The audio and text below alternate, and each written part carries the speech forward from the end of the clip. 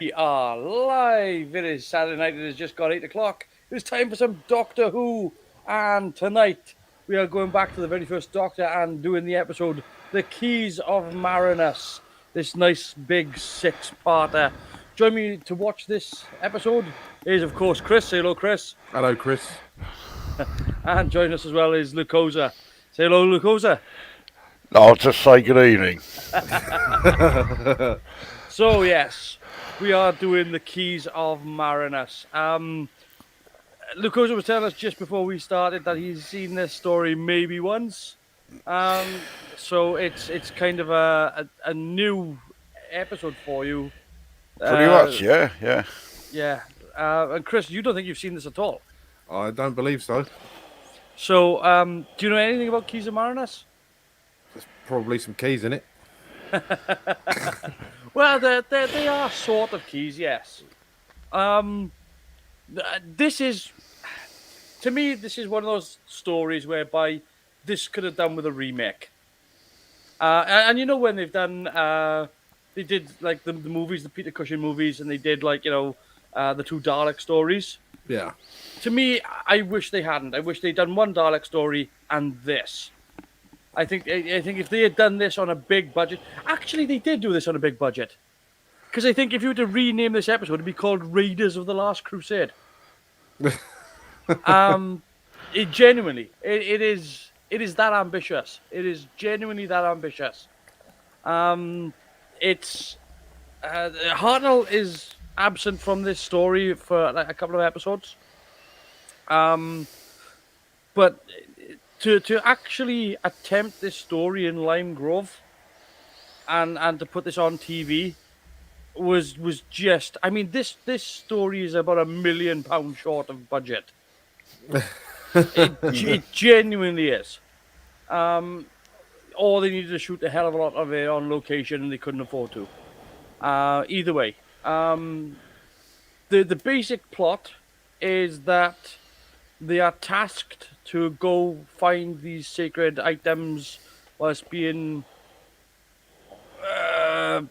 I guess, pursued by a fascist regime because they hold a mighty power. And it's Raiders. It's I don't know what you want me to say. Yeah. There's a ravine. There's a rope bridge. There's some knights guard in a tomb. Did the knights say knee by any chance? No, they don't. But there's a he chose poorly bit.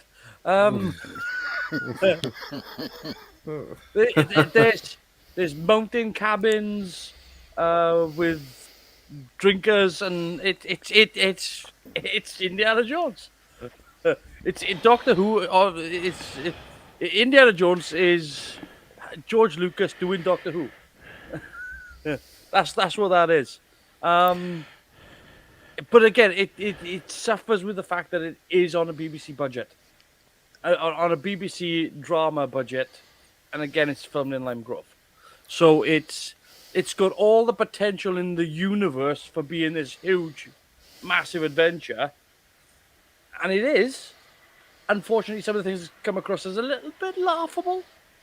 I think a lot of the saving graces, particularly in the Hartnell and Troughton eras, is because black and white covers a multitude of sins.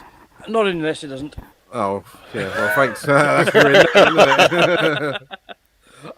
I would have said that there are a couple of things that are wrong with Keys of Marinus, which we can talk about later on, but there is no musical score. There isn't one. 6 episodes, no musical score. And it's a big part of it. It's a big part that's cut out of it. And you just like, you're not sure what's missing until you miss it. There are these big dramatic moments. It's a good showing for Ian and Barbara, this. And again, Ian is very much the guy stepping up, He's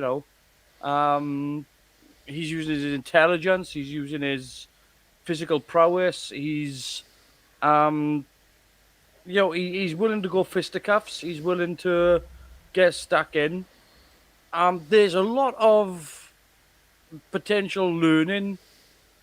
They make mention of certain educational things in this.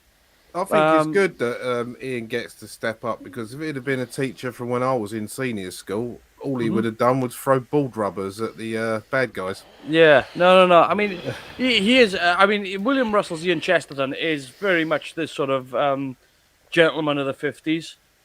You know, he's this sort of Cary Grant type character.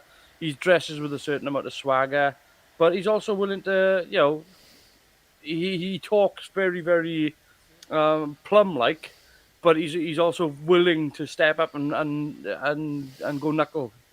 You know, and it's the same with Barbara as well. Barbara does Jacqueline Hill in this. She has a strong showing as well. Because there's part of the story which I'm pretty sure they switched around. I'm pretty sure they meant Ian to do it, but it was kind of like, I think Ian's got enough to do. Let's hand Barbara something, you know.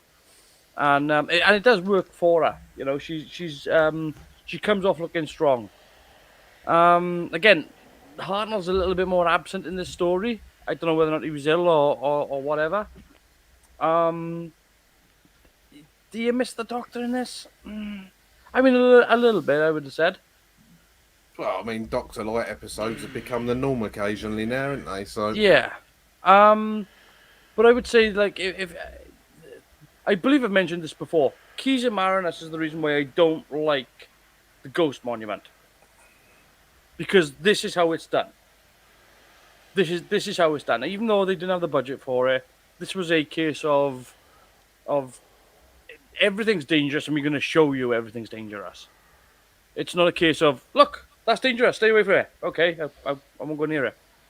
You know, look, that's dangerous. Oh, all right, I won't go near that either. You know, I think you may have mentioned that before, yeah. But this is kind of like, you know, this shows you it's danger. You know, right. Things fall to their death. There's a lot of, again, it's kind of like Raiders. You know, there's a tomb where there's trap doors and spinning walls and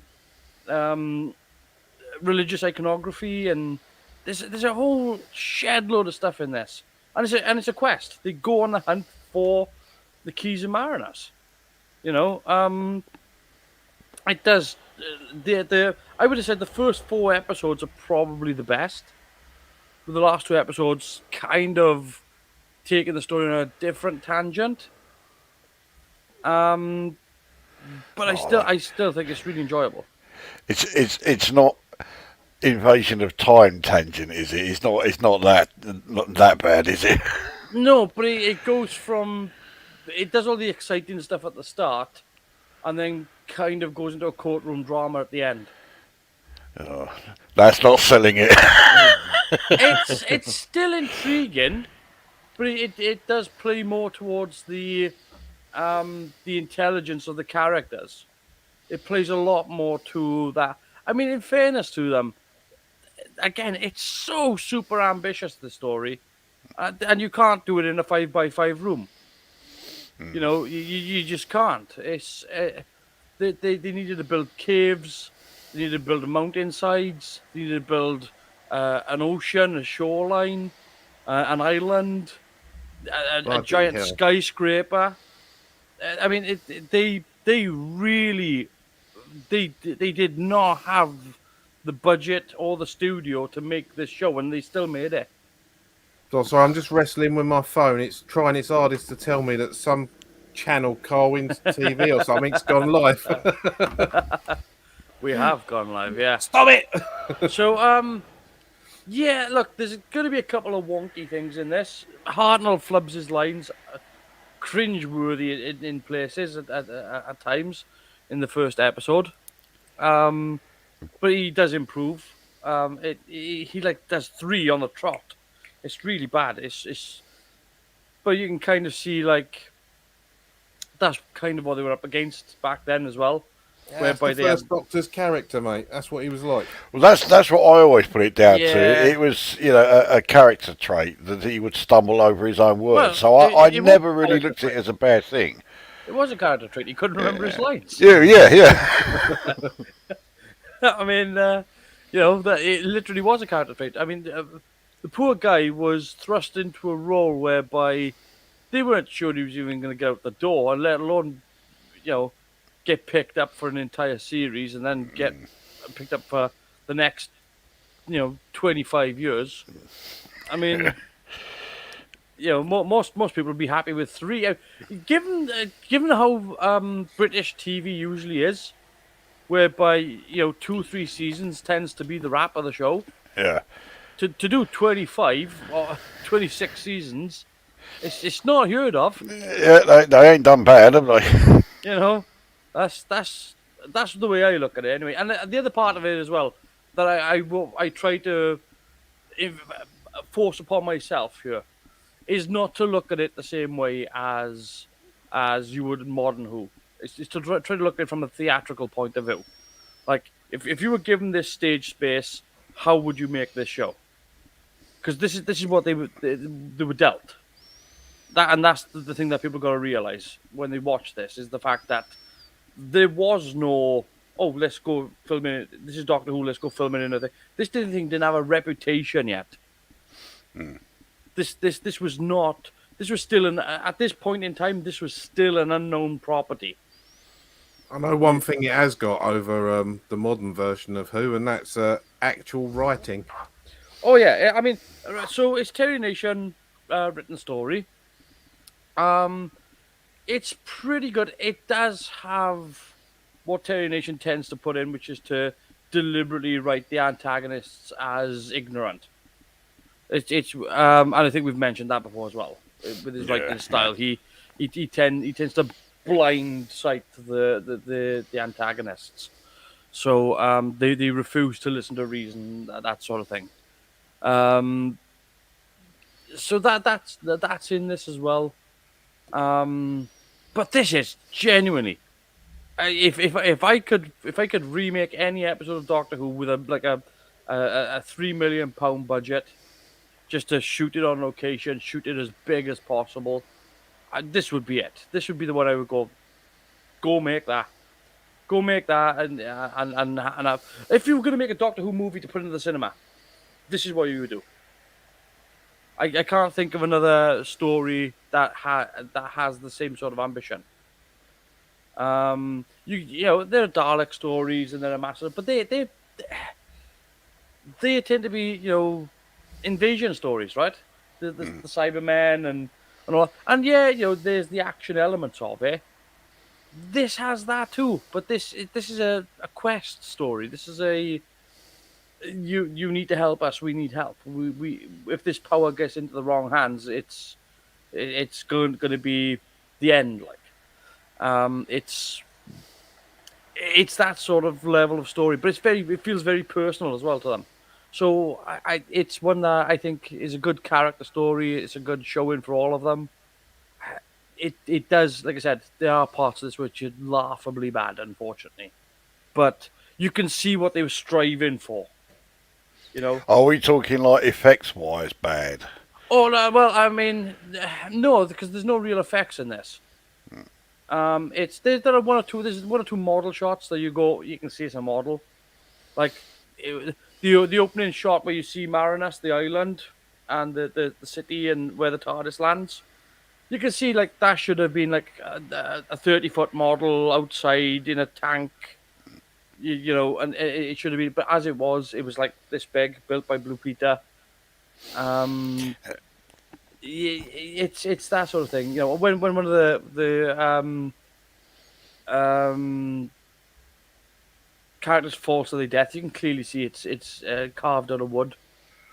It's that sort of thing. But it's they're only there as an aid to tell the story. Absolutely. Look, there's a part later on. I'm not. Do I want to tell you this? Yeah, go on. Okay. So there's a part later on which involves a rope bridge, and for the most part they shoot it correctly, but then they decide to shoot it incorrectly, and they show you the entire thing. And when you see the entire thing, you're like, "What? You could have just stepped across." So, yeah, it's that bad. It's those sort of, but it's working within the restraints. There's no other way they could have done it. There's no other way they could have done it. You can't build. Bear in mind as well, they just come off the back of a huge production anyway. So to come off the back of a massive production, to be and they're filming inside a shoebox. The other massive one was Marco Polo. Marco Polo, yeah, absolutely massive. And I would have said this is bigger. I would have genuinely said this is a bigger, not necessarily a bigger plot, but definitely a more ambitious script. Just because of the fact that it goes from location to location. Again, it's like Raiders. It's like Indiana Jones. It's going from one place to another place to another place, one more exotic than the other. It doesn't do it via map, but they don't travel by map. They got these little teleporters. But it's a big broad story. It's like I said, I would have said is this deserving of being a 6-parter? Yeah. Yeah, I don't think you could cut this down to a 4-parter. I don't think you'd want to. I enjoy the way it is. I've got to be honest with you. I enjoy the way it is. So, I don't know if you've got anything you'd like to add or ask or talk about. Well, I'll just add one thing. When you were saying about, that there are bits in this that are laughable. Yes. Now, lots of people say that about the Web Planet, but I really enjoy watching the Web Planet. So the whole idea of there possibly being stuff that's laughably bad, it never puts me off. It's not that it. You can see what the problem is. You can see what they're shooting for. Yeah. You can see what their goal is, but you can also see the limitations. And that's the problem with this, is that you can see the limitations. You can you can literally see the curtains. Mm. It's and some of the things I would have said, if they shot it a little differently, it would look a little bit better. I don't know how much better, but I would have certainly taken the cameras back a few feet, just to make it look a little bit broader. There's a lot of mid to close up in this, and I'm guessing that they chose to shoot it that way because of the limitations. But when they do open it out a little bit, it looks good.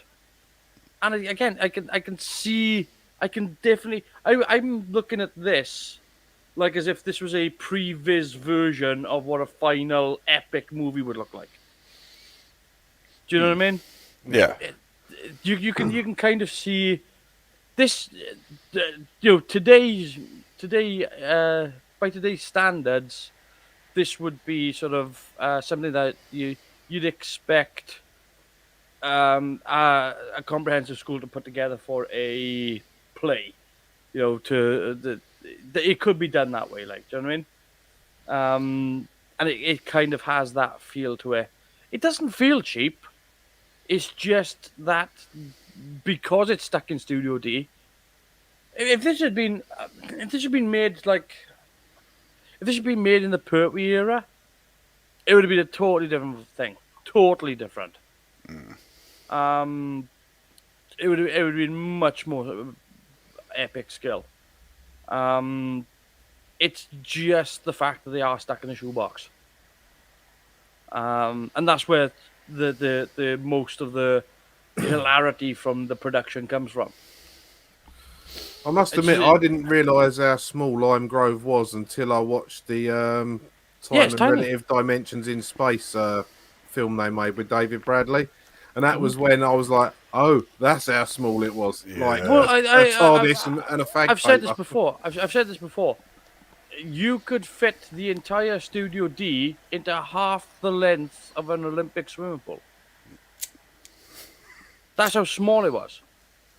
You could literally cut an Olympic swimming pool in half, and that would have still been bigger than Studio D. Yeah, I remember you showed us like the floor plans when we did Edge of Destruction. I couldn't believe how small it was. It's tiny. Yeah. It's literally 20 meters by 20. And that might sound a lot to some people, but it's really not. It's you're talking about you're talking about a space that is basically the same size as a large car park, which is not for a studio. It's not very big. You know, if you were to compare it, well, let's put it this way: if you would compare, you could fit Lime Grove into the current Doctor Who studio 6 times. Yeah. Does that give you some idea of how big it is? And they use that now for, well, an upside down spider. That's pretty Yeah. much. That's pretty much. If you were to look at the space for like any time, well, it's easy to work out. Go to your average swimming pool, right? Go to your average swimming pool, and most swimming pools are 25 meters long, right? So if you go to a swimming pool that's 25 meters long, that's 5 meters bigger than Studio D. Yeah. That should give you some idea of the limitations. Yeah. This studio was never made for this production. It was for doing grandstand. It was for doing presenting the weather. It was for quiz shows. It was never made to hold a sci-fi TV show. Because I got a feeling like when this initially kicked off from the ground, they didn't know that it was going to need to be this big. I got a feeling like I would have certainly have said to them, you know, if that was what they were shooting for, and I'm not saying it's Verity Lambert's fault, but I think if that's what they were shooting for, I would have certainly have gone back to them and said, you know, can we at least get Elstree? You know, or maybe just a studio at Pinewood or something. You know, just because even the smaller studios at Pinewood are probably bigger than Lime Grove. Mind you, for the first couple of stories, I mean, Verity Lambert was pushing her luck with what she did ask for. Yeah. So But that's my point to you as well. Though this is because don't forget, whilst they are shooting this, things like the Daleks are now just being broadcast on TV. yeah. You know, so it's now finding its feet, and I've got a feeling it's like about 6 to 8 weeks behind, you know, with production. So just coming off that and going through Marco Polo, coming up the other end of Marco Polo, it's starting to get a bit of momentum. So, I mean, Verity might have said to the uppers and BBC's, you know, maybe we need a bigger place. I mean, they must have at some point because obviously they did move them. Yeah. Because the other hard part of making Doctor Who in this original run to remember is Studio D as well. It was on the 4th floor. It wasn't. It's not like most studios where most studios you can drive a truck into. You had to take the freight elevator to get there. You know, it's a shoe. It is a shoebox. But Keys of Marinus is one where it does make me think I would like to see this on a much bigger budget. I would like to see this remade on a big budget with all the bells and whistles, big huge musical score. John Williams scoring it. Go on, chuck him in. Why not? And just go nuts. You know, have Spielberg direct it as well. Why not? He's already directed it 3 times. Raiders, Temple of Doom, and Last Crusade. We won't talk about. I was going to say, yeah, we're not going to mention Crystal Skull, you know. I do keep forgetting that's the thing. I like the Crystal Skull. Give a flying one. I nearly said that. I don't care what you do say. I actually enjoyed that. Because a lot of people say, oh, aliens. It's like, hang on a minute, they've just done the Ark of the Covenant. It's just as believable. I don't think Crystal Skull is great, but it's not as terrible as a lot of people say. I wouldn't have pushed Shia LaBeouf in it. I would have been happy with watching him coming back, but I wouldn't have pushed Shia LaBeouf in it. No, he's not in the next one, so you're all right there. Yeah, you know. Yeah. I don't know. Would I have put another kid in there? I don't know. maybe somebody a little bit older for his son. I don't know who I would have done though, because it would have been kind of the reverse of Last Crusade, wouldn't it? It would have been like, yeah, he is now Henry Jones, and his son would be Henry Jones Jr. again. So Henry Jones the third. And they didn't quite pull that off. It was this estranged kid that was thought he was Danny Zuko, but acted like he was from the 1990s. It was just weird. It was just all over the place. But there we are. Anyway, should we begin with the keys of Marinus? Yeah, good idea. All the zeros, mate. Just waiting for you to do your There we ting go. thing. Yes, I gotta set up with a BritBox. So key of Marinus, Sea of Death, and I'm pressing play. Now, BritBox Ting. Here we go. Presented by BBC and diddly diddly diddly diddly diddly. There we go. I hope you like this, because this is one of my favourites.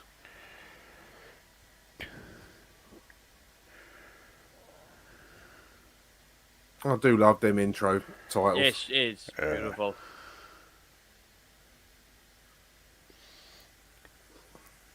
Nah, that looks like a real island. Don't know what you're talking about. I don't think it looks that bad. I mean, It's okay, not- it don't it's look not- it don't no. look great, but Unfortunately, they do zoom in on it now. Like I said, I think the black and white does cover a few things there.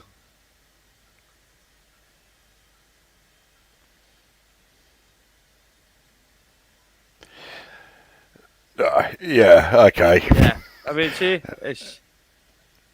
they don't dwell on it, so They I'm look okay with that. real to me. I don't know what you're on about.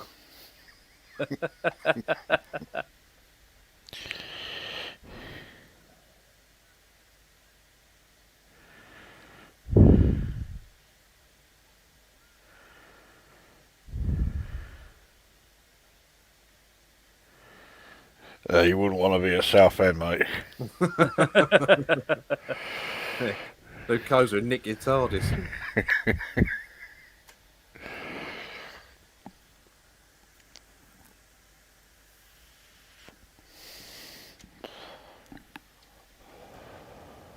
You can see that one string pulling the thing along. Again, you can see what they're shooting for. You can see what they. I wouldn't have minded so much if this had been like shot in the tank over at ABC where they done Thunderbirds and all that. Hang on, there's music going on behind there. It's a little bit, yeah. It's not much. There's honestly, the musical score drops away, and Oh dear, that wasn't very smoothly done. no.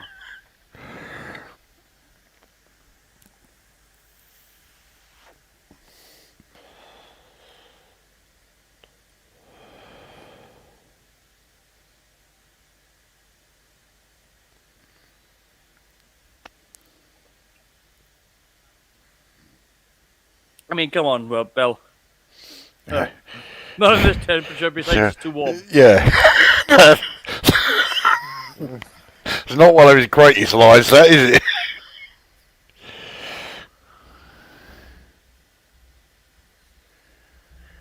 Gotta say though, looking at the set they're on, they didn't do too bad a job with that model. Yeah, it did look very much like a model when they zoomed in, but Yeah, kind of it got should it have right. been a bigger model, though. Oh, this is the story with the Vords.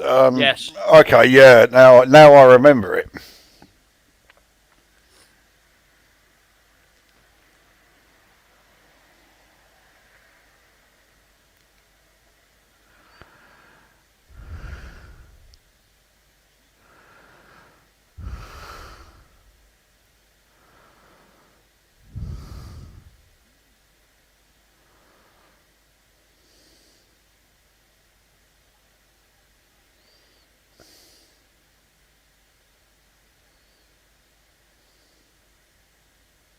of course they've checked the water for acidity and that, haven't they? They have no.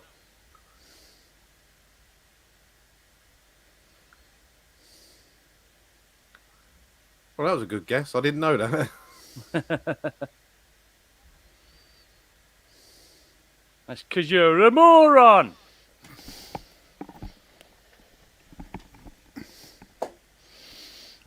I'd make a walk. Is it though? I mean, she might learn something.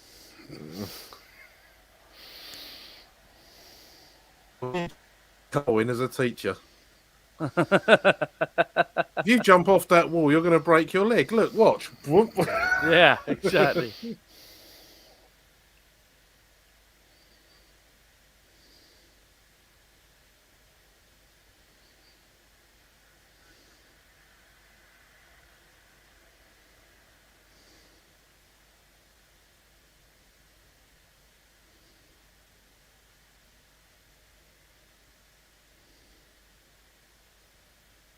I mean, it could be worse. Sea of urine. Well, then it would have been them landing in Southend. Yeah. I think you're just taking the piss now. I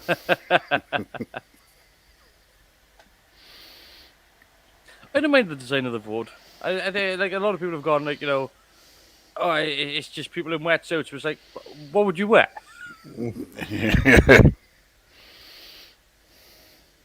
Like aliens can't wear wetsuits, like.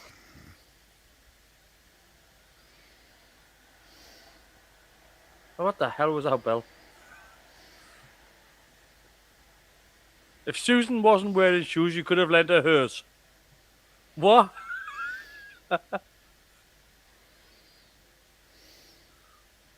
It's character design, Carwin. Don't know what you're talking about.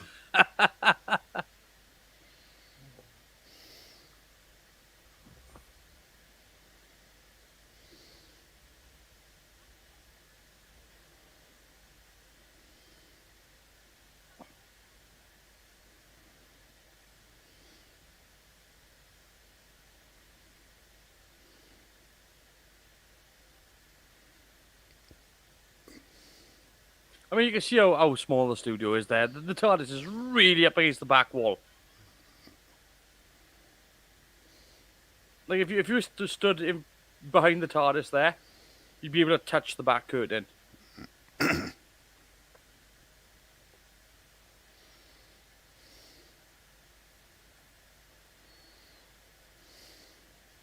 think I'd get rid of the spoon on the front. But I think the rest of the design's pretty slick. Yeah, the rest of it looks okay. Yeah, lose that stupid bit at the front there, and Well, it's not much of a bad. spoon, is it? It's not going to be any good for soup. Let's put it that way. It's okay. It's a whisk, isn't it? Two-sided whisk.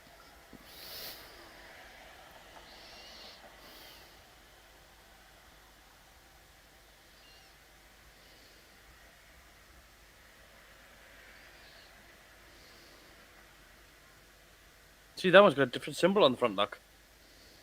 It's a small little detail that nobody really notices.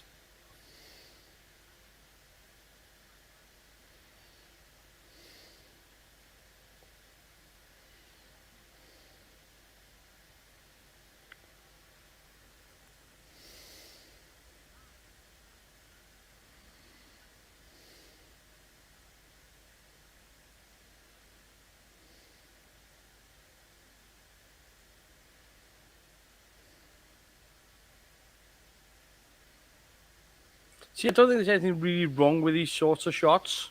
I think the camera's a little too high up to get perspective right. I don't think that's the fault of the production. Like, literally drop the camera down. Like, drop it down by about a foot. And they should have been able to see that on the monitor. I mean, the sets themselves aren't too bad. No, but that's what I mean. They couldn't get far enough away because it's such a small set.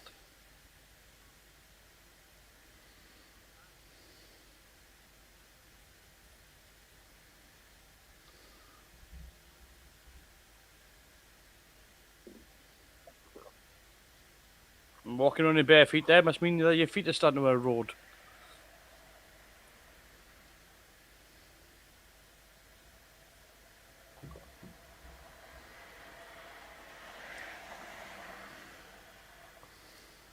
You right?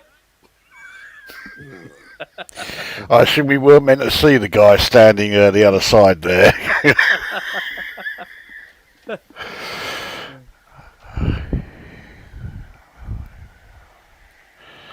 I mean, actually like unfortunately, the understated score in this. It's very sort of Land of the Giants, Lost in Space sort of it goes score. away though.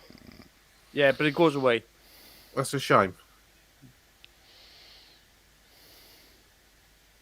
It's like they forget that music's a thing.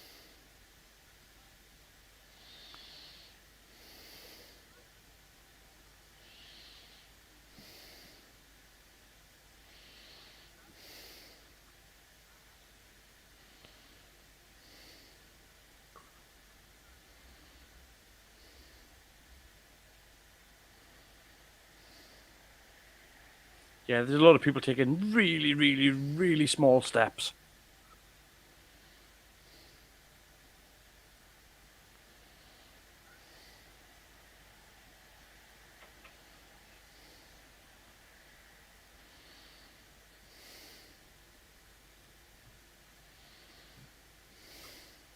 See, you can't have shots of people running or, just because of the limitations. It's run into shot, run out to shot.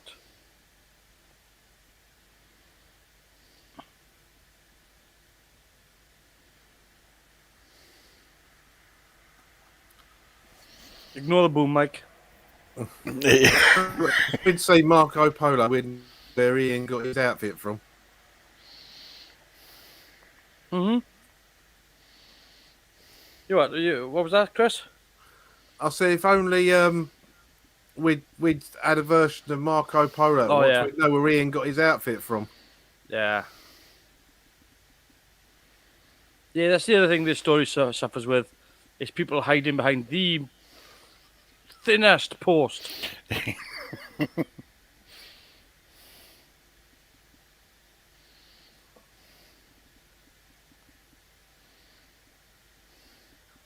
Yeah, so you lose that bloody spoon on the front, and it's not a bad outfit.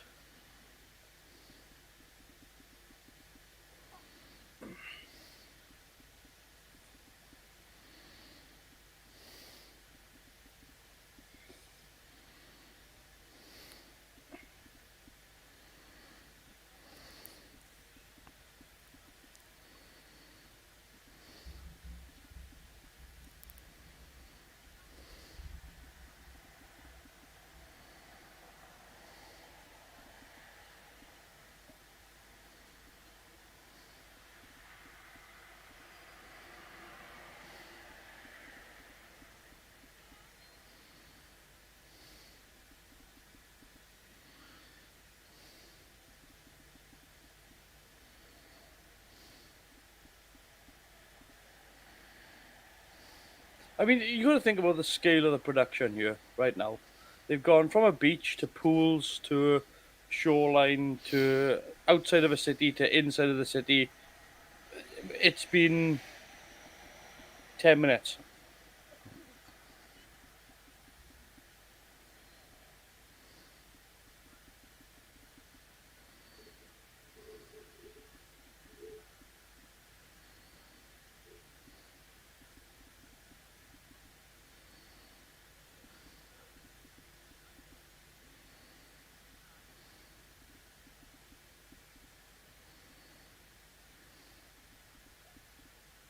I would.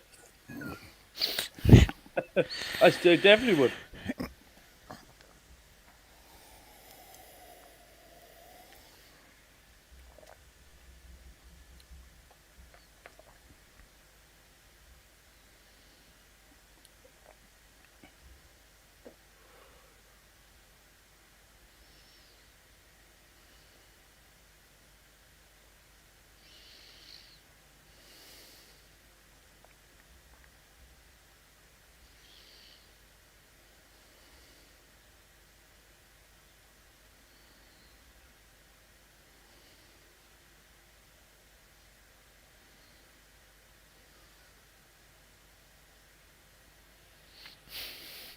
Oh, that was comedic. That That's what I mean, though. But you can see the intention.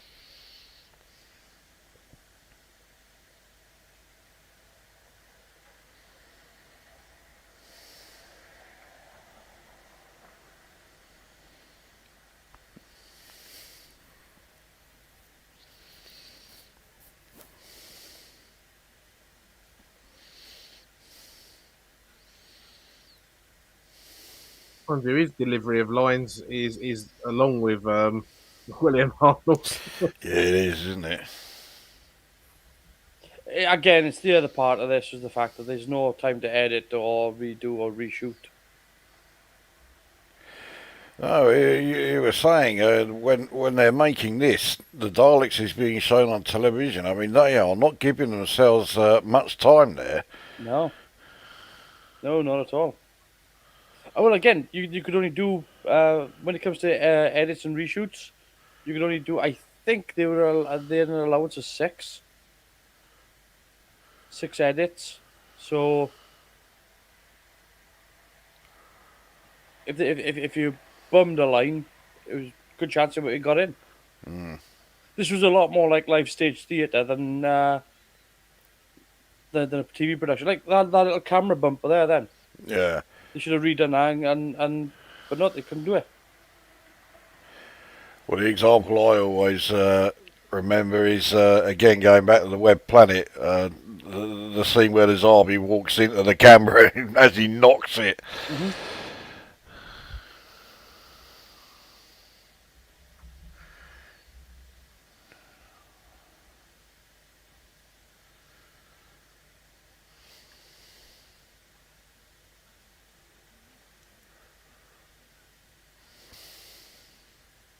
It all goes tits up. Well, it does have a familiar ring to it, doesn't it?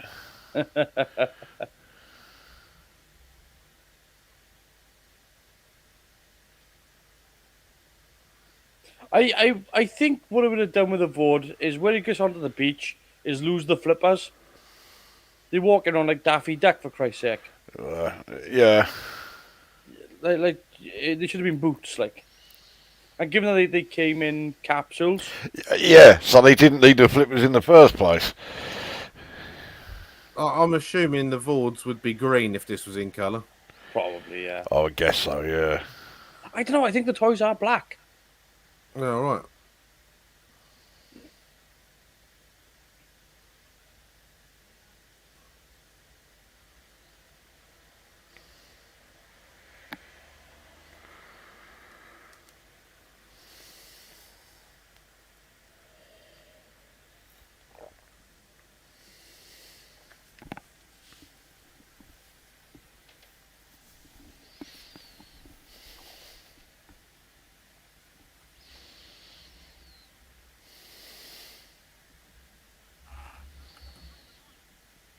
Yes, that's fascism, mate.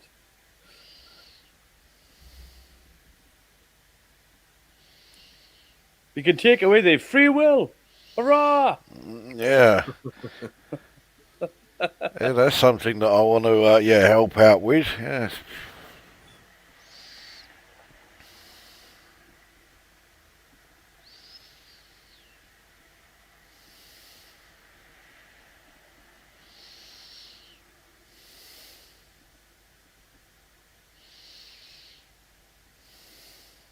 I don't actually mind this guy's portrayal. He does seem vacant, like, but I think that kind of helps with the character. Like he's been trapped in the building alone by himself, so he should be a little bit distant. Yeah. Yeah, not used to interacting with people. Yeah, So I'm thinking it is part of the story here that we don't actually know who the villains are. Because, yeah, that whole machine there taking away people's free will, that does not sound like something you'd want to be helping with. yeah. My God, it's a mime. See, there should be something better there. When he's banging his hand there should be a little sound effect going. Choo, choo, choo, Yeah. or, yeah. See, like that.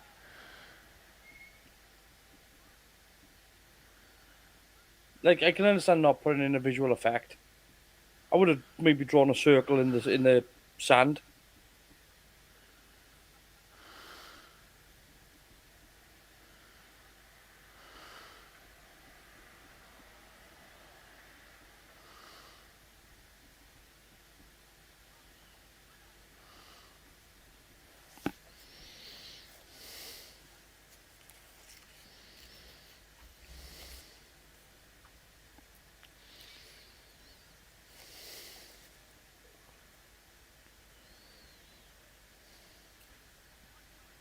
The same choices that get taken away when he gets the keys back.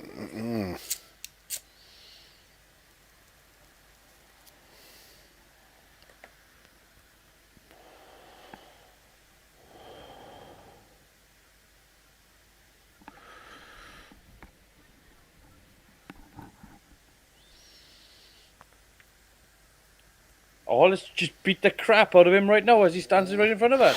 Yeah, Yeah. that sounds like a pretty good idea to me. Yeah, I'll vote for that. Yeah, And swift. the credits start rolling. It's that. Crap. Yeah, it's about time the Doctor beats someone with a swift kick to the love spot. Ian just takes the walking stick from out of there. Crack! Release the ship. Crack! Yeah, I need to go on the ship. That's where my hunting shoes are.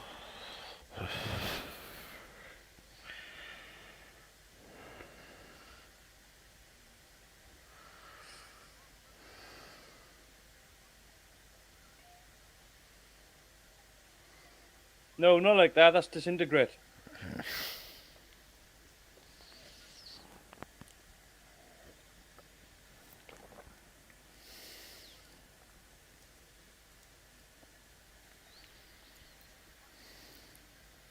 Why are we hunting them in the first place?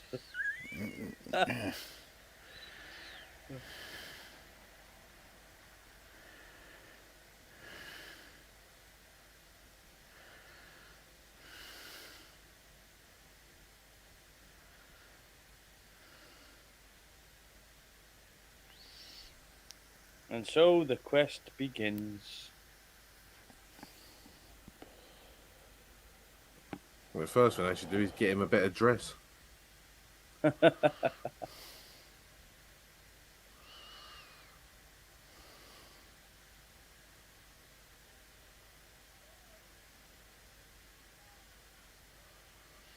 like the fact you stab him in the back and grabs his chest. Yeah, he grabs his chest. Yeah. It's good, that. I like it. That's the pain going through the nervous system. Everyone knows that.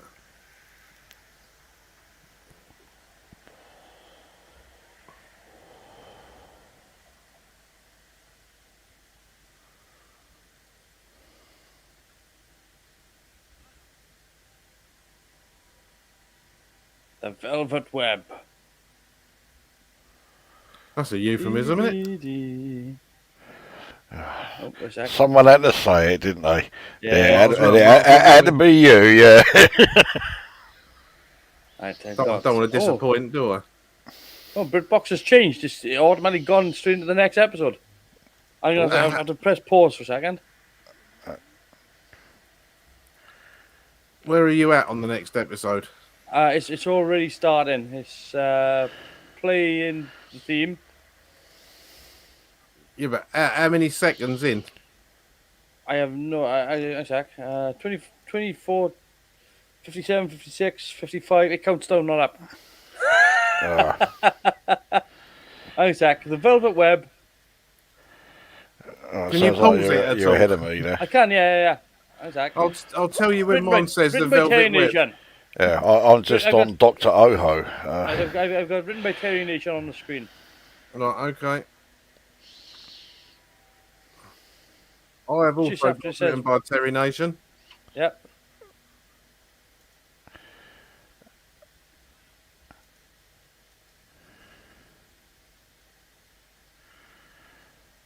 We're waiting on bated breath. Where are you, Lucosa? It's just okay. Yeah, just said that there's blood on the travel right, okay. dial. So we need to press play. Right. Yeah, we was hoping you'd say written by Terry Nation. Oh, actually, I skipped on a little bit to try and catch up, and I missed that.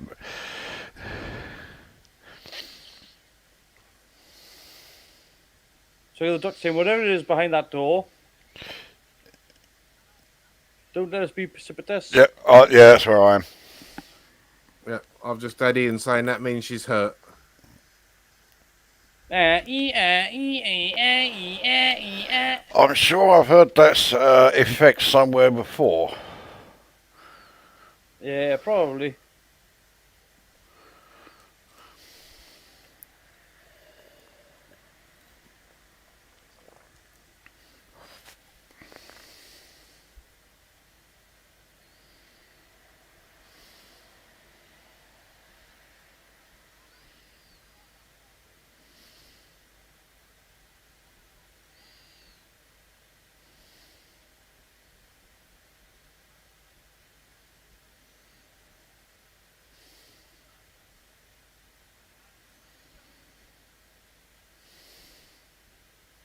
I mean, you would tear it off if you wrist, wouldn't you? Clearly, because why not?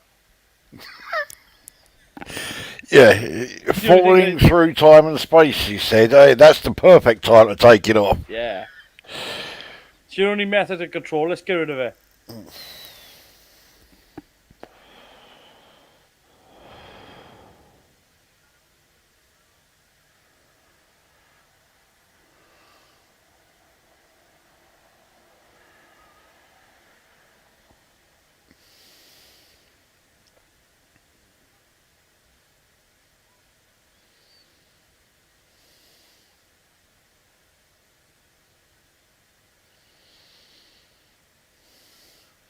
She did an awful lot in those couple of minutes that she was here before the rest of them. Yeah.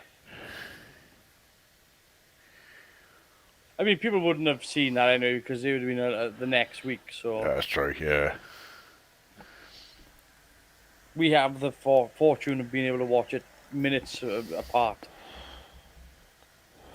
See now, I notice in the references I've got for this episode, Yeah. there's 3 references on the TARDIS data core wiki page. Reference 1 is the Doctor claims to have met Pyro, the founder of Septism. Yes. The second reference is the Doctor eats what he thinks are truffles and sniffs a pomegranate. And the third reference is simply 3 words: Barbara eats grapes. I don't know why they've put that on there. That's like saying the Doctor wears shoes.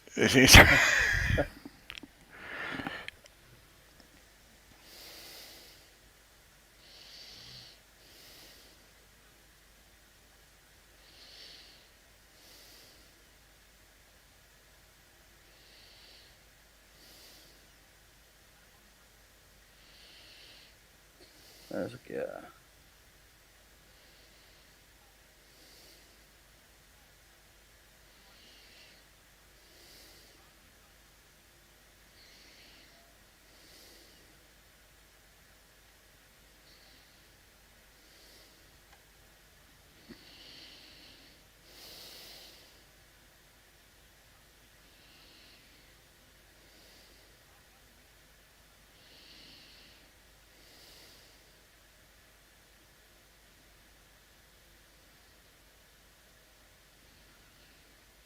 That's a bit dodgy. If you keep asking for everything you want, Dr. McCoy is going to end up having a lance put through him.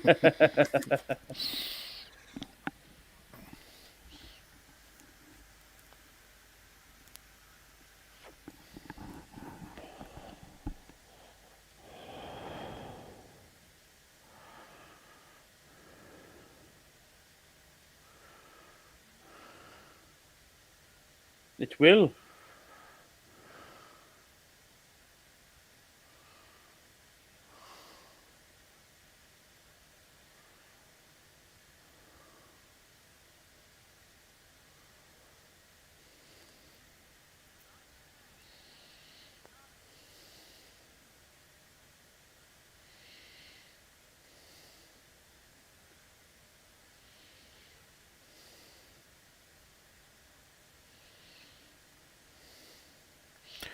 Oh, has the food been drugged or something by any chance?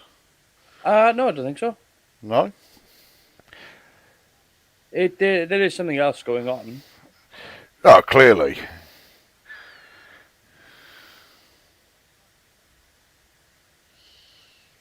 Yeah. So the alert sound that you heard, I had to check.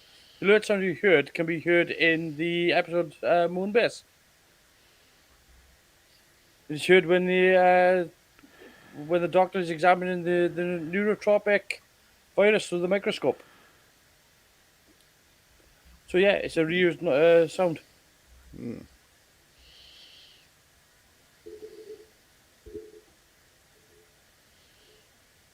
They were crossed. Huh. Yes.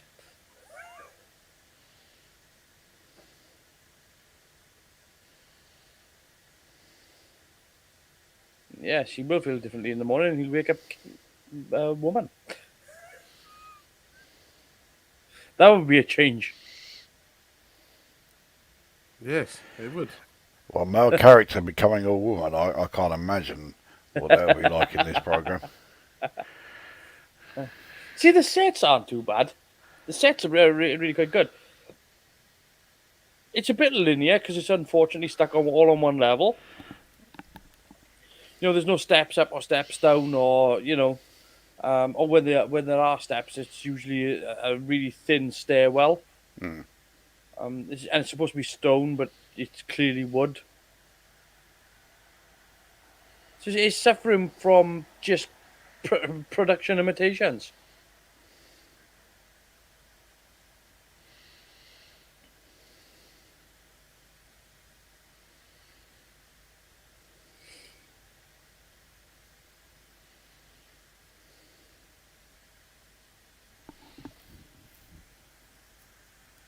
That's the most laid back stoning I've ever seen. Yeah, they're literally getting stoned. Yeah.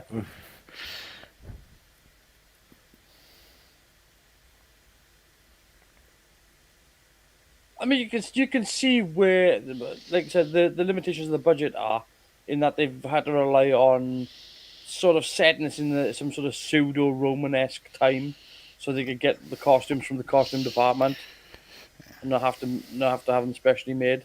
Mm.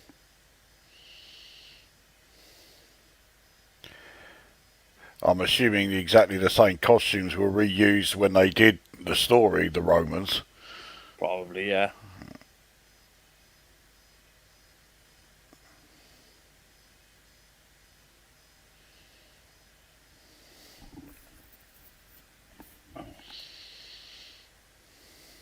Well, it's lucky she fell into the pillars, isn't it?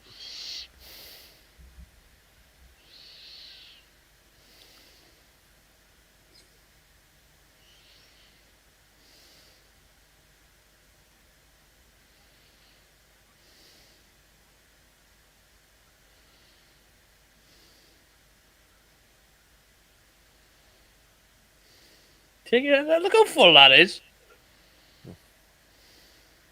She'll be pissing like a racehorse. She drinks all that.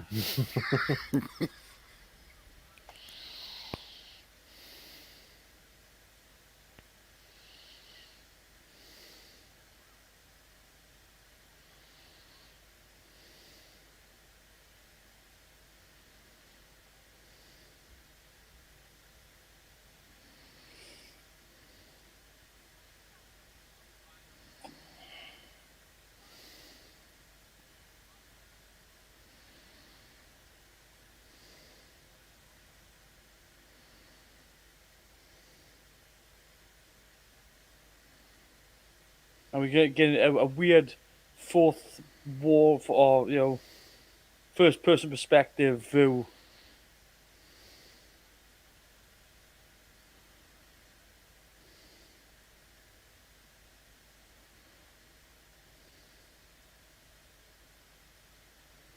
It's not a usual sort of view.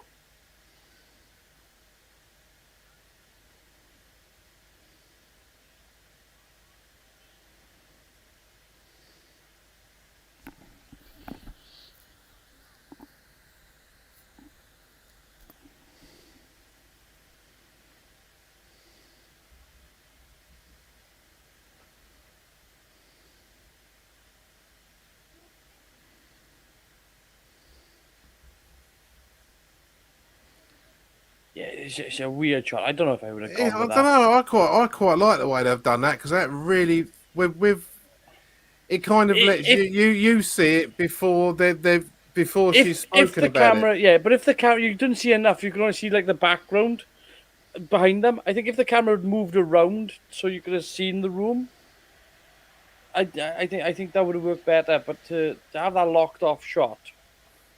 I don't know. I think that made it more eerie for me personally. But the thing is, you can't see enough of the room to see how much of it's changed.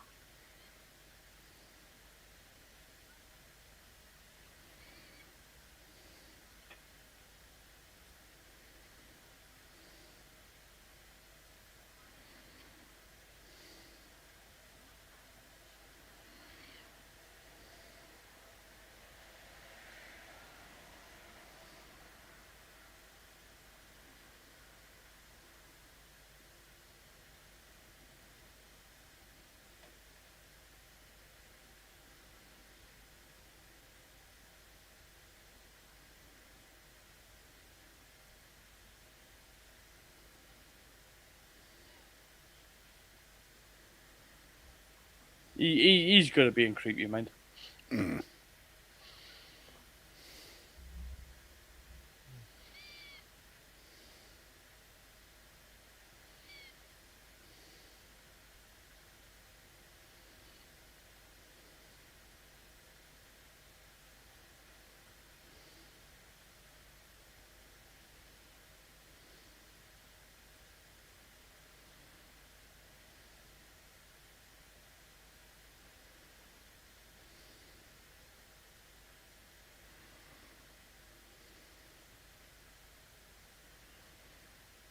She's somebody with a lot of coconuts behind the door. Graham Chapman. I mean, come on.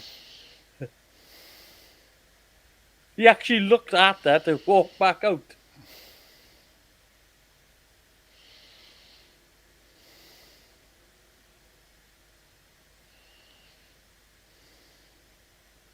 They should have at least put a corner there for it to hide behind, like, you know what I mean?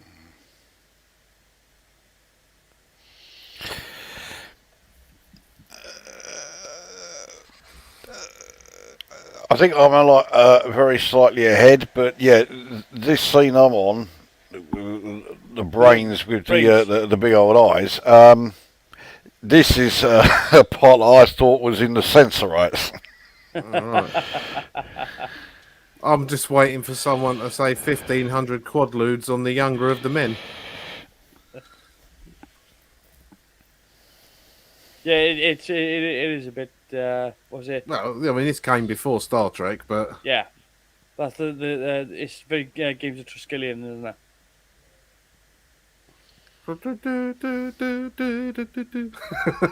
If only it had that music. If only it had music.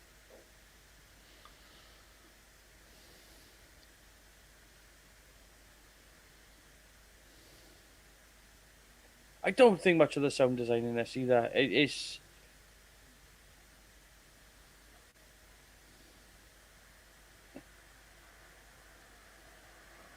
and you can see how it's framed. It's all framed very stage-like.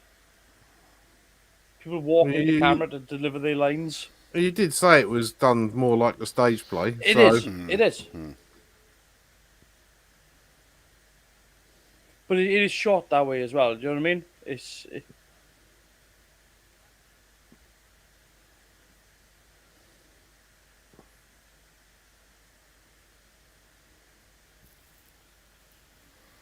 And unfortunately, the limitations are that it's shooting within a 4x3 like that, and everybody's set up the same way all the time. They're not shooting for distance. They're not shooting for perspective. It's all left to right, right to left.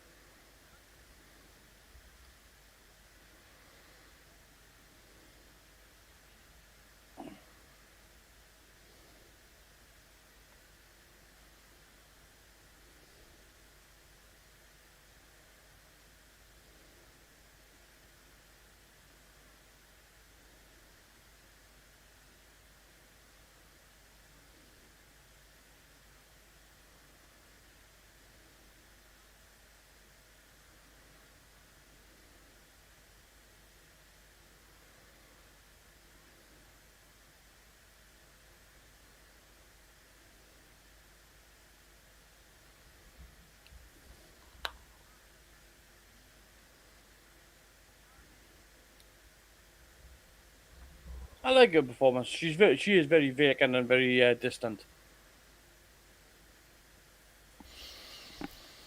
Well, it's a very convincing performance because I find her very irritating. Yeah. There's the bit where you just want to slap her to wake her up, like.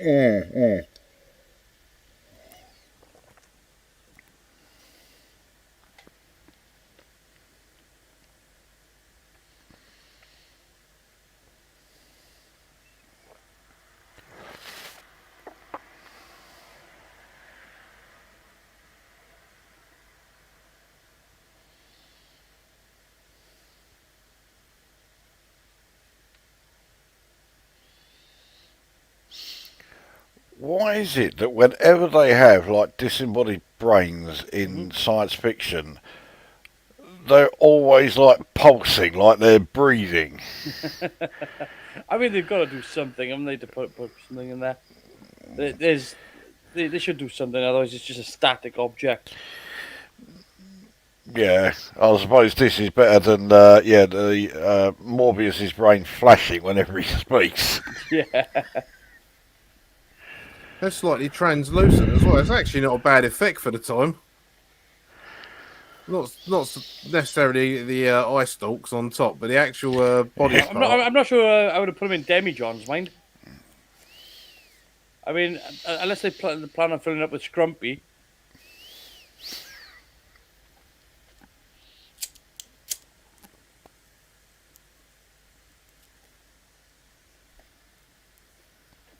Sabitha and her sister Aliga.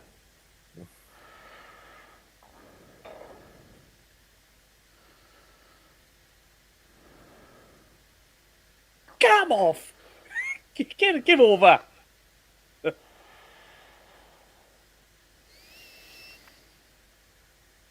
She could be Batman with ninja skills like that.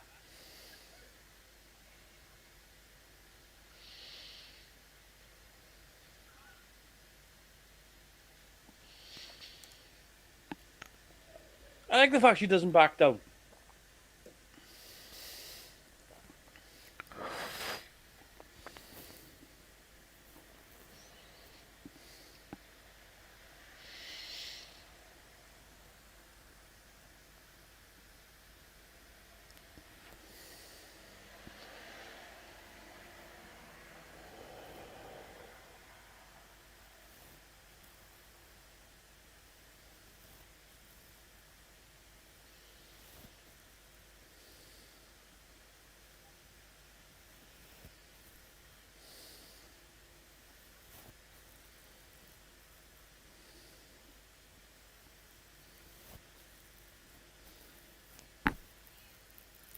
Yeah, see, there are these little moments between Ian and Barbara.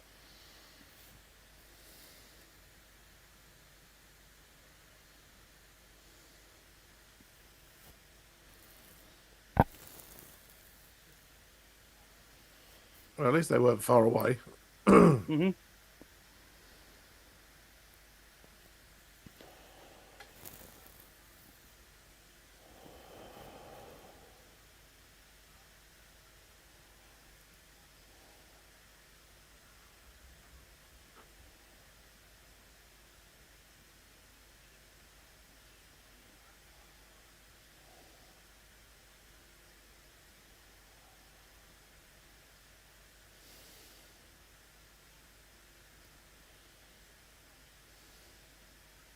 It's quite graphic, that.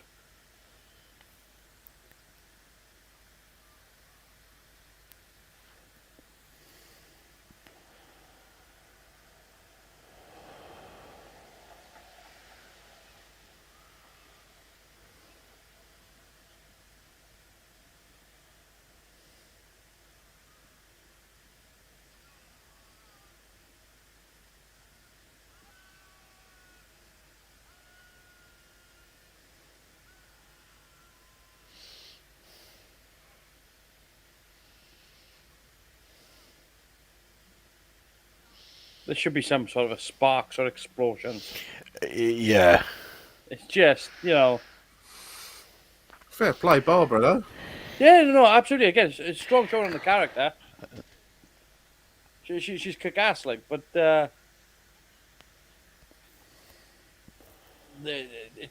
terrible death scene.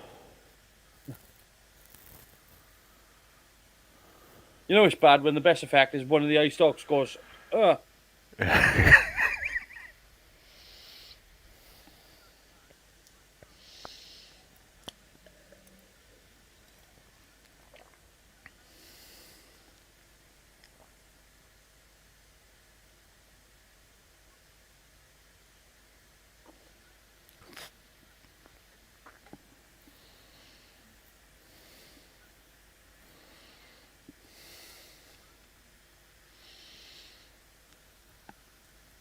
I'm going on holiday for 2 weeks.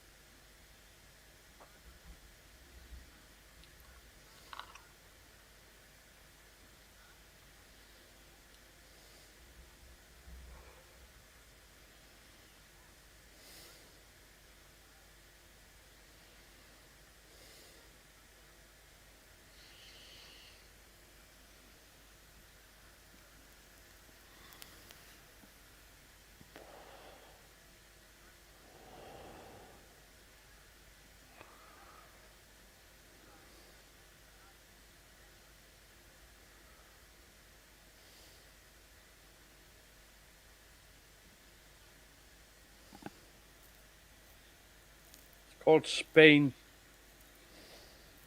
It's going to Spain for a fortnight.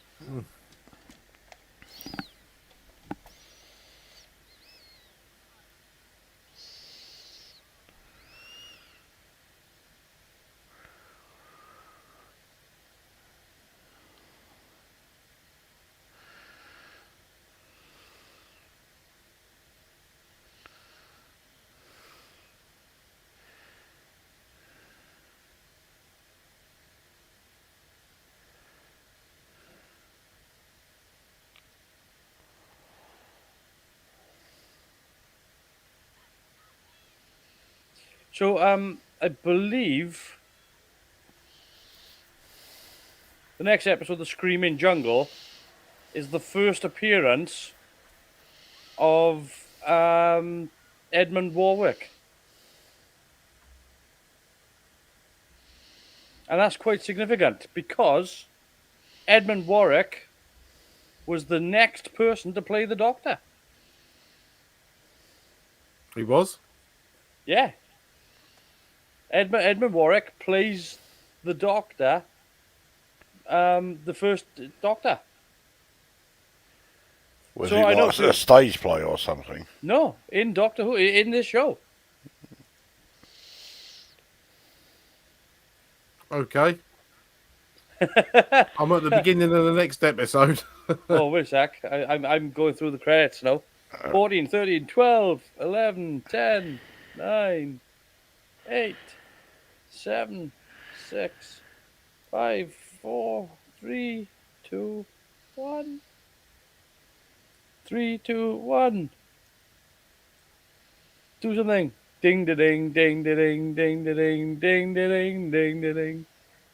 Yeah, so I know a lot of people think that Richard Hurndall was the first person to play the first Doctor after William Hartnell, but actually Edmund Warwick is the first person to play the first Doctor after William Hartnell because he's played him during William Hartnell's time.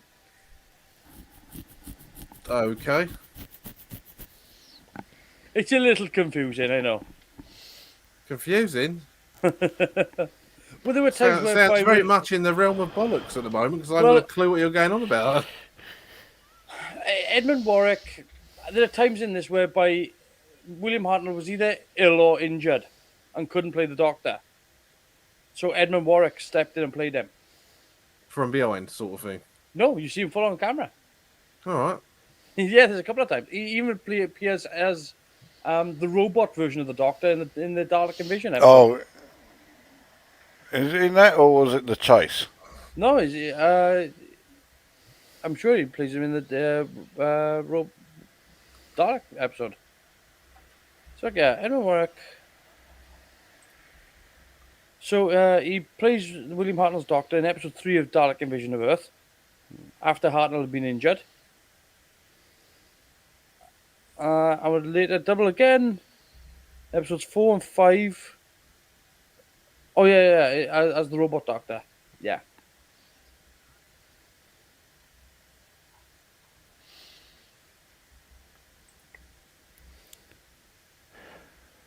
Well, it's certainly a good likeness of him then. I mean, I've seen the chase plenty of times. That's my favourite Hartnell story.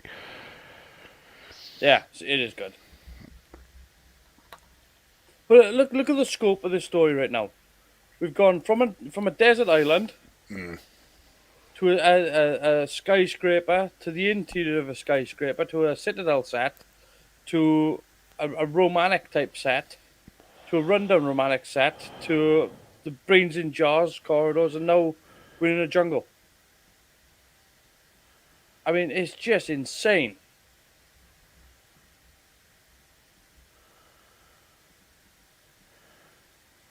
And this is all in a 60-foot by 60-foot studio.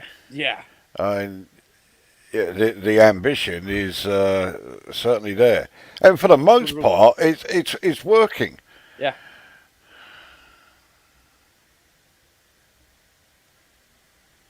Like ah. Caw. Kakari. Evil.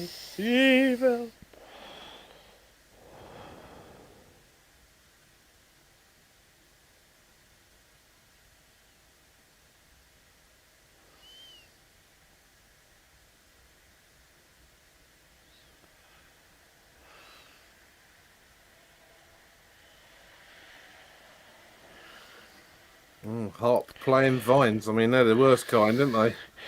This Yeah. is reminding me of The Evil Dead, but I'm sure what happens here is not the same as what happens in that film.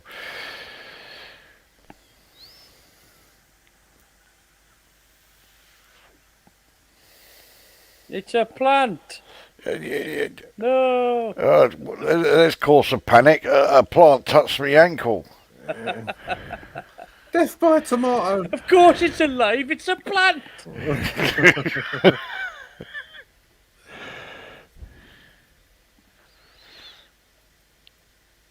I hate the way they write Susan in this. I gotta be honest. She's had a peak moment. She's come down with a thump. It's like they didn't know how to write a teenage girl. Like they just no clue whatsoever. I'm wondering how different it would have been if it had been a grandson instead of a granddaughter. Oh, very different. Yeah. Because they had no idea how to write Susan. No idea.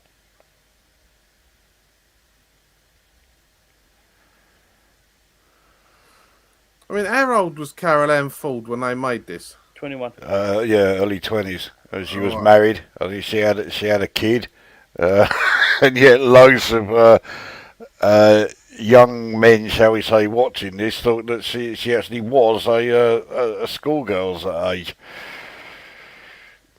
But even so, at 21, surely they could have asked her for a bit of input in what a teenage girl do. It wasn't that long ago for her. I mean, yeah, it's.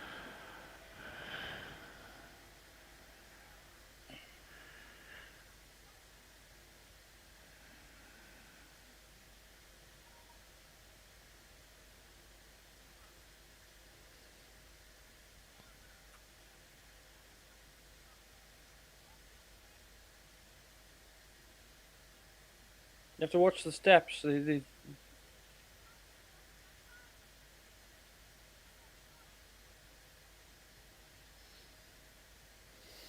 not going to go well, is it?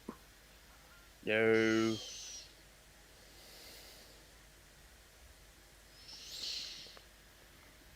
Are we not supposed to see that those hands are real?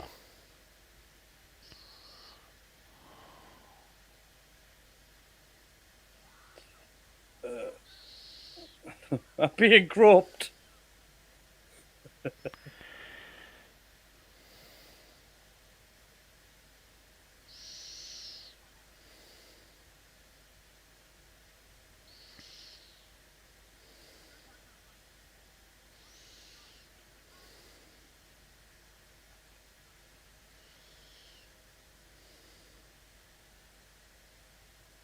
I'd give William Russell some credit. He's trying. He's really trying.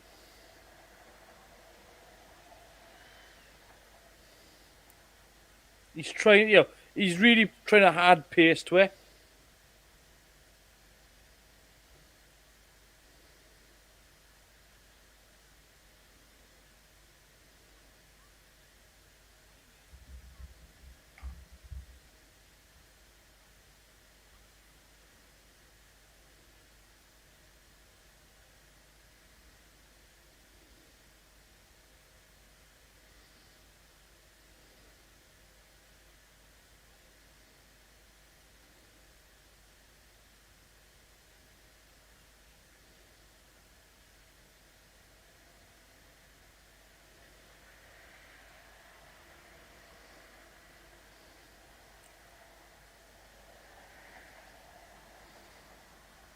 So it was David Whittaker's idea to do the whole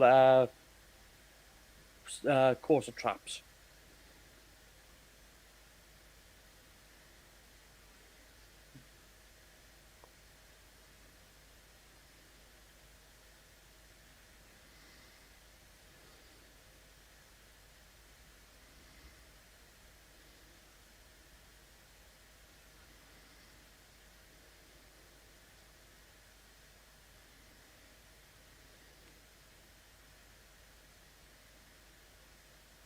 I can't stand the screaming.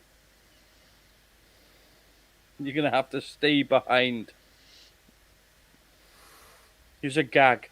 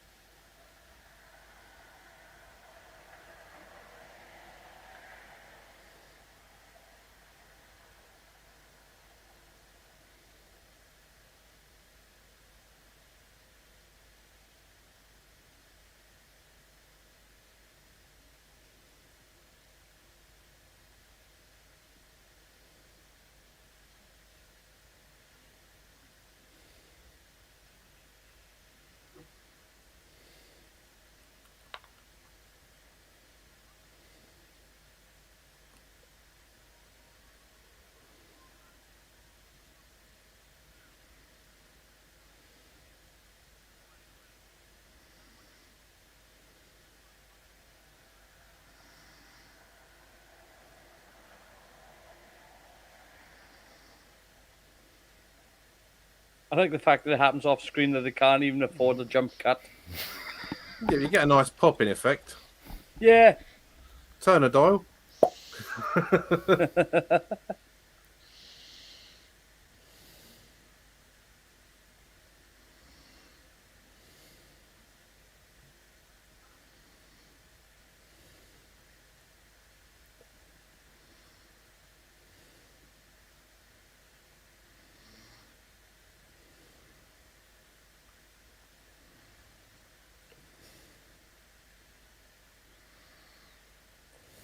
Gonna have to be some limb removal if he wants to get past him.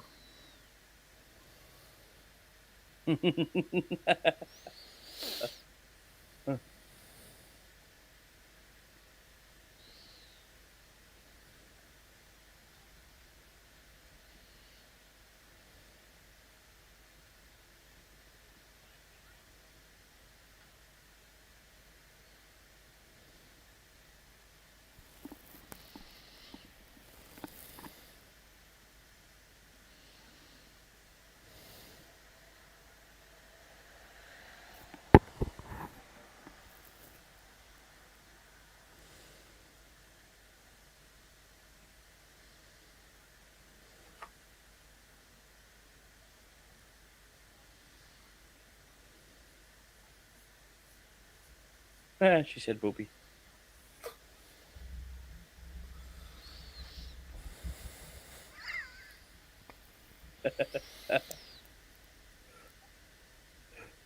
We're at the level now. You know that. Yeah, yeah. Highbrow here.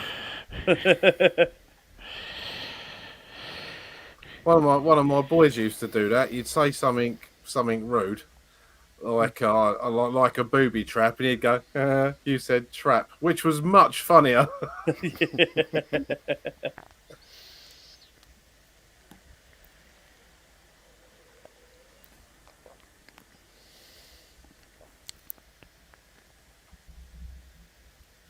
It does not look very solid to me. Uh, It's made by the BBC. You should be able to breathe on that, and it'll open up. Yeah. it's supposed to be a big temple door. Okay, use your imagination. No, I've stopped now. You've ruined it for me.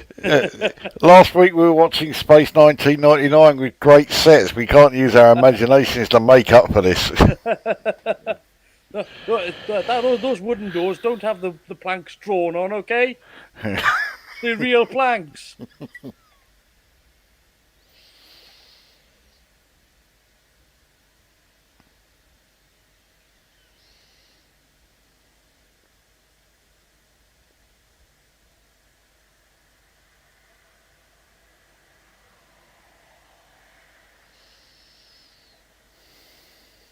Oh, I'll just walk in by myself. Go on.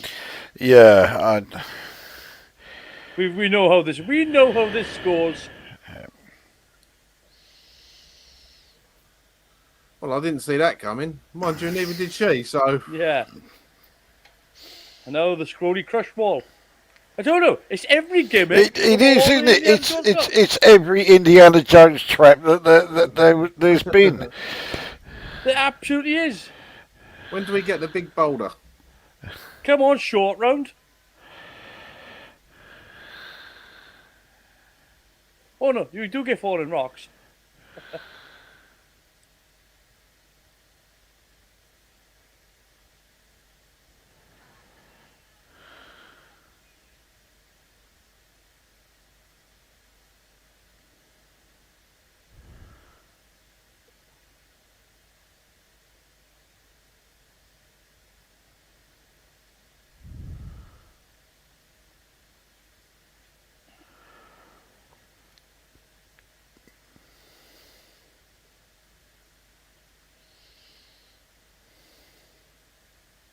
Willie, there are gonna be 2 dead people in here.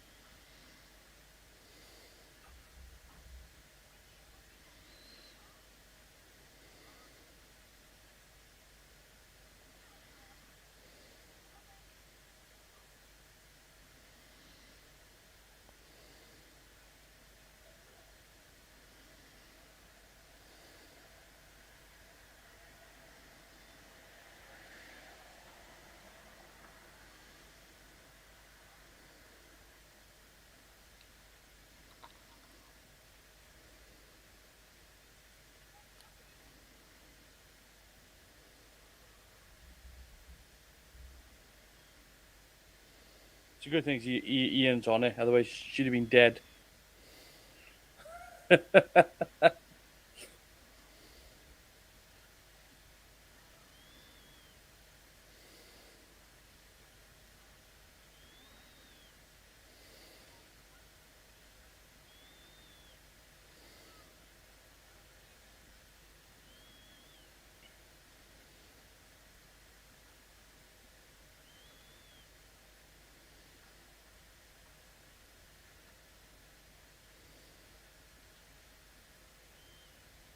It's a good thing he's a decent shot.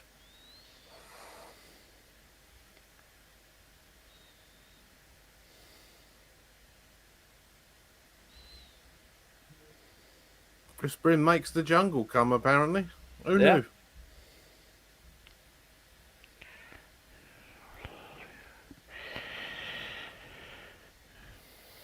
shaking your head at? If you whisper, the jungle turns up. I don't know what you're thinking, Yeah. mate. I'm thinking You're being a filthmonger again, aren't you? Mr. I'm the one being the filthmonger. Yeah, right. I was really Fucking- talking about the jungle arriving. Yeah. It's like being back at a bloody school playground, isn't it? You know.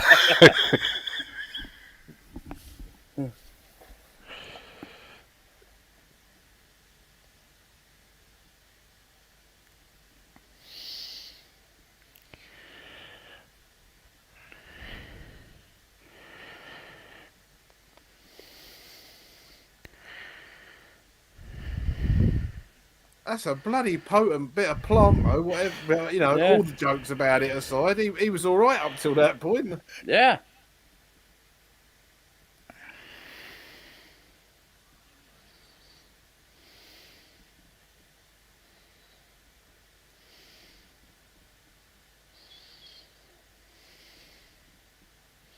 He's not alone, no.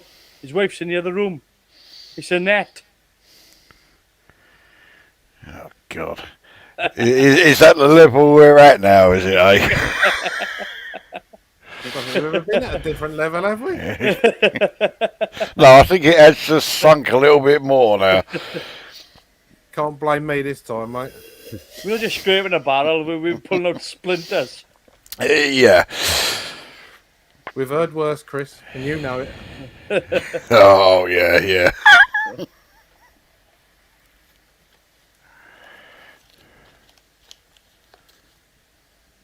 Careful, there's a spy in the room. Well, there's a plant.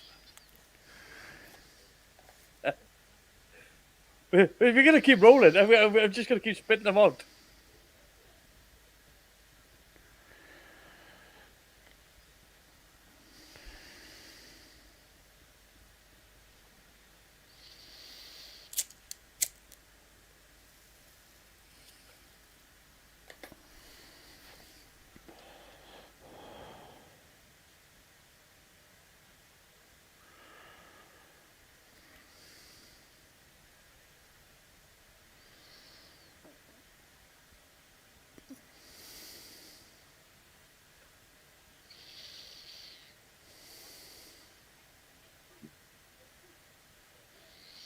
Yes.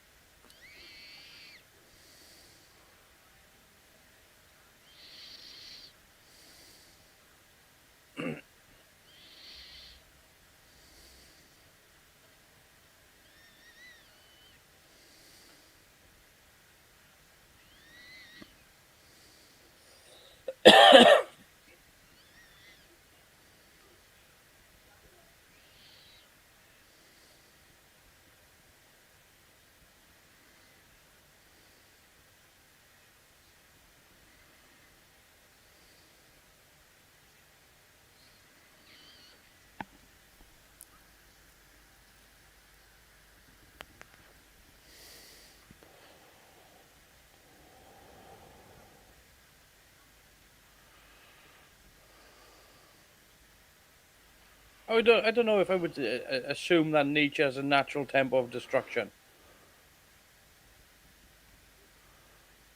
I don't know. It can be. I mean, it hasn't really proven to be. If anything, it's just become like more abundant.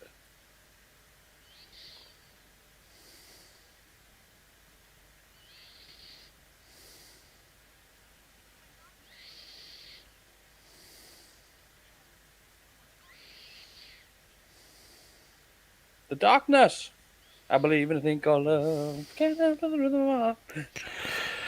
Well, we all thought it, so someone had to say it, didn't they? Yeah.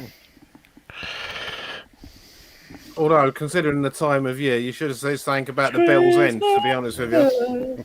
Yeah.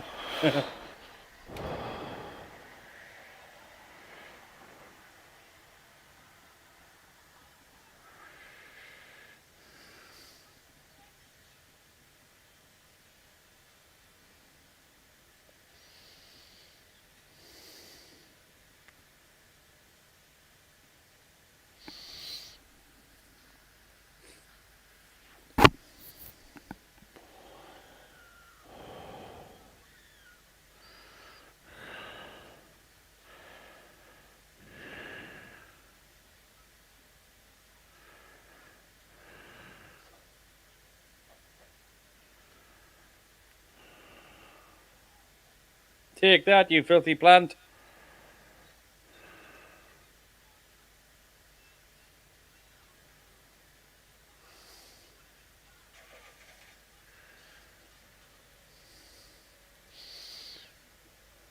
Yeah, let's accelerate the destruction.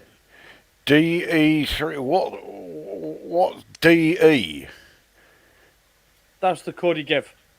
Yeah, but if it's a chemical formula, but what is DE the symbol of? I've never heard of it. Oh, yeah. Could be a unique chemical compound. D is deuterium, but Now E. that was a lovely cut. That was a beautiful cut. For it to stay on them, but the background change. Yeah, and for once you didn't get that sort of like jump appearance when Yeah. when it changed. There you go. Next episode is the Snows of Terror. Because you can't have the snows of white fluffy stuff.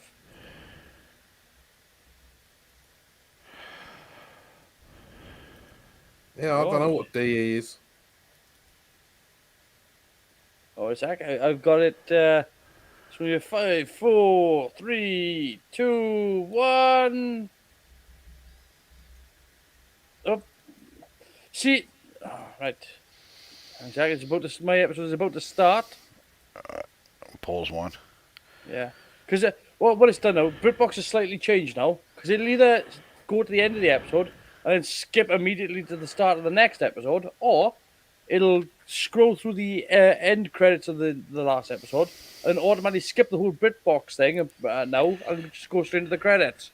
But I don't know which it'll do. It's not consistent.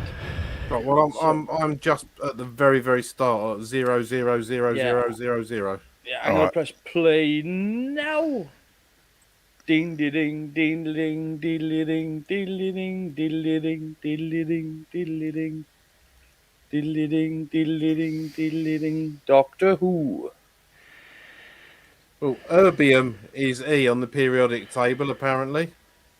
Is it E? I thought it was ER. Oh, no, yeah, it's ER. I'll let you off.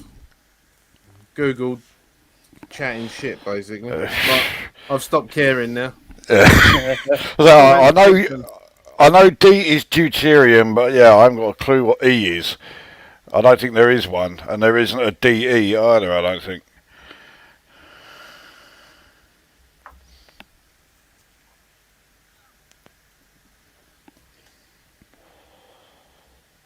Well,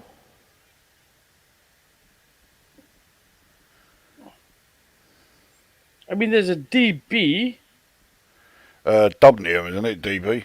Yeah.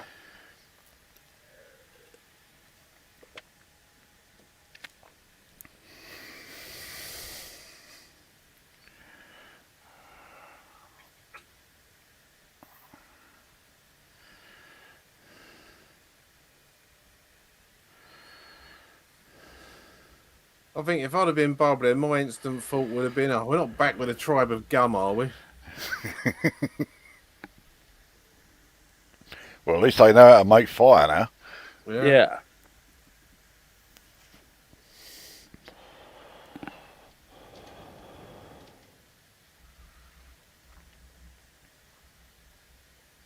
Actually, it looks like they've just descended into an episode of Harry Potter with Robbie Coltrane.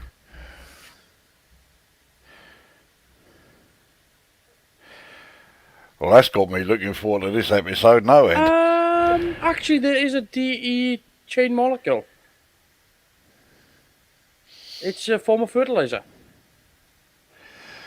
Oh, well, that would make sense, given the Yeah. botanical context.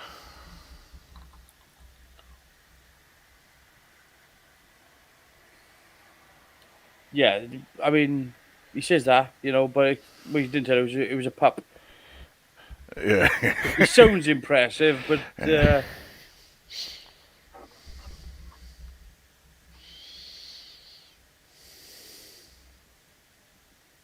like saying I stood in the presence of a Tyrannosaurus Rex and didn't flinch. The fact that it's been dead 64 million years. Yeah. Yeah, I've done that myself. I've done that as well. Well, look at us always something in common. Yeah. See, the relationship between these two is really prominent in this. I don't know if he had any sense, he'd be complaining about his cold willy at this point, wouldn't he? Really?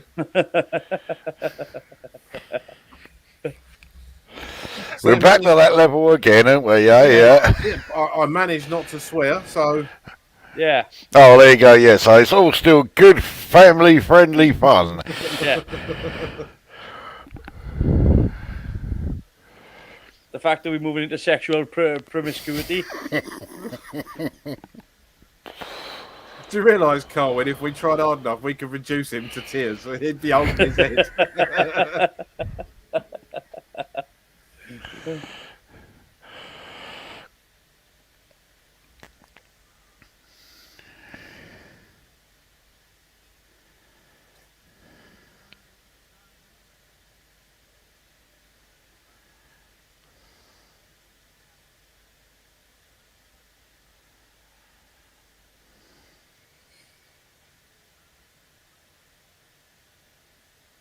Aye.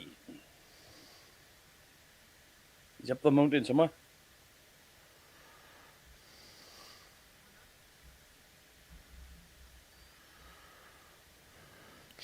A madman who was searching for a couple of girls. Yes, he said his name was Mr. Sutcliffe. Oh dear. People only ever remember him for that, do they? No one ever says how good he was at reversing HGVs.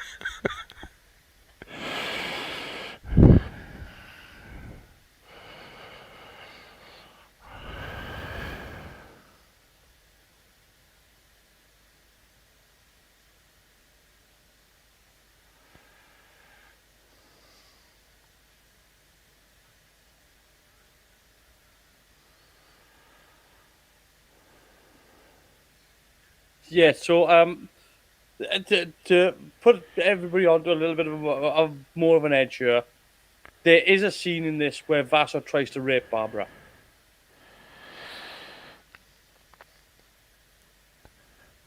That's pretty hard here for 1960s television. Kids' TV show. Yeah. Well, it's pretty hard hitting for any TV show, really, isn't it? Yeah. I believe it was left in for yeah.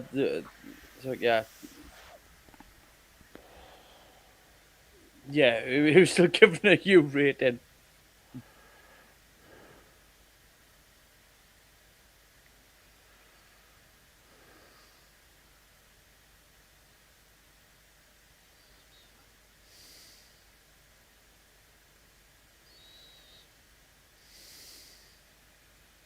I'd like a wolf as a pet. You'd like a wolf as a pet? Yeah.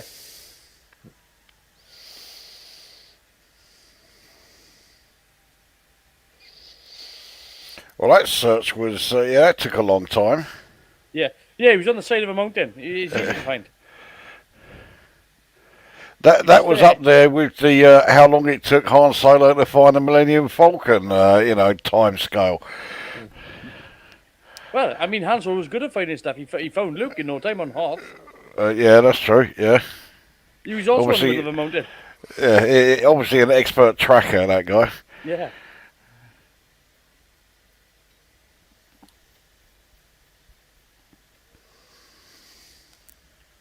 But again, I think this is what I like with Barbara as a companion as well. Is she takes no shit at all.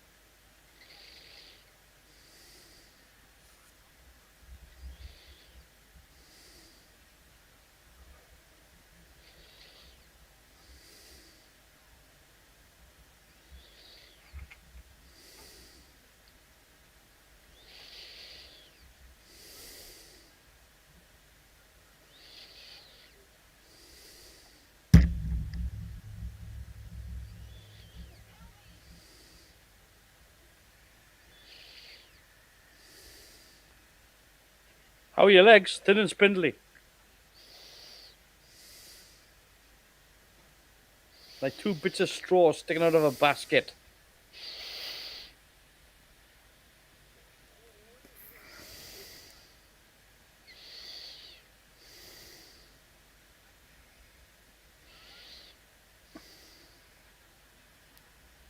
Yeah, I like the way he asked him, can you stand after he's already standing?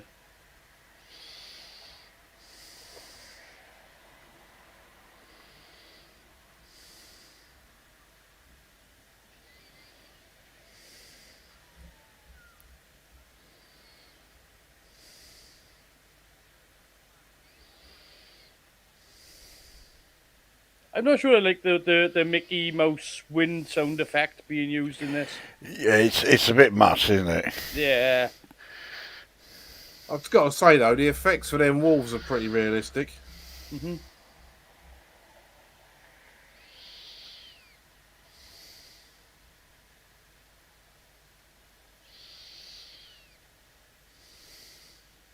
Jesus.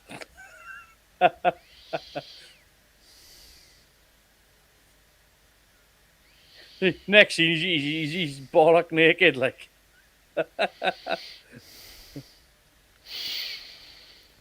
Oiling himself up, like.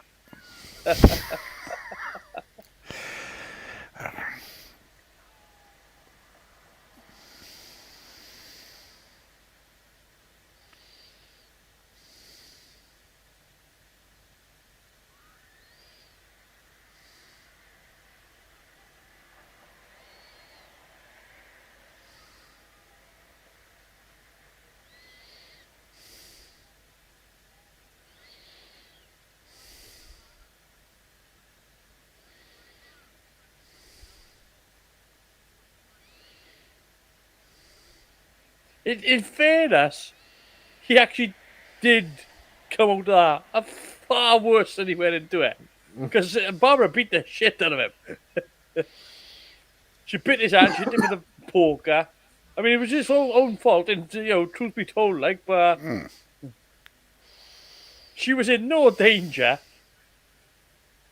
He was in more danger than she was. Yeah.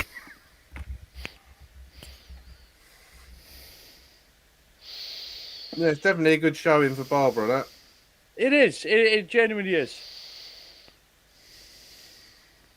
The fact that she looks after herself, like she takes no shit. Coal School must have been a rough place. Well, I mean, they would walk out in the smog and that, wouldn't they? Looking for students.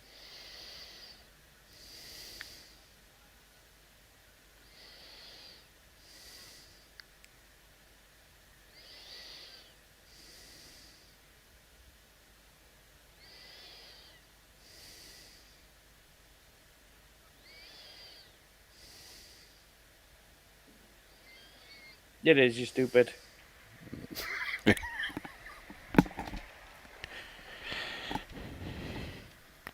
I mean, they're trying to make it like a nice cave set as well. Well, it don't look too bad. I mean, it looks like No, an ice cave. I mean it's paper mache, but it's it's doing as best a job as it can do.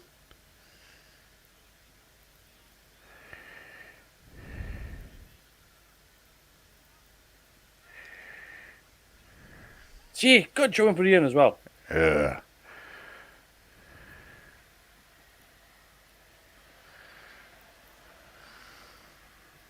Is this the massive rope bridge you're on about? Yeah, they have to take a leap from the lion's head, you know.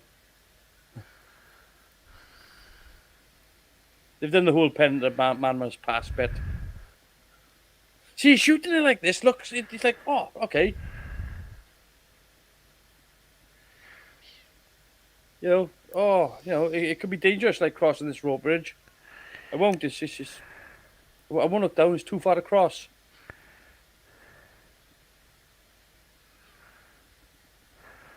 She just stepped off the.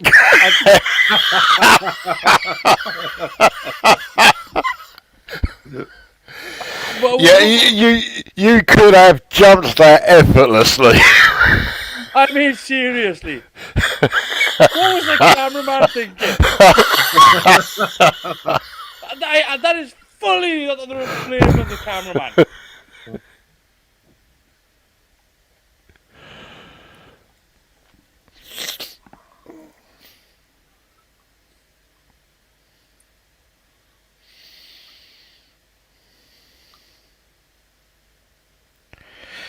Blood, I mean, this really is everything from the Indiana Jones films, isn't it? Yeah. Rope bridge.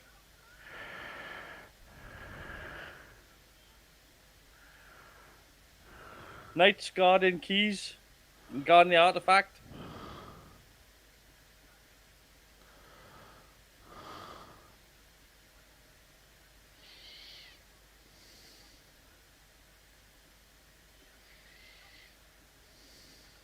I mean, you can understand, like, this rope bridge, it's supposed to be, like, huge across this canyon. Like, grrr. The stones will survive. You won't. Yeah. Too wide to jump? I think he's a maths teacher. You know, had he been a PE teacher, he'd have been all right. Yeah.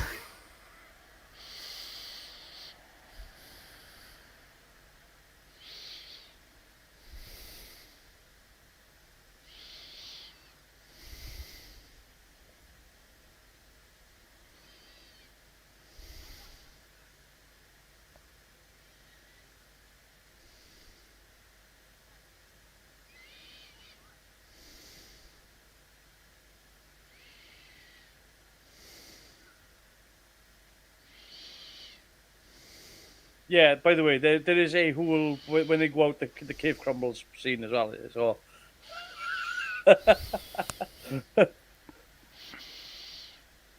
Dang, dig it, dang, dang, dig it, dang, dang, dig it, dang, dang, dig it, dang, da da da da.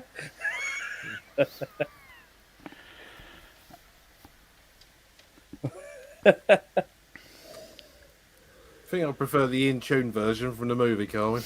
Yeah, I would too, but I haven't got it. It sounded very accurate rendition to me. If he carried on going, we'd have ended up with a copyright strike.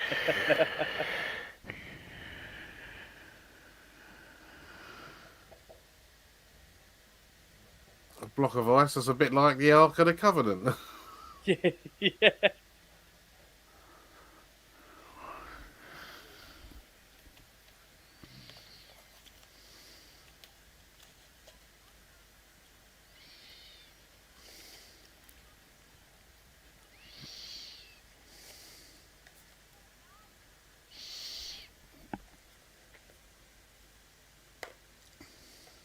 It's a tap, love.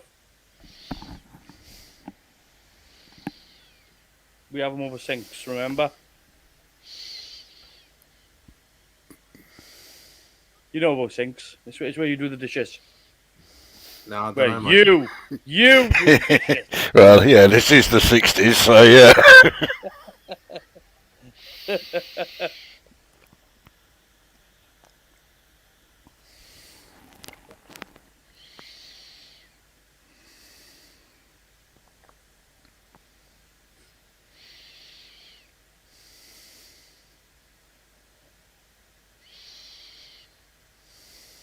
But you can see the ambition here. Surely you must be able to Oh see yeah. that. Oh, This yeah, is what they're absolutely. striving for.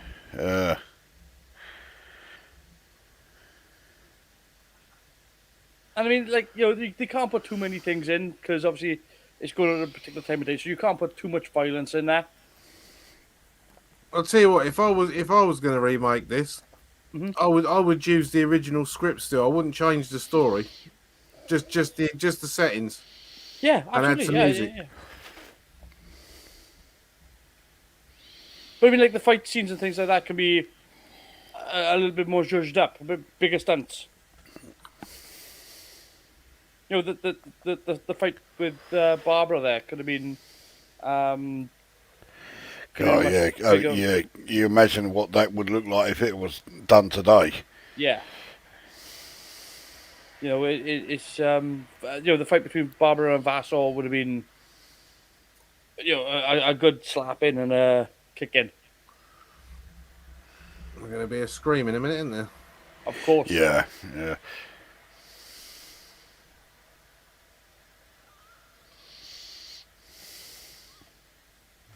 There we go. And there. Which, I mean, I don't know what you're screaming at. He's alive. Not, he's dead and he's still coming for me. Yeah. You can imagine it in a shopping centre, can't you?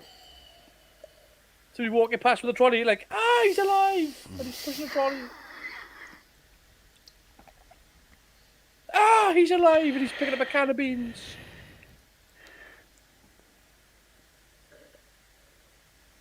I mean, I don't mind this part here where she's actually putting it together of, taking a chance here. She's sort of like taking the initiative. I don't mind that, but they've written Susan so dumb. It's been an absolute collapse of a character. Mm.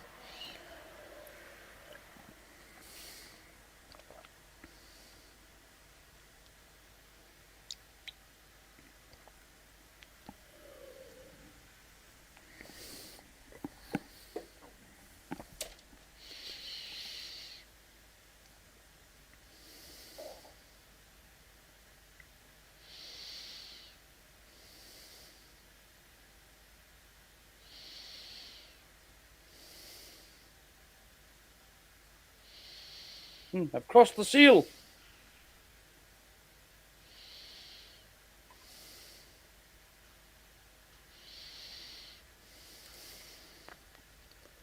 Yeah.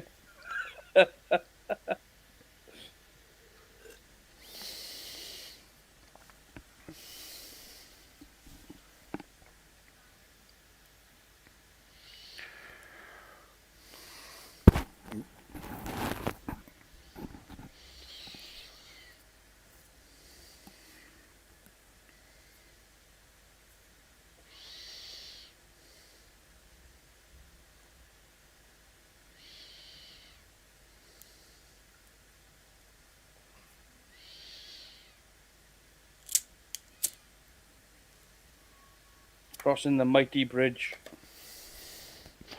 And that really is. And you can see, like, they even put in like a load of planks.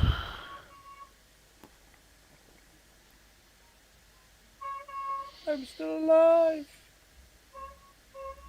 Like, they've made the planks really small to make the bridge look like it's longer. Yeah.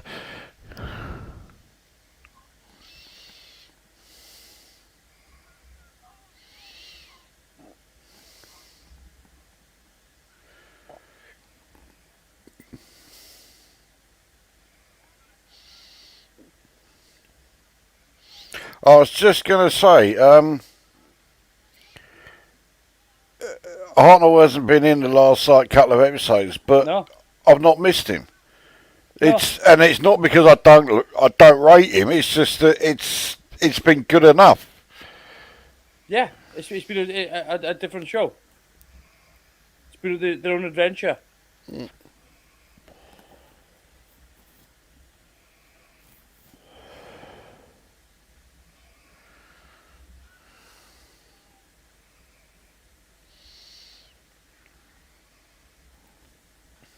Let's go off screen.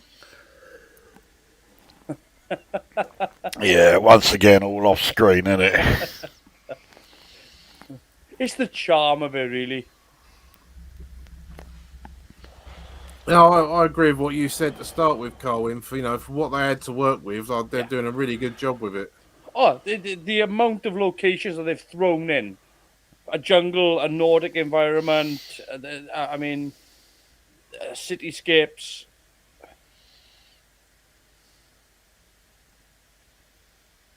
If you didn't know any better, looking at those boots, those gloves, you'd think that was the master, wouldn't you? Yeah.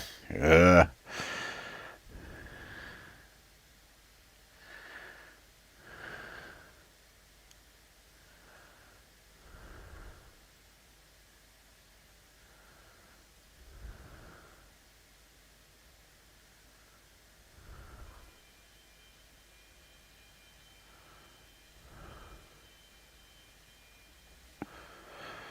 God damn, that's some high security. To think that magnet was holding that door shut. Well, yeah, heard of magnet lots in sci-fi, ain't you? Yeah. That was the strongest magnet, though. There we go, that's the end of that one. Go straight in. Oh, it's 3, 2, 1, bang. Ding, da ding, ding, da ding, ding, da ding, ding, da ding, ding, da ding. That's what I'm at. Yeah, I'm right there. Yeah, I just sped mine up a bit, so. Doctor Who. Doodle-doo, doodle-doo, doo-doo-doo, doo-doo-doo.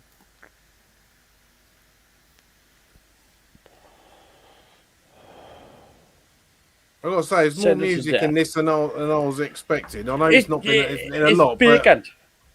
The thing is, like you notice the absence in the middle of the music. You know, it's not like it's really, really sparse. yeah, but I was expecting none whatsoever, other than the Oh no, title no. music. It's incidental. It's not very well done. It should have been. This deserved a bigger score.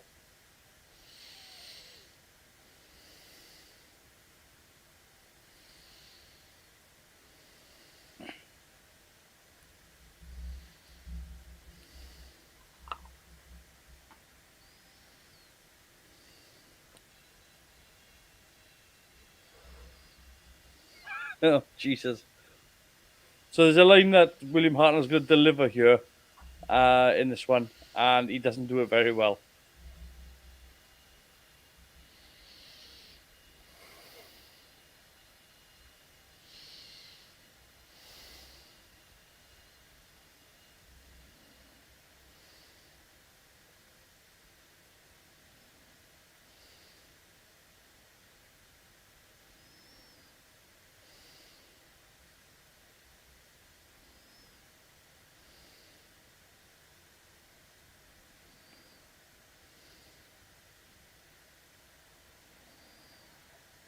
So Hartnell's going to flub a line in this, but actually, having checked it, he flubs the line accurately because it was written into the script that he flubs it.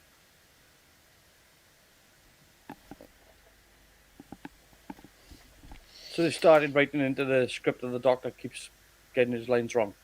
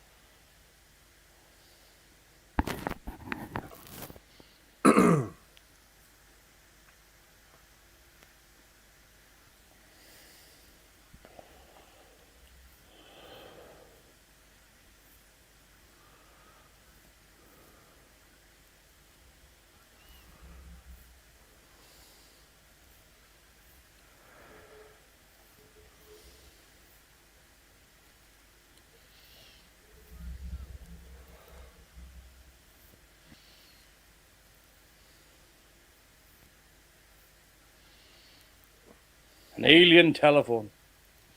Looks an awful lot like a normal telephone. Yeah.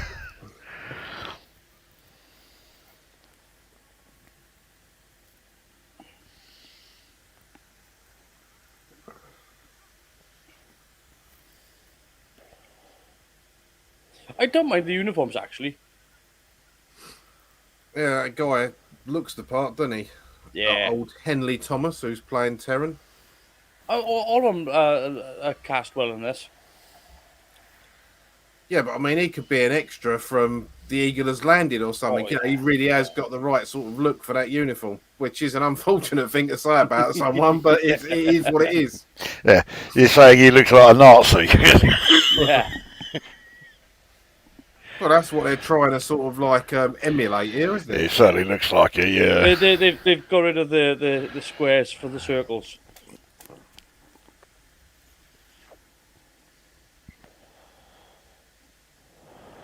But it's a similar vibe. It's a very strong vibe.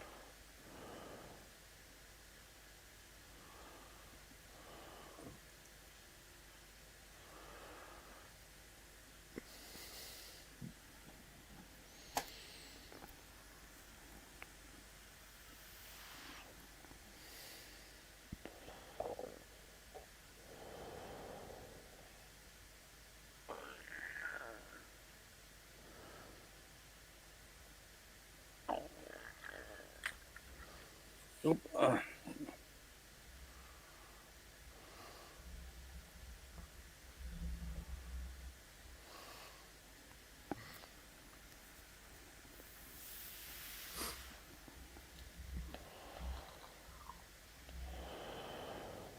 and far too exciting.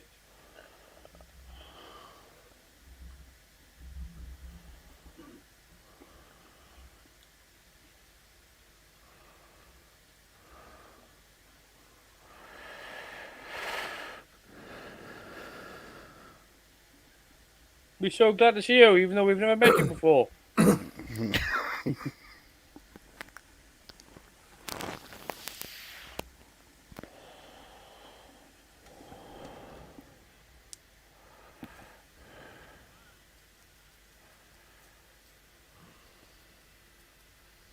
Alien Court means silly hats every time. The funny thing is, though, they actually do look very sort of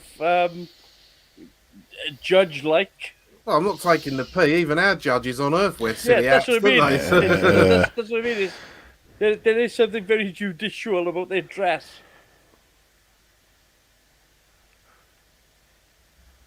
Why I do mean, all three of them have to look like Rasputin? This is what I like about this. It's such a small studio that all three of them are sat shoulder to shoulder. I've got to admit that the logo on the wall is a little bit suspect to what I was Yeah. alluding to. A minute ago. Yeah, it is, isn't it?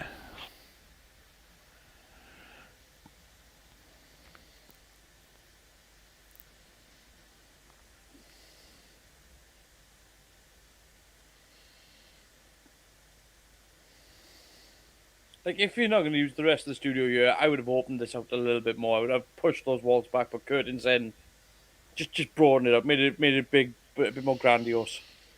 A few less swastikas probably would have helped. Yeah. Mind you, I suppose in 1963 we was still on the Will Who Bloody Won the War anyway stage, weren't we? Yeah. So they didn't care.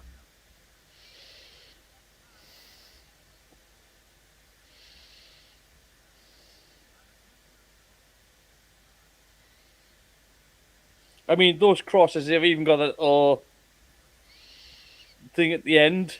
Yep.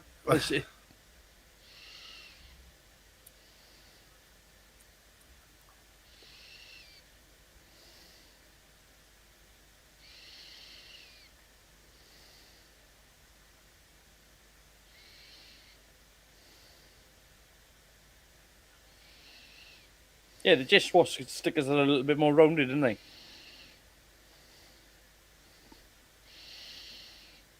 Oh yeah, your best friend's dead. Just what a way to find out, like.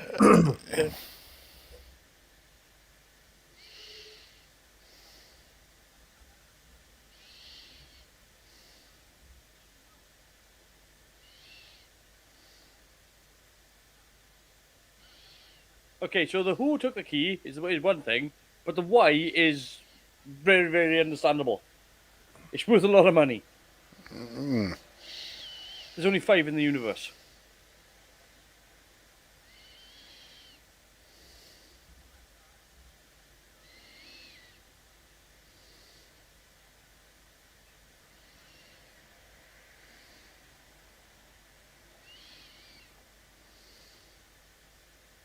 I like the dynamic whereby Ian is now sort of been put on ice because it allows the other companions to do a bit more. That's always been a problem with a lot of Doctor Who, and people have said this before. Oh, there's too many companions on board the TARDIS, and I've always said no. I think you could have 6, 7 people on board the TARDIS. It's not too much, provided you know how to handle and how to write and direct. Yeah, so everyone gets something to do in the story. Yeah. Everyone's got a skill.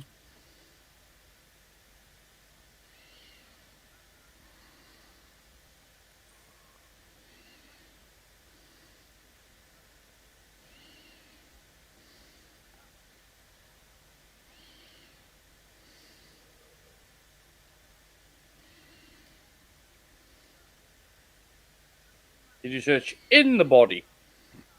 In.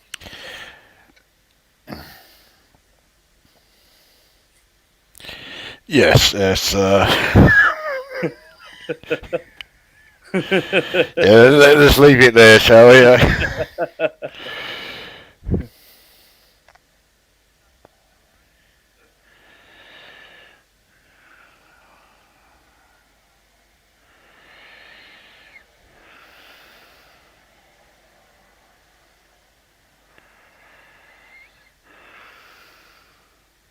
Again, see, this is part of Terry Nation's writing, whereby he always writes the antagonists so that they believe themselves to be right and are Yeah. ignorant of any argument.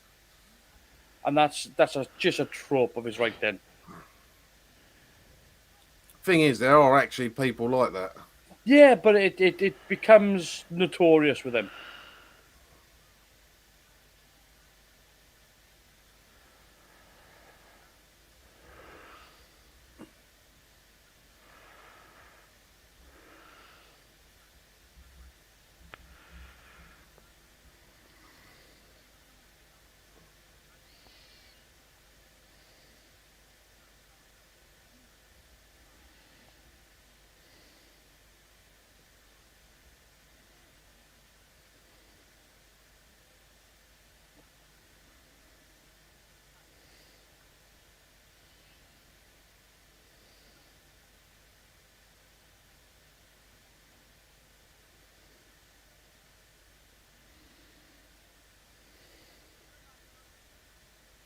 Ah, the body's awake. Ah. Yeah. Sue's like, but I'm just pretending.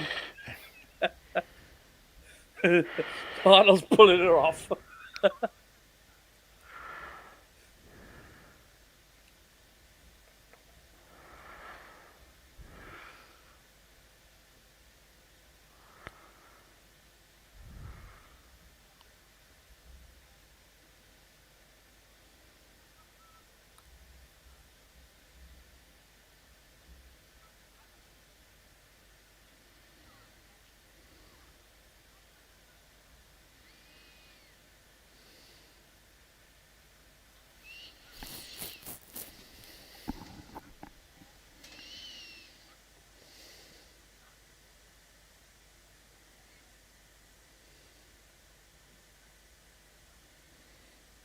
Well, let's check the CCTV cameras, Doctor. Mm.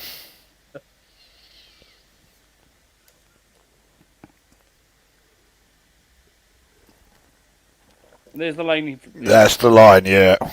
Yeah. But it was deliberate.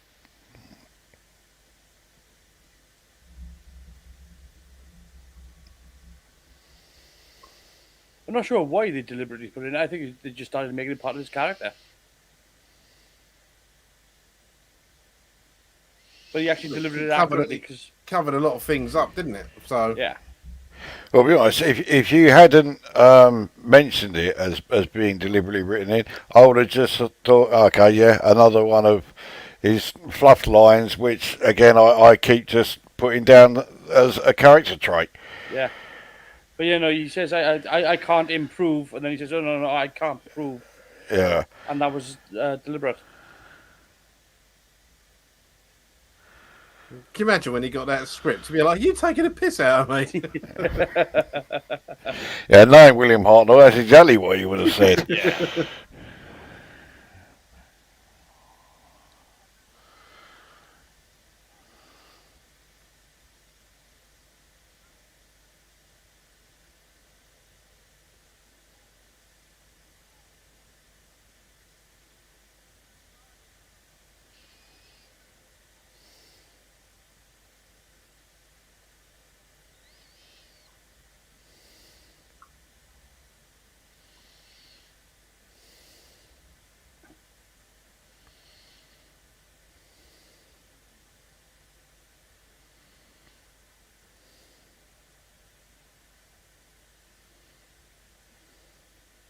See, look, I mean, I don't want to keep going on about this, but they've just changed sets again now to apartments, and it's a lot to take on with this production.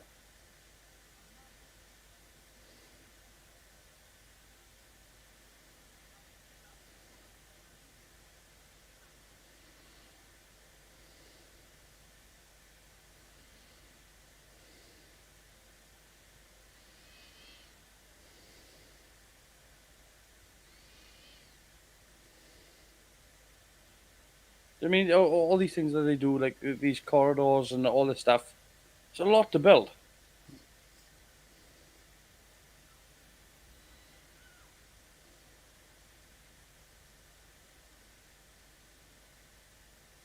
What you didn't see was that was her hitting him. So I genuinely don't know if you're joking or not. Well, it could have been either way. People just assumed that he smacked her. Yeah, yeah. It could have been the other way around. He says, "Don't you talk to me like that," and then you get a slap. Before you know, he said that, and she lost her wick, and we don't know. She could be a mental case. Domestic abuse goes both ways, pal. See, that's more of an alien phone.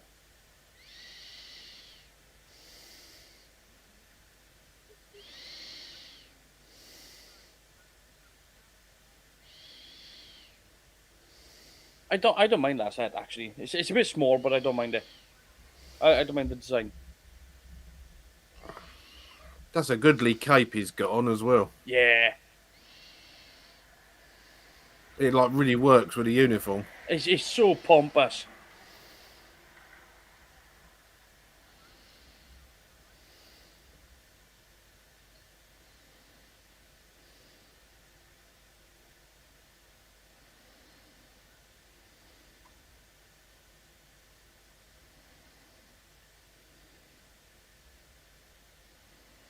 Okay, so there is a technical mistake here. We'll come back to it.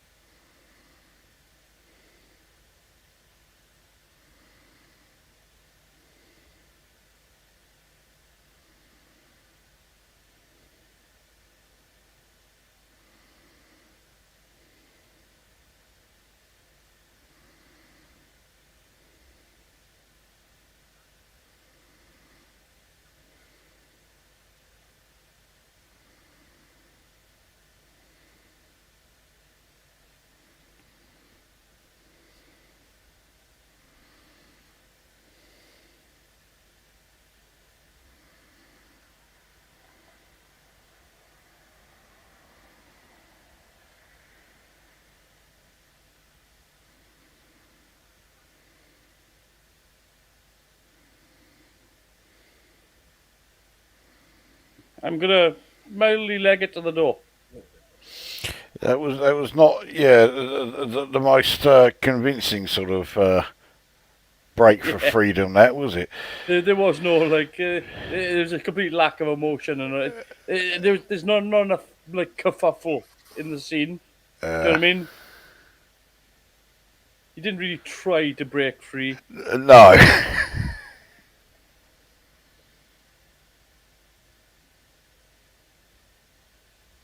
I punch back. Oh, what a touching moment that was.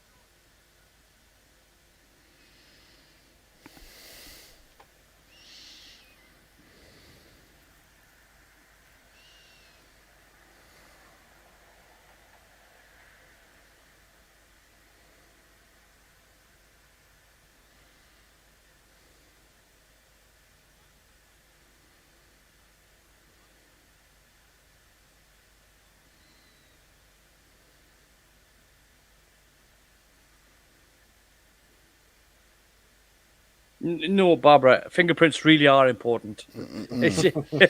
Every piece of evidence is an amounting piece of evidence. Yeah, especially in a murder case. Well, he didn't even know what fingerprints are, so they're probably not important here. But they still are. Every piece of evidence is important.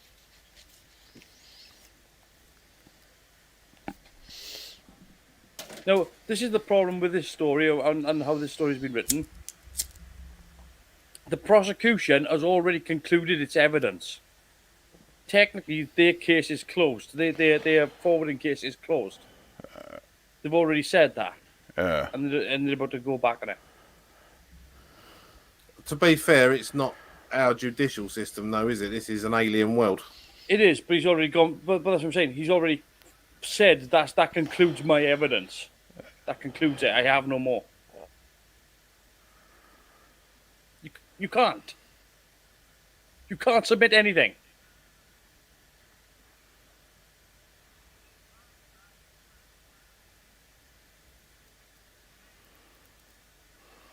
Black lace, and it was the conga.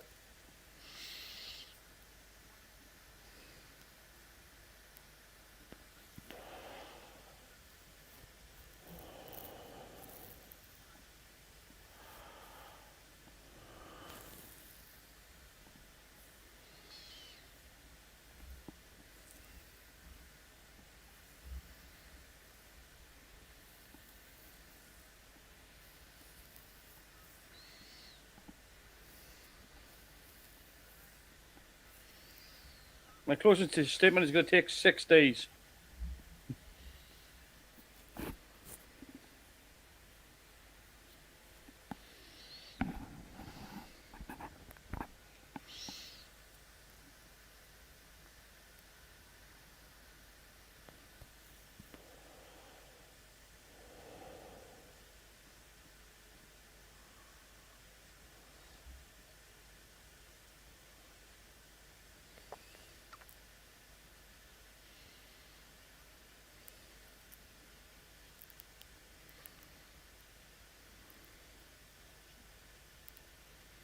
It means there's been another death. I mean, It's wasn't pretty court. obvious what it means. Yeah.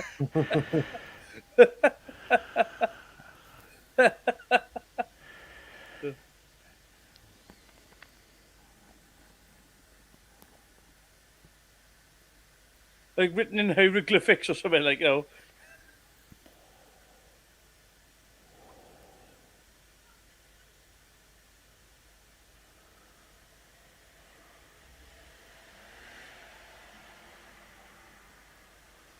Oh, the plot thickens. Yeah. I mean, I didn't even see Barbara exit. Susan exit, I mean. 3, 2, 1. Up. Here we go. Ding, ding, ding, ding, ding, ding. See, it's totally different every time now with BritBox. He's just doing what he likes. I'm already going into the titles. Doodle-doo, doodle-doo, doodle-doo.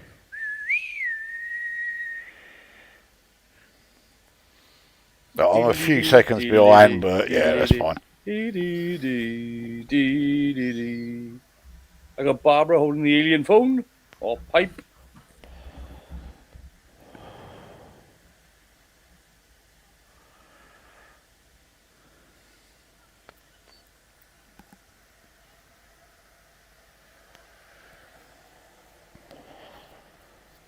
The Keys of Marinus.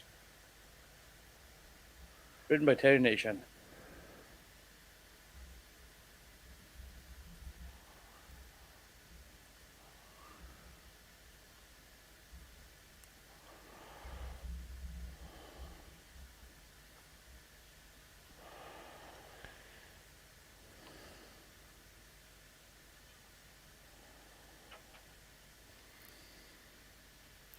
Yeah, they could have done a bit more of a sound effect when Aiden was being killed.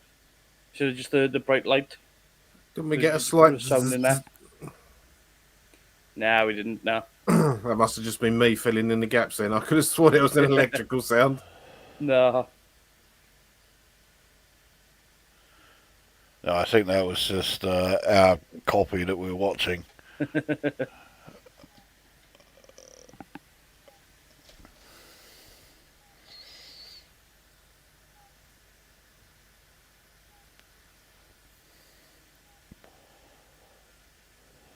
You couldn't have said no.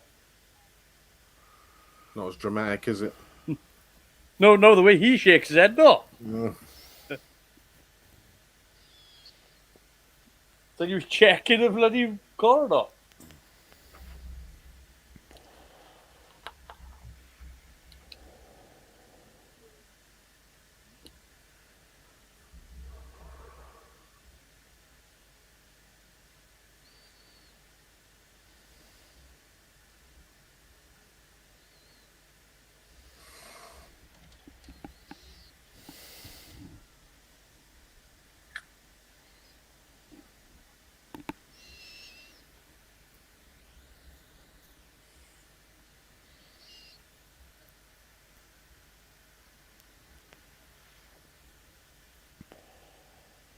You already are in. Yeah, you were already in the room then.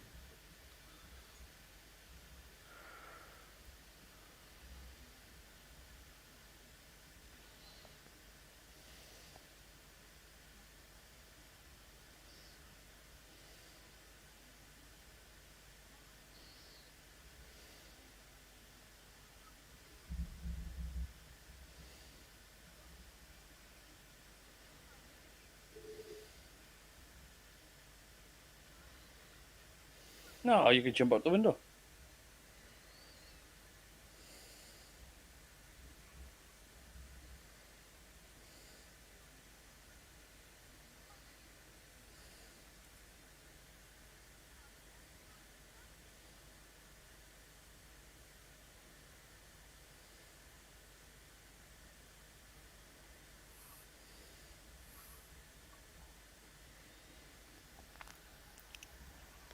Yeah, you can imagine her as she walks out the door, thanks for nothing. No, husband.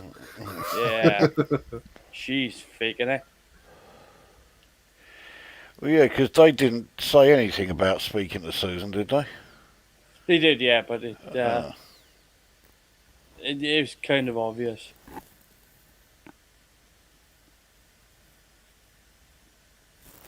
Told you, she's the abuser.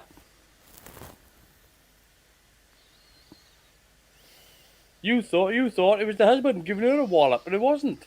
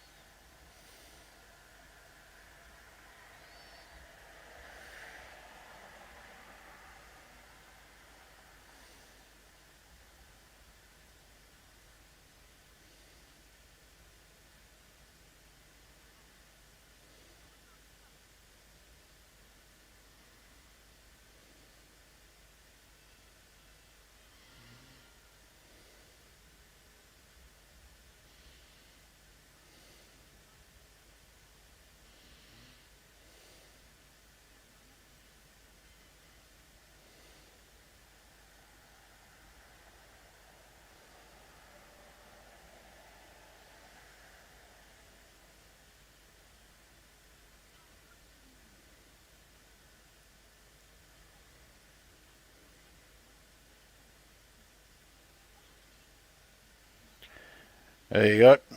Yeah, but she did say, Barbara did say that they were looking for Susan because Susan had gone missing. She didn't say she'd talked to Susan.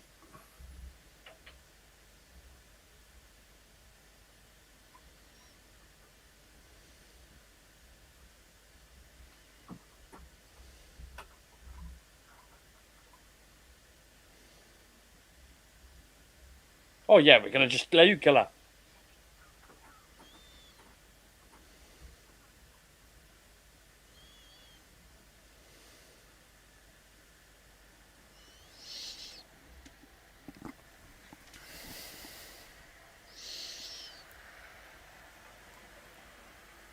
That cape does give him a little bit of extra pomposity to him, doesn't he? Yeah, it does. Puts more swagger in his step, like.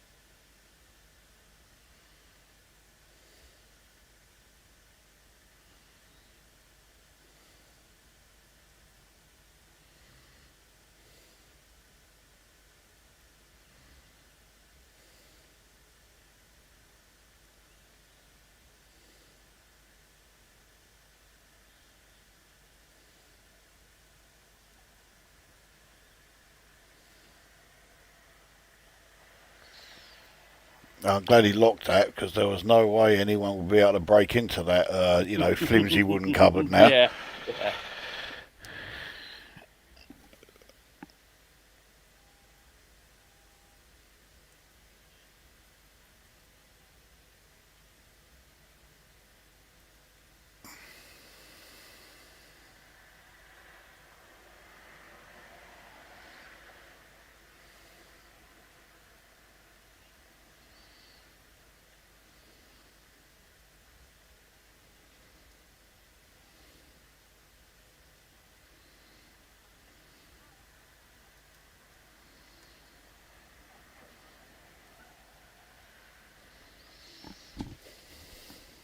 Still as thick as ever, mind.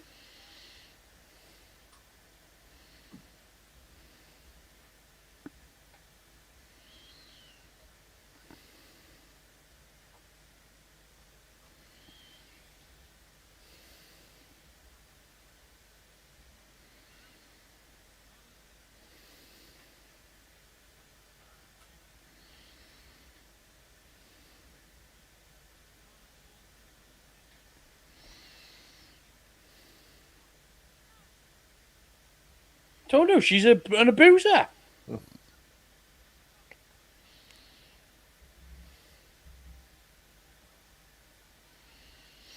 Hang on, reasonable doubt. That execution has to be, no reasonable doubt before you can find someone guilty. In their system, Well, it's still on against Earth. the law. Yeah.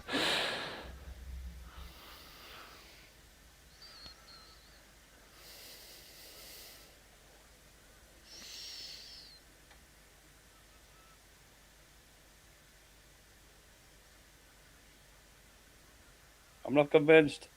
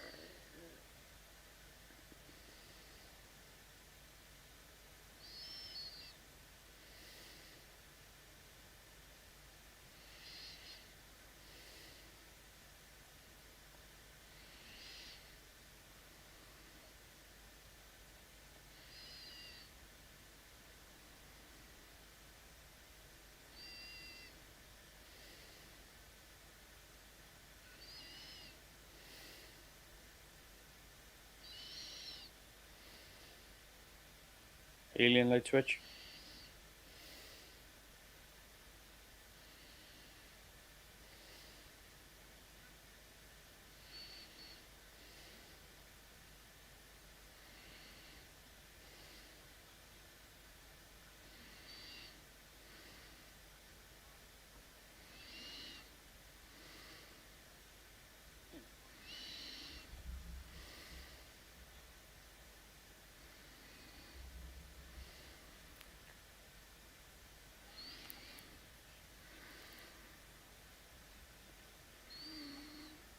Well, no, they didn't. He just went with the system.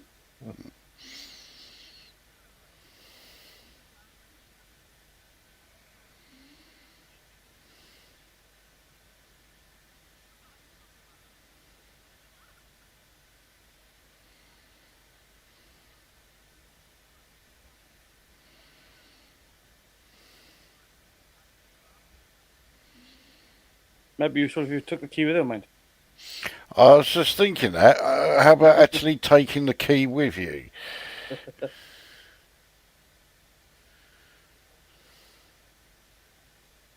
There we go.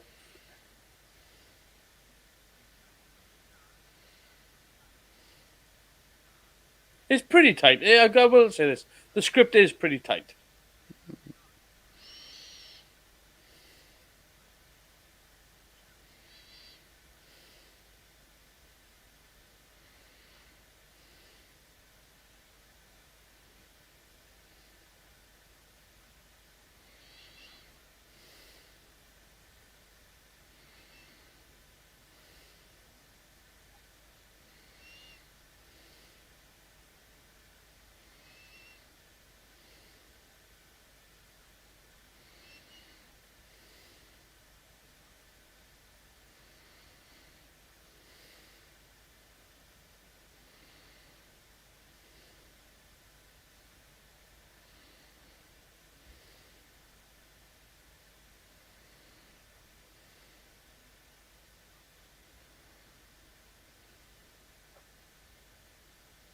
Oh, island in the sun.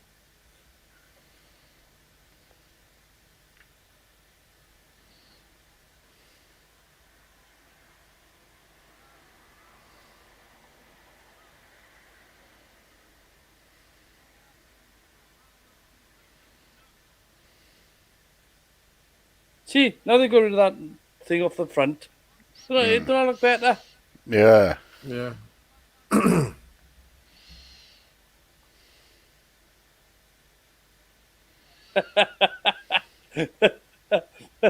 You ended up on his face.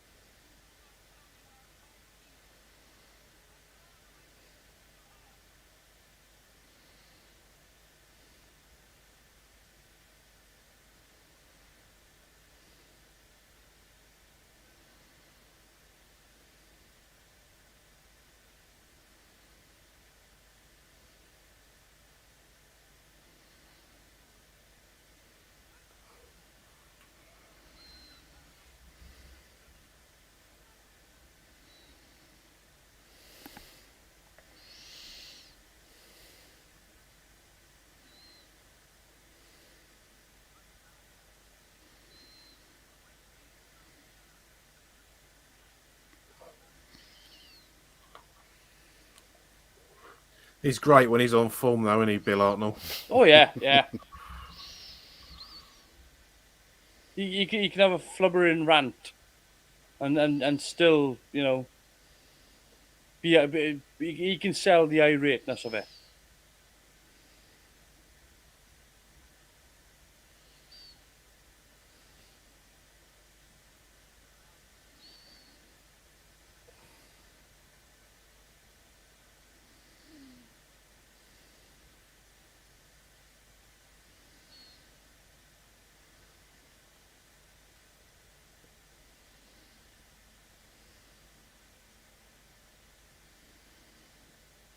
Yeah, they are actually using a working prop there. You can see the kill switch. Yeah.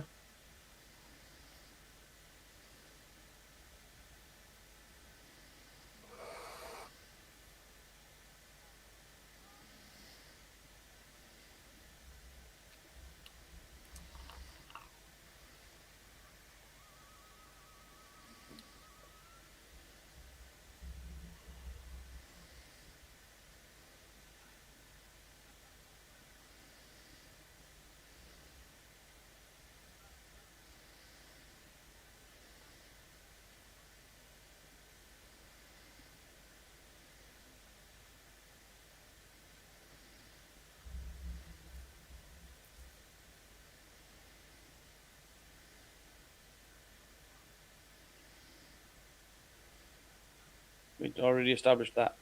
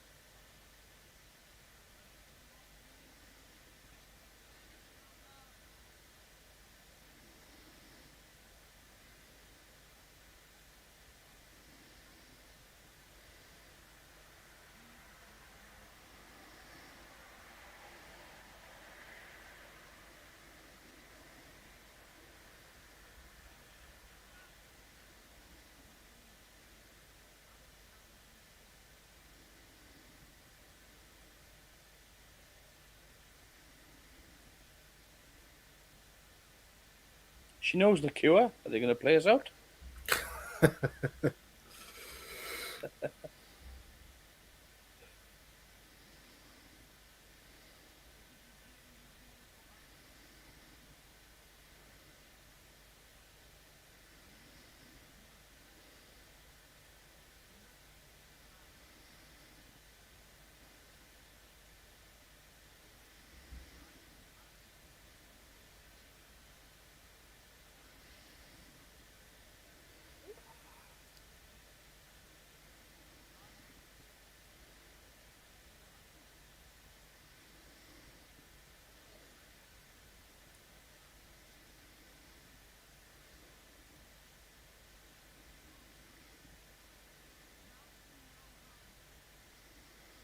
I mean, that hood surely is giving. Yeah, you do get this slight impression.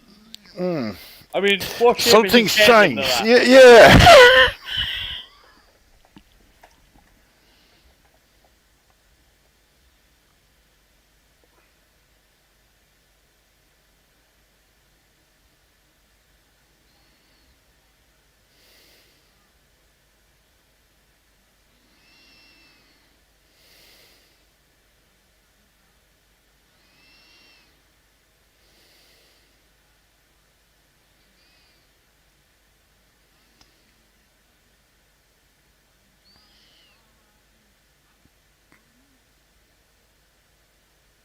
His head Why was the didn't he wrong shape. just turn around and put it in the bloody machine?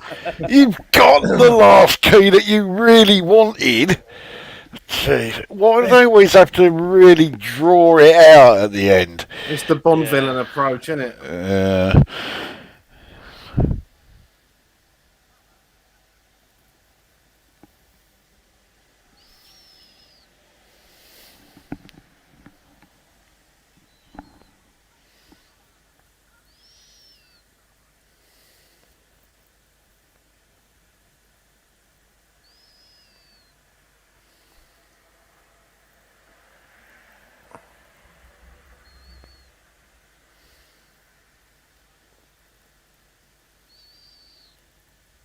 I hope.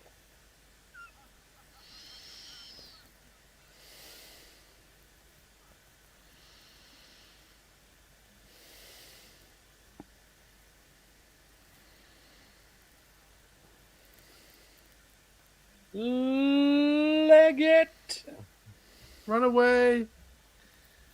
Engage the brave Sir Robin maneuver. Yeah. Follow the rimmer shapler.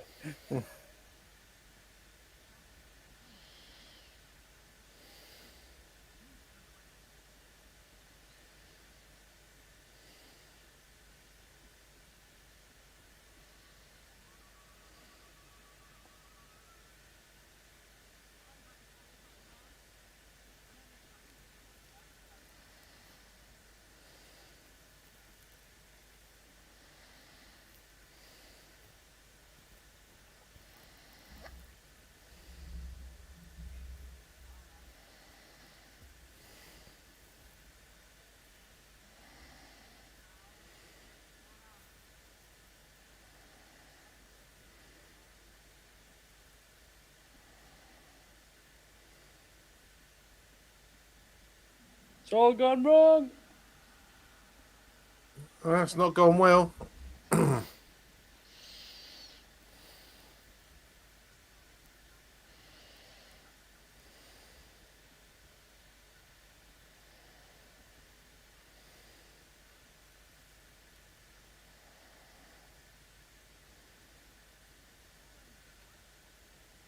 Ah.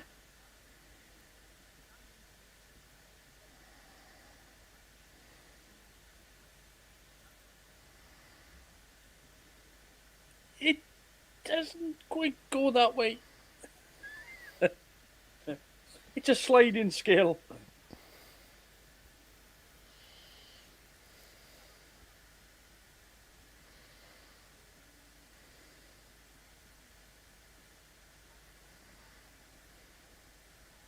Goodbye, Tin Man. Goodbye, Lion.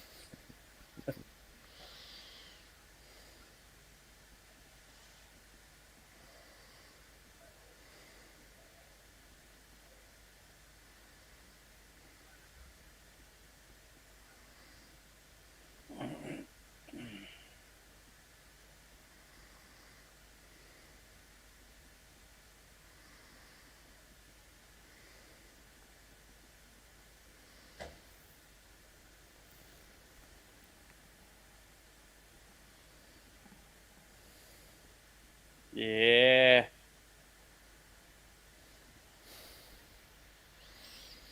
It's a very quiet TARDIS.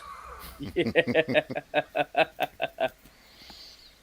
Next episode, The Temple of Evil. Great episode titles. There we go. That's the end of that. Keys of Marinus.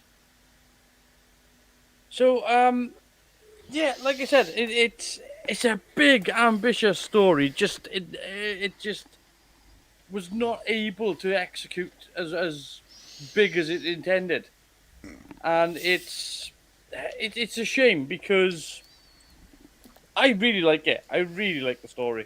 Yeah, I enjoyed that as well. Yeah, that was a good one. That I did enjoy that one. Yeah. Even with all of our, puerile humour, it was a good watch. But the thing is, if you can have a laugh like that while not attacking something, and that flew by. I mean, I couldn't believe it when it's like, Brian, we're on episode 6 already. Yeah. And you know when it flies by, it's something decent. I think like if I and I'm not blaming the production because I know the limitations, right? But I think if I was gonna redo that or how I would have restructured it, I think I would have shortened the whole trial episode a little bit and given more time to the Vood and in the temple and have an actual sort of bit more of a kerfuffle, a bit more of a fight scene, bit more of a longer escape. A real sort of like escape because you didn't see it. It was just like the machine exploded and then they were stepping out of the TARDIS. Yeah. Whereas I think what I would have done is I would have actually had them actually escape. I have things, debris falling down, people chucking buckets of dust from the light, that sort of stuff. But it would have been a good action adventure finish, and you can see like that's what they were intending to do. It's just the fact that again they stuck in a shoebox and they've built all these a vast amount of sets, and I think what's interesting is the fact that if you look at the sets that they built, there's no Rio set. Like there's no one set that was used in an earlier episode that they could have reused later on. No, they only reused the sets for the purpose they were built for. Yeah, but that's what I mean. If you look at the earlier sets, like the romantic type sets when they went to Morofis, it's not the same set as like the apartment sets or anything. They haven't reused those walls. They've rebuilt or they've built new sets. So all the arches and everything they were all taken down, and it's the same with the courtroom set. Yeah, it was a little bit small for a courtroom, but it served the purpose. I would have opened it up and made it a bit bigger, a bit wider, or not put the cameras in so bloody close all the time, because that does annoy me in that. Because I don't like it. I don't see there's no need to film like this all the time. Like it's a pet peeve of mine. Like I don't like films that do that. Because if you've got it there, I mean my biggest complaint from any Doctor Who episode which does that is Fires of Pompeii, because they spent a lot of money going to bloody Italy to shoot, and then you never see it because it's all shot in mid.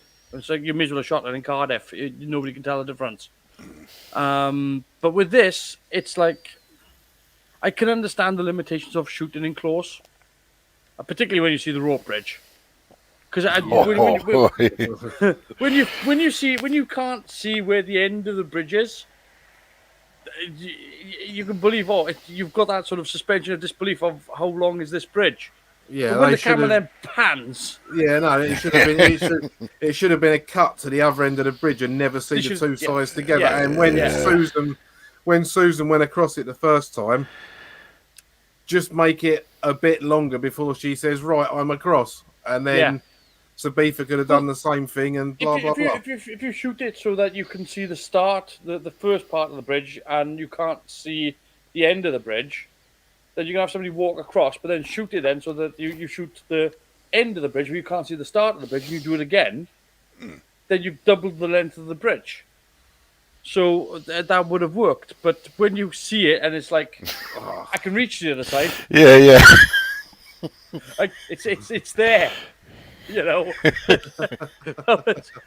That's when it's like, I thought Chris was totally going to lose the plot when that happened. Oh my god! I mean, and the thing is, like, again, it really does show the references in this. I know we were joking about it, but the references in this to Raiders and Temple of Doom and all that everywhere. Yeah. I think Spielberg definitely watched this and nicked a few ideas. I mean, it weren't just references. I mean, you even had a block of ice that looked like the Ark of the Covenant. Yeah, you had to see him with the spikes. Yeah, and it's nearly 20 years. Preceded it by about 20 years. Was it 63? When was Raiders? 81? 83. Yeah, 81. Yeah. Yeah. So you're talking about 18 years. He must have seen it for it to be that close. Yeah, but I think. Again, I think I would have. I don't know if I would have shortened it from a 6-episode, because I do like the 6-episode format here. It does take a bit of a change of direction when it gets to the courtroom bit at the end. The thing with the courtroom bit, I didn't mind that. Normally, it'd be like, oh, that's a totally different story. But I quite liked it because they'd kind of built up to it with the previous episode. It's not only that, when you do a quest episode, there's only so much running away from stuff you can do. Yeah, and the good thing is they didn't. There wasn't any real wasted time in when they were doing the court thing. There was clues and there were paths to follow, and they weren't just standing around scratching their asses. There was always something happening, and then the Doctor turned up, and then you had that whole bit where he was representing Ian, and you had the bit with Barbara and Altos and Sabitha, like going on parallel to that, and there was no wasted screen time. It was all used. It didn't feel like added fluff. This is what I mean about the fact that they go on about Modern Who and things like that, saying you can't have more than 3 people in the TARDIS, otherwise it's overcrowded. And I think to myself, you look at episodes like this, whereby as long as you dish it out so that people are doing enough stuff, or you've got a big enough story so that you can spread it around the characters, it's not an issue. You've just got Yeah. to write. You've got to write it well. This is where we've poked fun at before, and you know, I feel sorry for the girl because she is a good actress, but the Yaz character for the first two series of the most recent run of Doctor Who, they never gave her anything to do. So Yeah, she was like one of the build stars, but she was a bit part. yeah, And it's but because they and that was with 3 people. yeah, yeah, that was only the Doctor and three people. Yeah, it's down to writing. The episode we've just watched proves that you had the Doctor, Yeah, you had three companions, you had plus two two extra addition. companions, you know, and no one was wasted. Everyone Yeah. had something to do. You know, the fact that I remember their names is proof of that. But it's not only that. I think like this is them being extremely ambitious with Doctor Who, and like this is a much bigger. I mean, maybe if this had been animated, we'd have got a much bigger version of the story out. Because you can see the scale and scope that they're striving for. Oh It, yeah. it's a much bigger story than they were allowed to shoot or were capable of shooting. You know, even when they did that bit whereby they only built like the corner of the building and they kept having to shoot it, and they had those forced perspective pictures on either side. You know, that's the big problem with shooting in Lime Grove is the fact that you are stuck with the fact you can't have people running. You know, I know that the usual thing with Doctor Who is people running up and down corridors. You couldn't have people running up and down corridors here. No, certainly not in this. Double stepping and taking short baby steps, yes. Running into shots, running out of shot, but no running, no. Um, it's such a shame because again, I don't think the BBC really realised what they had in their hands. I really genuinely don't think at this point in the time when the show was being made that they knew what it was. So, I mean, you know, they're still finding their feet at this point in time. But overall, guys, what do you think of this production? I thought it was great. Yeah. For what they you know, we've spoke at length about the limited space they had, and obviously Doctor Who, the BBC for its first 26 years that never had a budget. Yeah. So the fact that they would be able to produce believable sets like that, and so many of them, speaks volumes for how much people believed in what they were doing at the time. Well, I mean, it is a case as well of the sheer number of sets that they built. Yeah, You know, and it sounds like it's like an easy task, but you have to, you know, you have to go from building an apartment set to building. You've got to build the corridor as well for the outside of the apartment. Then you've got to build the inside of the courtroom, the outside of the courtroom, the constable's desk. You've got to build all the constable's office.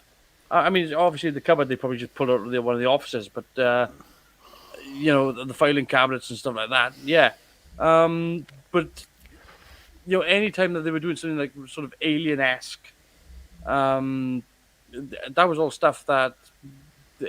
I mean, maybe the sort of Incan type walls that they had, they might have had some of that already in previous stock, from like you know previous. 'Cause I daren't say part of this was them walking through some of the BBC archives and what they had in set stocks and gone, oh, we got something like this here on you know in storage. Can we use any of this? So that I would have said that a lot of that might have been available. Same with the costumes, which is probably why the costumes look the way they do. Um, Not that it's a massive issue, but the whole principal story here, it is a bit of a weird story though. The actual hunt for these keys, so that you can have the hero be this fascist dictator. Yeah. It's kind of like, oh, this is. I don't know even know if the Doctor wants to do this. Um, so it's a bit ambivalent, I guess. I feel about how the nature of the story plays out, or you know, even if Arbitan had actually survived, what would the Doctor have done at the end? I think maybe that might have improved it a little bit. Well, I'm looking at this note I've got here. It Hmm. says Terry Nation developed more background in his script than was made explicit on screen in the finished production. The Yes. Vord were alien invaders who took advantage of the people of Marinus, rendered vulnerable by the pacifying effects of the conscience. The Hmm. conscience was then deactivated to allow the Maranians to fight the Vord, and over the centuries, the time they spent on Marinus meant that the Vord too could now be affected by the machine. Therefore, Arbitan dispatched agents to recover the keys, which would reactivate the conscience and allow him to finally defeat the invaders. Which isn't quite as so fascist as it Yeah. was made out in the No, show. exactly, and that's where it went wrong. Was the fact that Arbiton should have been there to sort of be this character to explain that these people were invading and they should have been removed from the planet. But it still comes down to the same sort of thing with, again, Indiana Jones trait. You got this artifact, you retrieve the artifact, you have to get rid of it at the end of the film. Same thing with the Keys of Marinus. You retrieve the artifact, you have to get rid of it at the end of the show. Yeah. You retrieve it and it blows up. There we are. Bang, gone. Either it belongs in a museum and ends up in a warehouse. Um, but what do you think of the board? Well, they were somewhat underused. Yes. Although, let's face it, the way the story was put together, Hmm. because it is basically 4 mini stories thrown into one episode. It's like the Key to Time series condensed down into a single 6-parter. It's interesting that you brought up the Keys of Time because it is very reminiscent of the Keys of Time, isn't it? Oh yeah, yeah. So it's got that behind it. But again, it's a quest story. That's it. And I would say I just love the scale of it though. I like I again I would love to have seen a big budget version of this. Yeah, can you imagine is this story done in Pertwee's first season? Yeah. That would have been great. Obviously, it Yeah. couldn't have happened because he was stuck on Earth. But yeah, that would have been a fantastic episode, I think. I'll tell you, Yeah, absolutely. there's a couple of things also in the list of stuff I've got here that they were hoping that the Vord would catch on with young viewers like the Daleks Hmm. did with toys and books and that didn't happen. And also, it's in the original script somewhere. I've got to try and find it now in my list again. It was saying that the Doctor. It says in the original script, it was revealed that the reason the Doctor and Susan had been on Earth in 1963 at the start of Unearthly Child was because the Yes. Doctor had visited the British Broadcasting Corporation to get help repairing the colour scanner in the TARDIS, which was showing only black and white images. He'd been in Hmm. such a bad mood upon his return to the TARDIS because the BBC had been infernally secretive. So that was supposed to be in this story as well to explain why they'd been on Earth, Yeah. a few It episodes does. back. So it does make reference to it, but the Doctor's already had previous adventures before Anne and Earthly Child. Yeah. There's Yeah. like 9 or 10 separate adventures, because even in I think it was in this as well. Susan just drops the line of oh, we've had these sort of adventures before. Um, this is what pisses me off when people try to make the whole timeless children argument, is because the the whole thing of the Joe Doctor, or the Ruth Doctor, I should say, having the TARDIS look like police box, and people are like, well, or she was working for the division beforehand or whatever the hell it's called, and they were like, oh yeah, and it's just like it just shows up, it just turns into the tube and then turns back into the police box. It's like, no, it wasn't a police box until the end of An Unearthly Child. Mm. Before that, it was other things, because the Doctor was flying around in the damn TARDIS with Susan, having these other adventures. He'd gone to different planets. He'd had got met Henry the Fifth. He'd bloody met all these different people throughout history, and landed in 1963 because he wanted Susan to go to school. And that's when we pick up. So we are picked up in their life because of Ian and Barbara. That's where our adventure, we had introduced through this show through Ian and Barbara. If Ian and Barbara weren't written it, we'd have never have come into the show. Well, that's it. And before I'd even seen any of the old ones, before I'd seen An Unearthly Child, back when I was watching it when I was a kid, I'm assuming my dad must have told me, or something like that.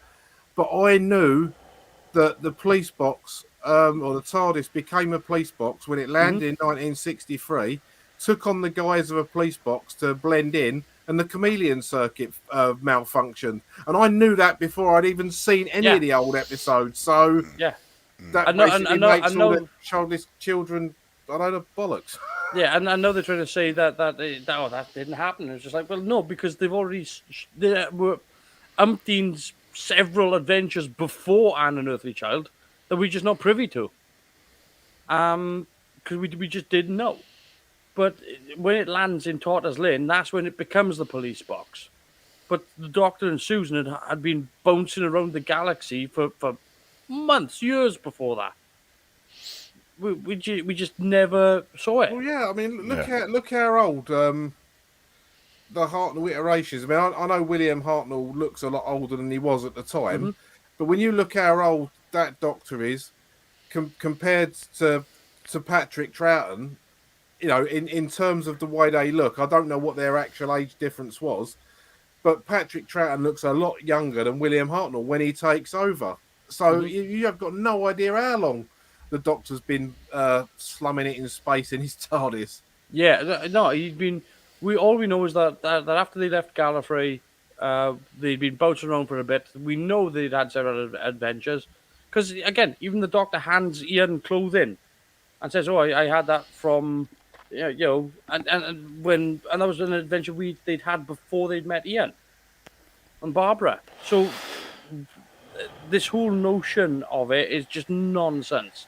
I wish people who were writing the show would actually watch the show, because it bothers me that people, that's something so simple. It's just all you got to do is sit down and watch it. It's not hard.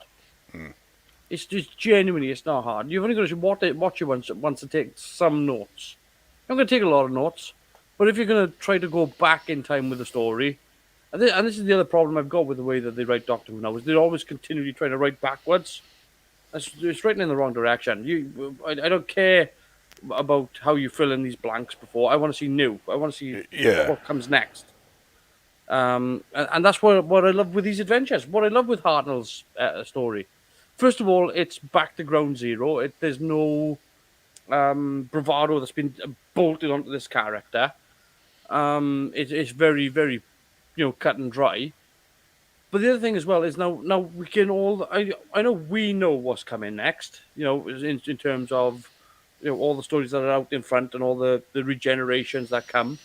But really, from the point of view of seeing it and trying to put yourself into the mind's eye of somebody who's never seen it before, you don't know what's coming next. You can see this being built up. You can see, like I said, the relationship between Ian and Barbara is another one, because these guys have gotten closer and closer and closer, to the point whereby physical contact between these two is an everyday thing. They've gone from being these two teachers. You can see this, even though there's no verbal mention of their relationship. You can There's, see there's something there. yeah, there's There's a that the spark. chemistry. Yeah, and so when it comes to the point whereby they leave, you know that they're all right. You know that these two are all okay together. Um, and you don't need to say it. You don't need to go, oh yeah, and because these days they would have been like, oh, and now Ian and Barbara get married and we go to their wedding, and there's no need to say it with this. There's no No. need. Um, That's okay. that is because they're our window into the show. Our window changes when they leave, Hmm. but what they do afterwards is of no concern to us. Or like you say, all we need to know is they're all right, and then they Yeah, go off and do their thing. There's no need for the program to go back and here's Barbara in 10 years' time in a florist shop. You just don't need it.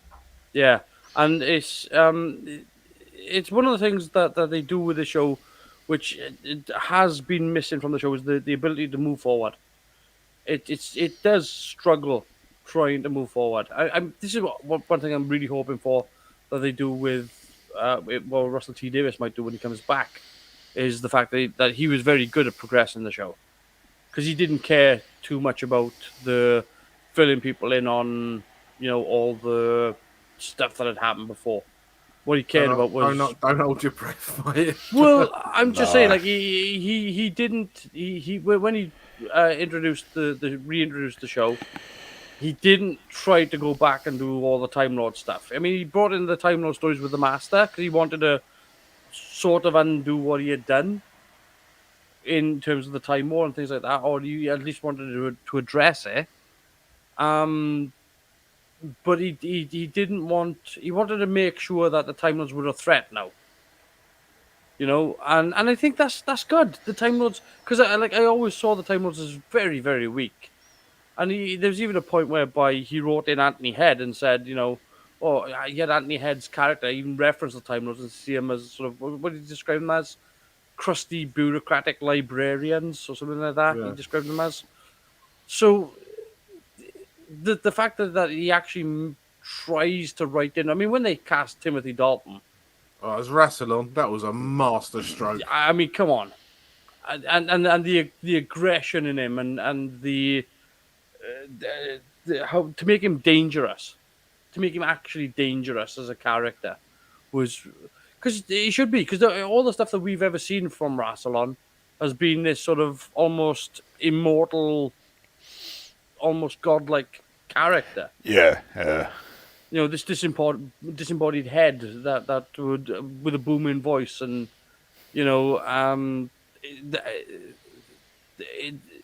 and later versions or not just later versions, but other versions of Doctor Who that have introduced the Time Lords have always done it from a point of view of making them look more like bureaucratic. Whereas what Russell T Davies tried to bring into it was to try to put more mystery back into it, which is the opposite of what Chibnall's done now, where he's trying to take the mystery out of it.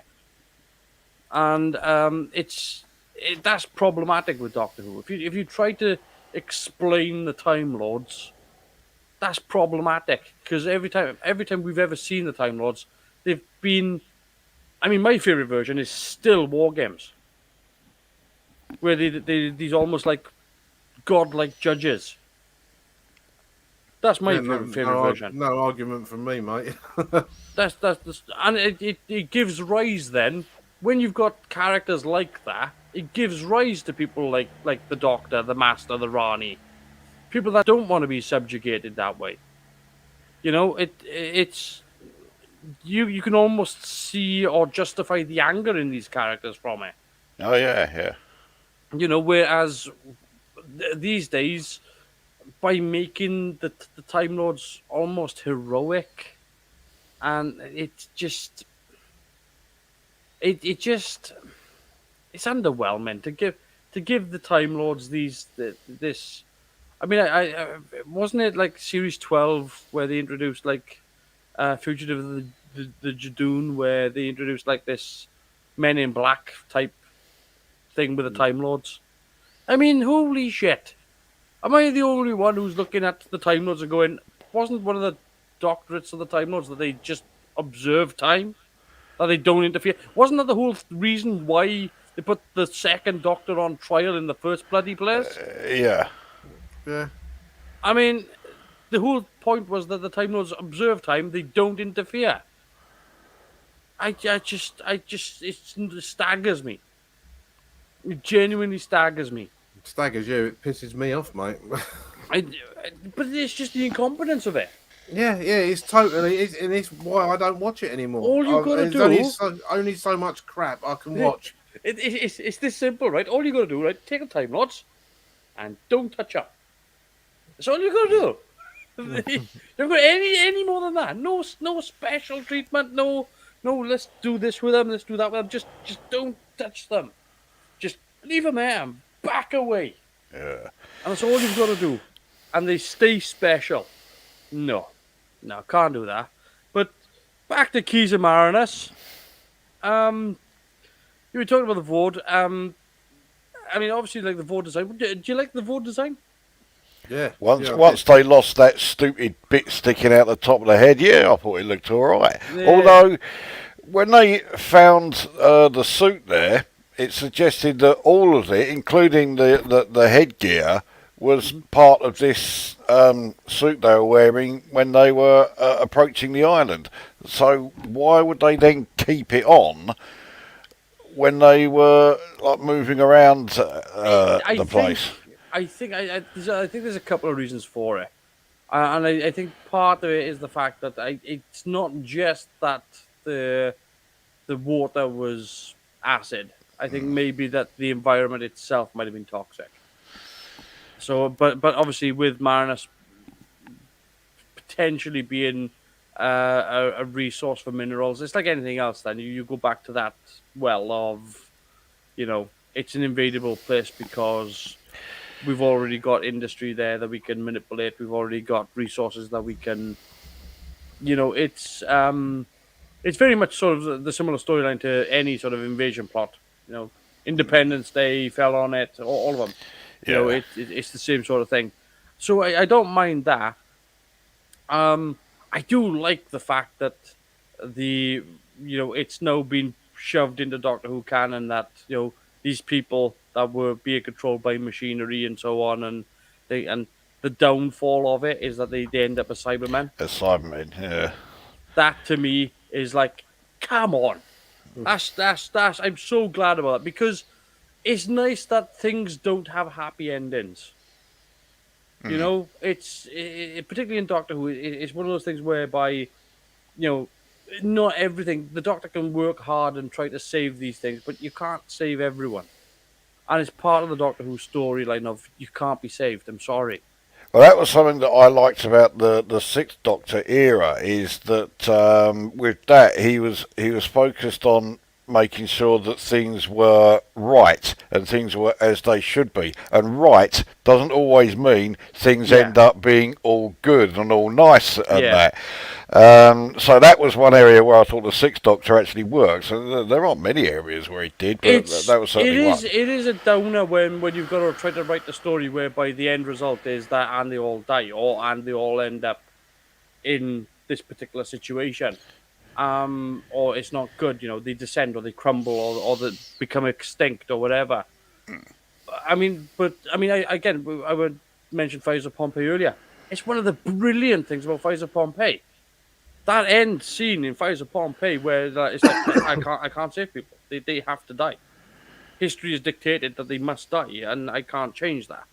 And it's what they don't do it often in Doctor Who. I was going to No, say, the only other. Oh, I was just going to say before we moved on from that, and one of the big selling points of the Fires of Pompeii was Catherine Tate's Oh, performance, yeah, begging him to save one.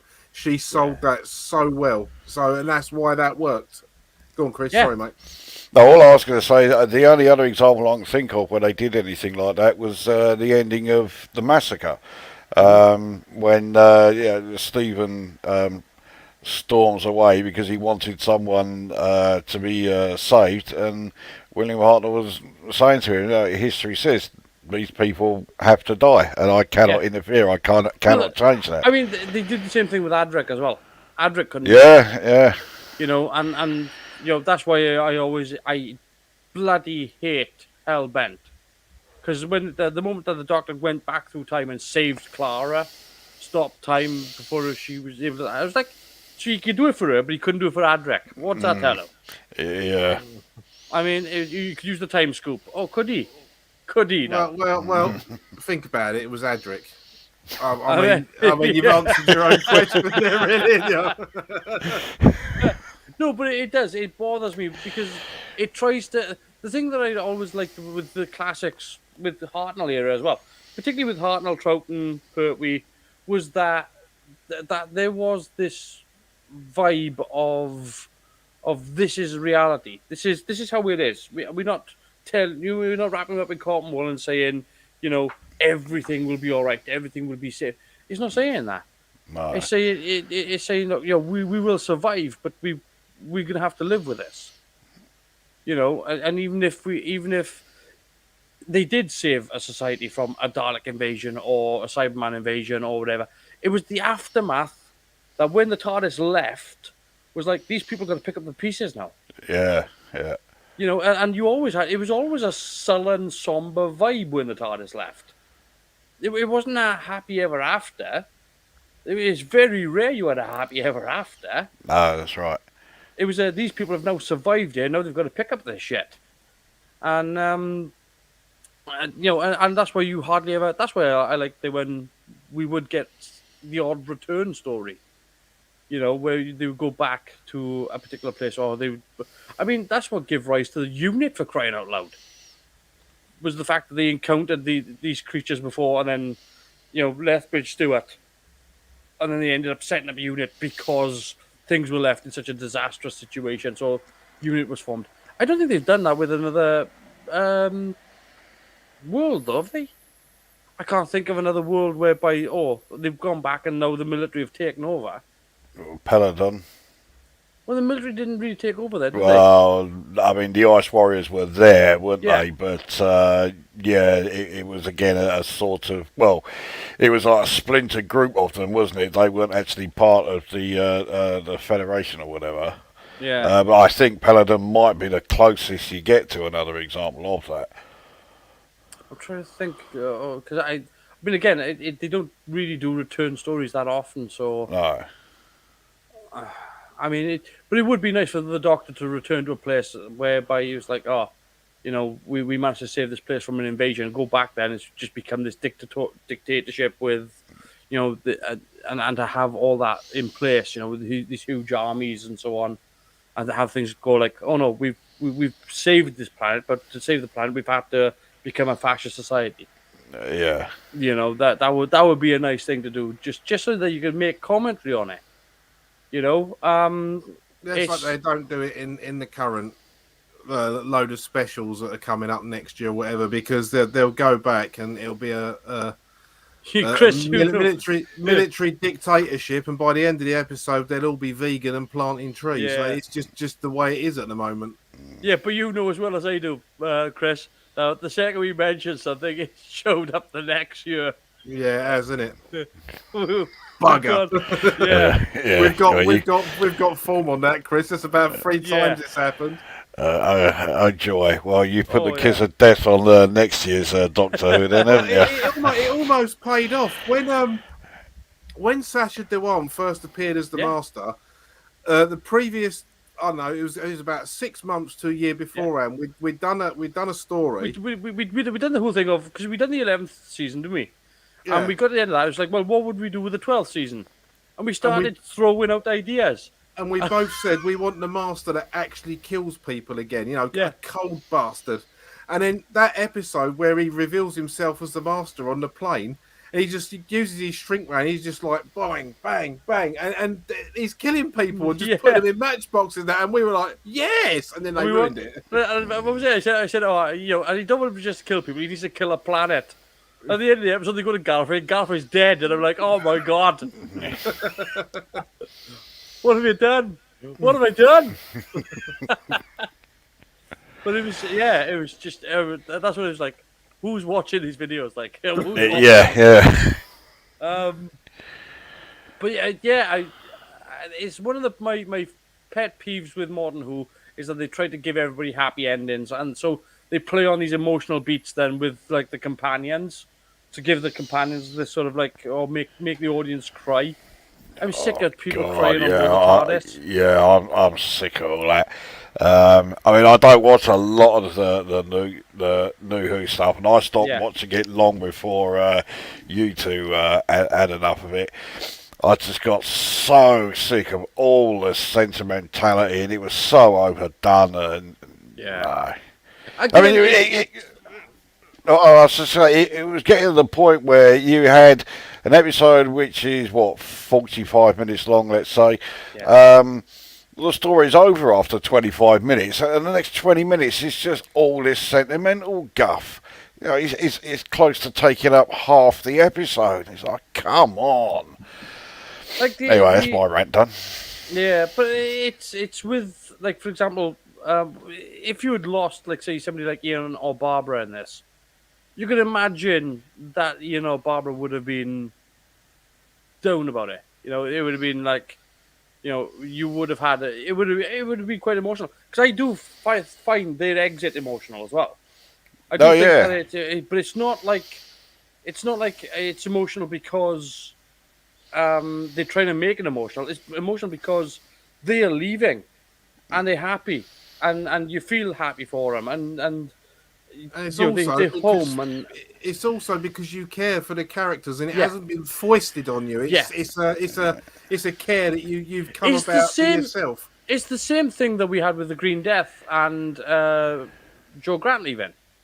The episodes prior where the Doctor's being this fatherly figure to her, and she's kind of like she's weaning her way out, and she decides she's not going to go with the Doctor anymore, and you get that moment of it's just like a sort of a little bit of an elbow to the ribs for the Doctor, and he's got that moment. And he's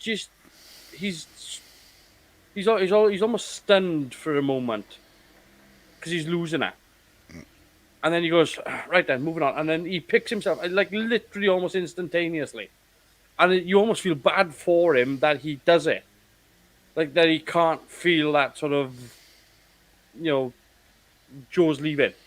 Uh, which he does. It's just the fact that he tries to shrug it off, and that's so that's a little bit of an emotion. But that's it. That's all you get. It skims the surface, and that's it. These days now, you've got to have everybody crying and weeping and blubbering, and it's just I'd rather not. I'd rather not. I mean, seriously, I think if you watch the my I think you watch my Heaven Sent video where Clara dies. Is it Heaven Sent? No, it's the Face of the Raven, isn't it? Yeah.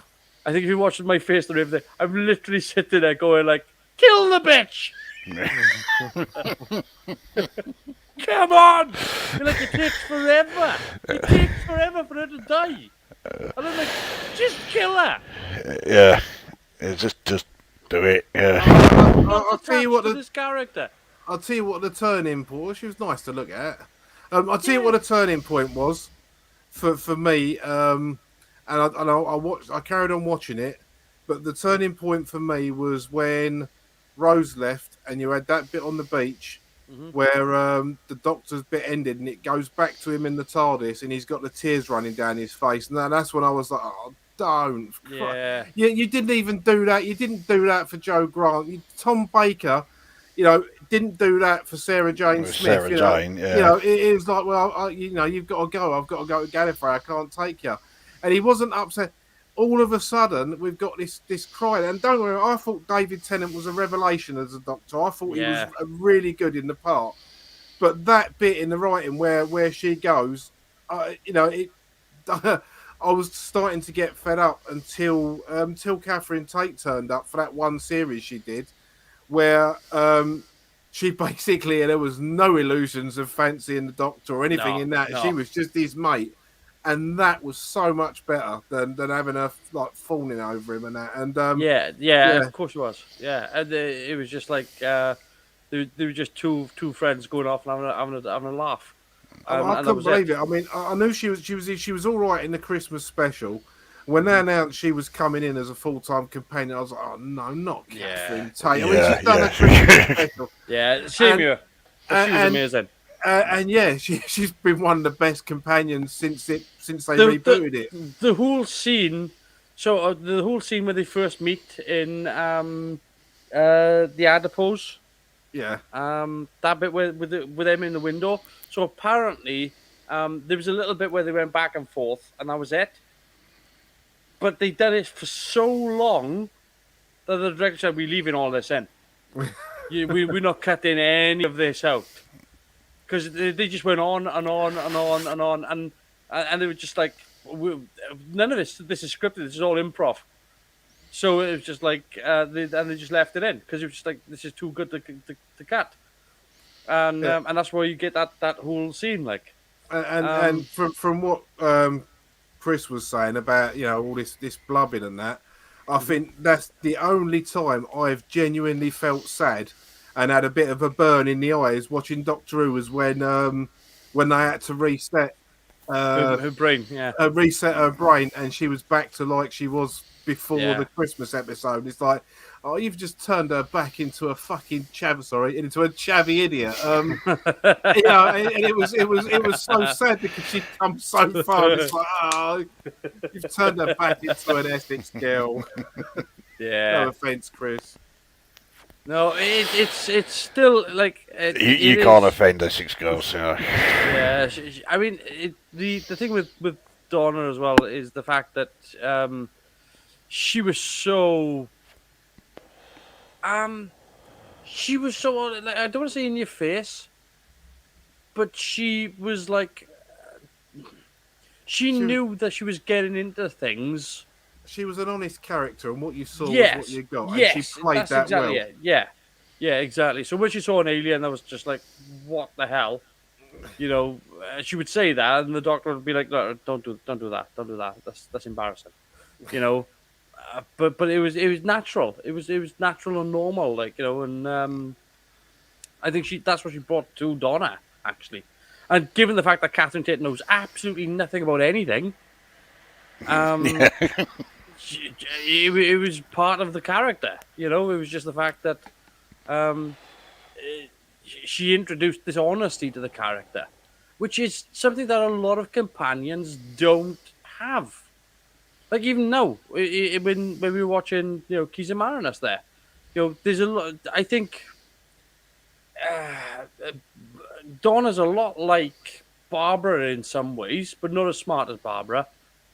But she's not affected or shocked by something, but she'll point out the hypocrisy in the system, and because that's what Donna brought, was the fact that Donna would say that these might be aliens and all this, but they're soft and sensitive, and they have to be, and because this is how they're raised and so they're reared, and this is who they are, and she would see past the alien to see the sociological structure of it, and that's what made Donna special, I think.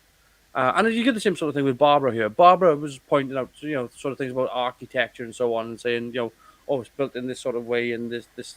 She saw past the alien to it and saw the ingenuity, and that's one thing I liked a lot with Barbara as a character.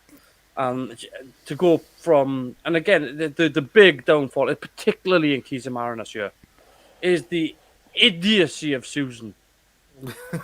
Yeah. It's this is an absolute total collapse of a character. To go from this super smart, super inventive, super creative, there was this super bright teenage girl, and no, it's And all gone. well, not so much scream queen, scream teen. I mean, that's all she does Yeah, is and scream everything. and panic and and be afraid of everything that comes within like 10 feet of her. No, And that's it. the bit that takes the cake is the bit where she screams, "The plant's alive!" Yeah. Yes, Yeah. Yeah, to borrow a line from another BBC program, she really they've made her character thicker than a whale omelette. yeah. I mean, what's your take on this? On the episode as a whole. But with Susan, It's Susan. Yeah, it is. It's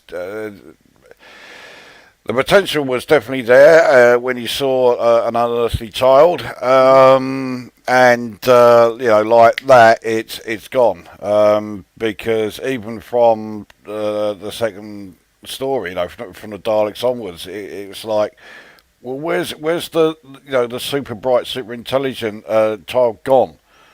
yeah, Because what we have here, this isn't the same person, and it started at a very early stage, and it didn't really come back until, well, Dalek Invasion of Earth, and even then it was late on into that story. I mean, there's a point. I mean, like I said, I'm using Keys and Marinus as a focal point for Susan here, because there's even a point whereby she's crying on Barbara's shoulder because she put her shoes in some acid. I mean, it's Yeah. Yeah, I mean the actual response should have been, "Oh, that was close." yeah, exactly, and that's how I feel about it. is the fact that I don't think any teenage girl would have been that way inclined, and I don't Well, know I whether or suppose it not. depends if they're Gucci and Gabbana or Dolce and Gabbana. That's the ones I'm thinking. Oh, yeah, maybe they'd cry about that when they're 300 pound pair of Yeah, but, trainers gone in the acid. But it's not a fear thing, is it? Maybe look, I mean, maybe this is a part of old heads at the BBC writing or trying to write female characters. I just don't know what's happening with Verity Lambert at this point because she's supposed to be still in control. I don't know whether maybe she's trying to fight the system here because I'm not, of. I'm not sure if it's that, because of course right next to Susan you've got Barbara, and there's Yeah. a fine example of great Absolutely. female character writing. So they've got her right. Again, But maybe for they just some don't know how reason to they write just- the teenage girl. Exactly, it could be it's an age thing rather than it being can't write female characters. They can't write young characters. That's where they're I stumbling. would not have a problem if they cast or took the person that played Barbara in An Adventure in Space and Time and done an Ian and Barbara show and just had them going around having their own little shows and set it in the 60s as well. That'd be cool. That'd be really cool. Having them do their own sort of Ian and Barbara investigates type deal. Because we know that they're still around, inside Doctor Who, So it wouldn't. I would like to see that because Ian again, he's a gentleman guy. He's this sort of Cary Grant type guy. He dresses gentlemanly. He talks gentlemanly. He's polite. He's but he's into fisticuffs. Oh yeah, he'll get stuck in when he needs to. Yeah. And he's that type of deal, and the same with Barbara as well. So you could have had this sort of like Ian and Barbara adventures, whereby they're investigating paranormal stuff, and it would still work. It would still hold up, because you just know, and provided that you write the character of Barbara the same way, whereby she's willing to because again, that guy, they had the bit of the attempted rape scene. Like, if he had gone any further, she was going to kick the shit out of him. Yeah. Like, she has gone into these situations, several of these situations now, whereby she doesn't take any crap at all. I love Barbara. She doesn't take any shit from anyone. And she's like, she'll be on the back foot and she'll back away and so on. But you back her into a corner and she's gonna just kick you, bite you, punch you. You're not gonna come out of it without lumps. Yeah. But I think that's wonderful with the character. It's just when it comes to Susan, it just all falls apart. She doesn't have a really good show in then until Dalek Invasion. Yeah. So the writing for Susan is as bad as the writing for Barbara is good. It's like two ends of the spectrum. Yeah. Really. yeah, it's a like very I big said when character. we was watching the episode. If they were struggling with what they were going to do for Susan, I don't know how pushy Carol Ann Ford was as an actress. I think she was just accepting the job. Yeah, but if she was like you said, like 21 when she was playing that, I mean, she was only a teenager a few years ago. I mean, surely she would have had some input into it. But yeah, like you say, I doubt they would have asked her. The way it was at the time in the 60s. Exactly. Can you imagine? It's like, I want to do this, I want to do that, I want to do that. All right, we're going to replace you. Yeah. Susan now leaves the TARDIS. I mean, I would have said, because I got a feeling with Jacqueline and William Russell as well, those two seemed close together anyway. So I would have said that any time that they were going to hand off something to Barbara, it was probably because they probably all felt like, she deserves to have this. She needs a bit more to, because they do it with the Aztecs. It actually, Well, she has a very lead role in the Aztecs, doesn't she? Yeah.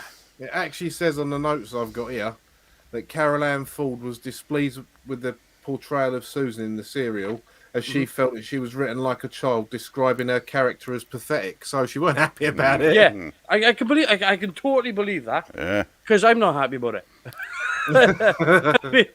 I don't find her to be um, a teenage girl. I mean, a teenage girl from the '60s. Yeah, I say especially a teenage girl from the '60s, for crying out loud. It's Yeah, not even close.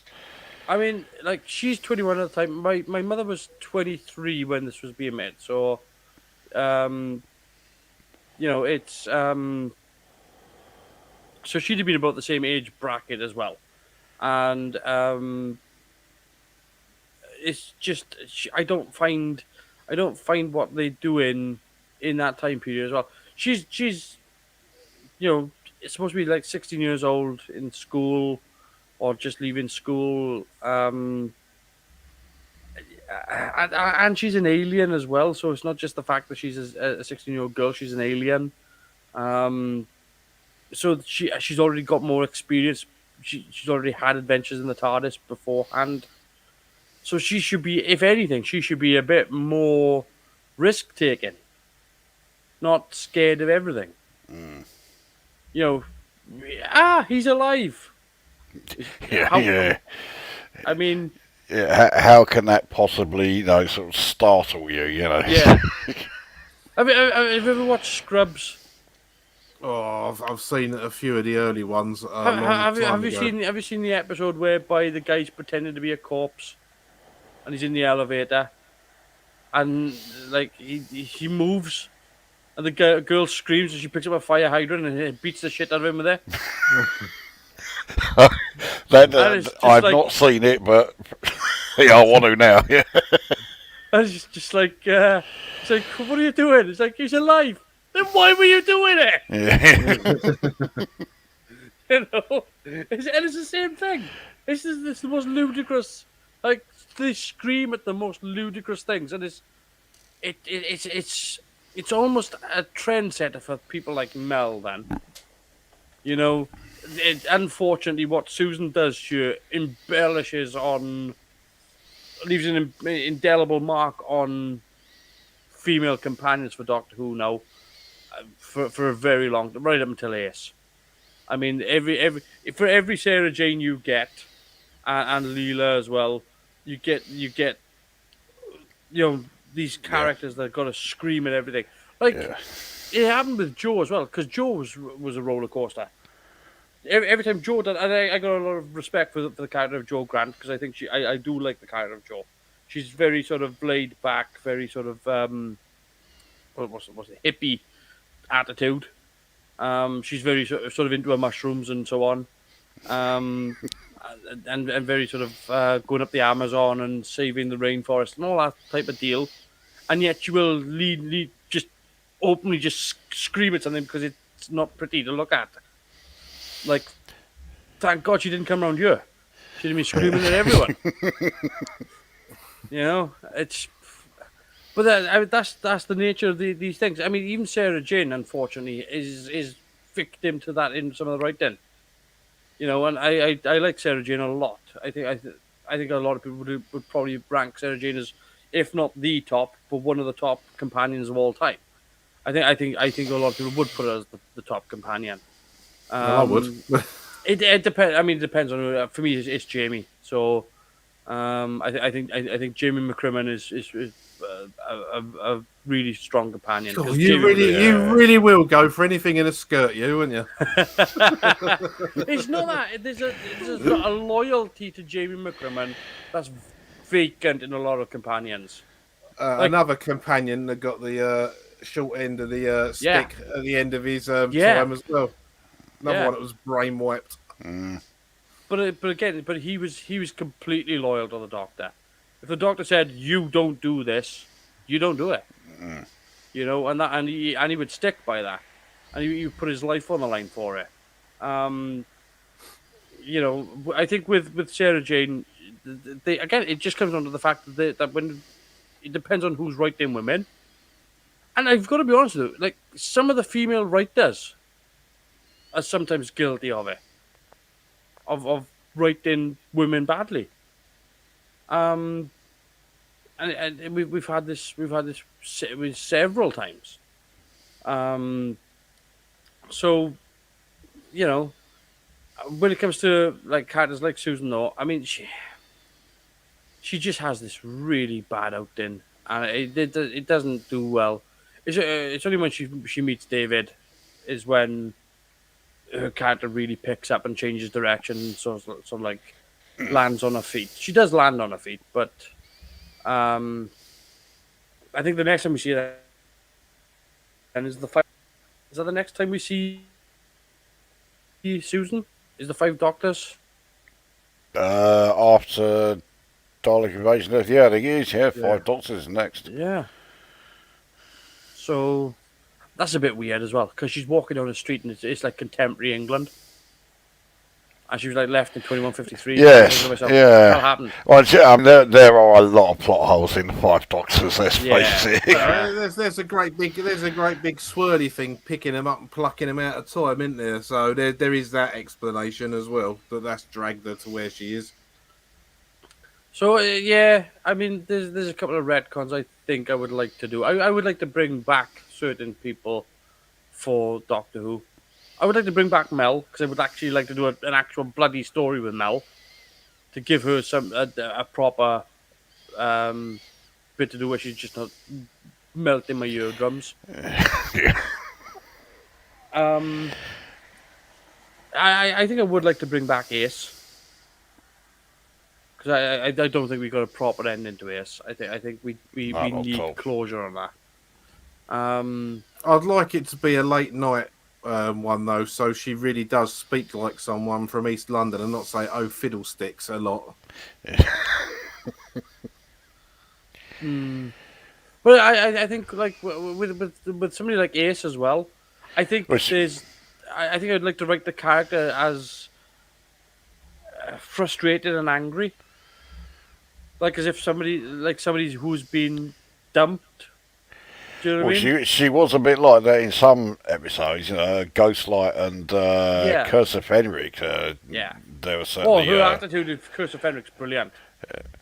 Her approach, because she's becoming a woman at that point, and she's very much she's almost dropping the attitude for. She's not like a moody teenager. She's sort of over that. But I think like if you look at did you see the special they did when they were doing the DVD where they shot that short video Of of Ace. yeah. Yeah, I think I did see it. Yeah, I don't remember it very well, but I'm pretty sure I did see that. There's something about Sophie Aldred now which makes you think she's got a chip on her shoulder. Like this Ace has got a chip on her shoulder, and she's not Ace anymore. She's Alice, and it's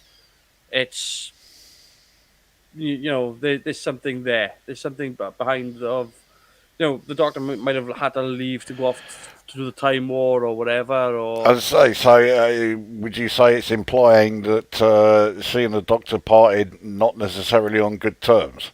yeah, I would have believed so. Yeah, I would have believed that they didn't go on good terms. Following what we saw in Survival, I would have said no. They probably went off to have another adventure, and then he was recalled to Gallifrey to do the movie. Where he had to go do the Master's Trial. I remember when I saw the movie, I thought it was criminal that Sophie Aldred weren't in it as Yeah. a companion still. Yeah. But again, I thought it was criminal the fact that they got rid of Sylvester McCoy the way they did. Yeah. Oh, it was terrible. It wasn't a terrible ending for Yeah, for him. there was nothing heroic about that at all. It was just like, done. Yeah.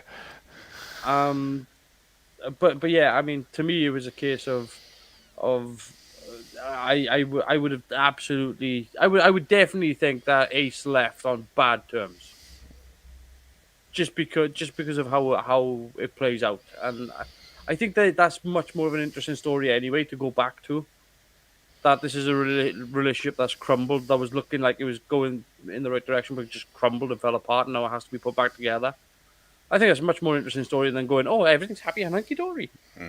Yeah. And you can imagine the sort of damage that would have done to Ace as well. This is a character that was into blowing shit up. Yeah. This is a character where destruction means I'll attack a Dalek with a baseball bat. Yeah. Like, Successfully as well. yeah, exactly. This is my point. Like, if you got this sort of person, if this sort of personality, and you've left this person pissed, like, You'd want to give her a bit of a wide berth, I think. Yeah. there's a lot to pick up though, then, isn't there? I mean, there's a lot of like ground to cover. Like, this isn't like school. You couldn't do Ace and do it like school reunion. It would have to be like a season.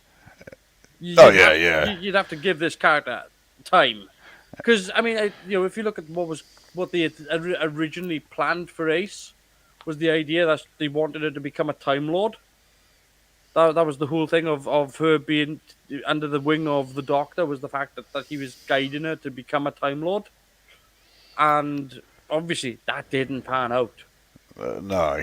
And you can imagine this character being like really pissed about that. Well, the only ending I'm aware of that they had in mind for Ace was in the Doctor Who magazine when they killed her off. So they did these other stories with Sophie Aldred in a cat suit. I don't know if you've seen the pictures. I can't say I'm familiar with it. We'll get you those. Hang on a sec. Pull this up. But they did do these other stories. But the yeah, Sophie Aldred. Man, you must have one weird internet search history.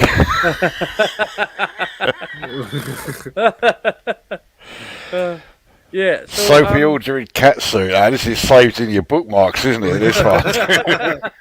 Yeah, you can sit there and pretend you're looking as long as you like, mate. Well, no, because I obviously I've googled Sophie Aldred.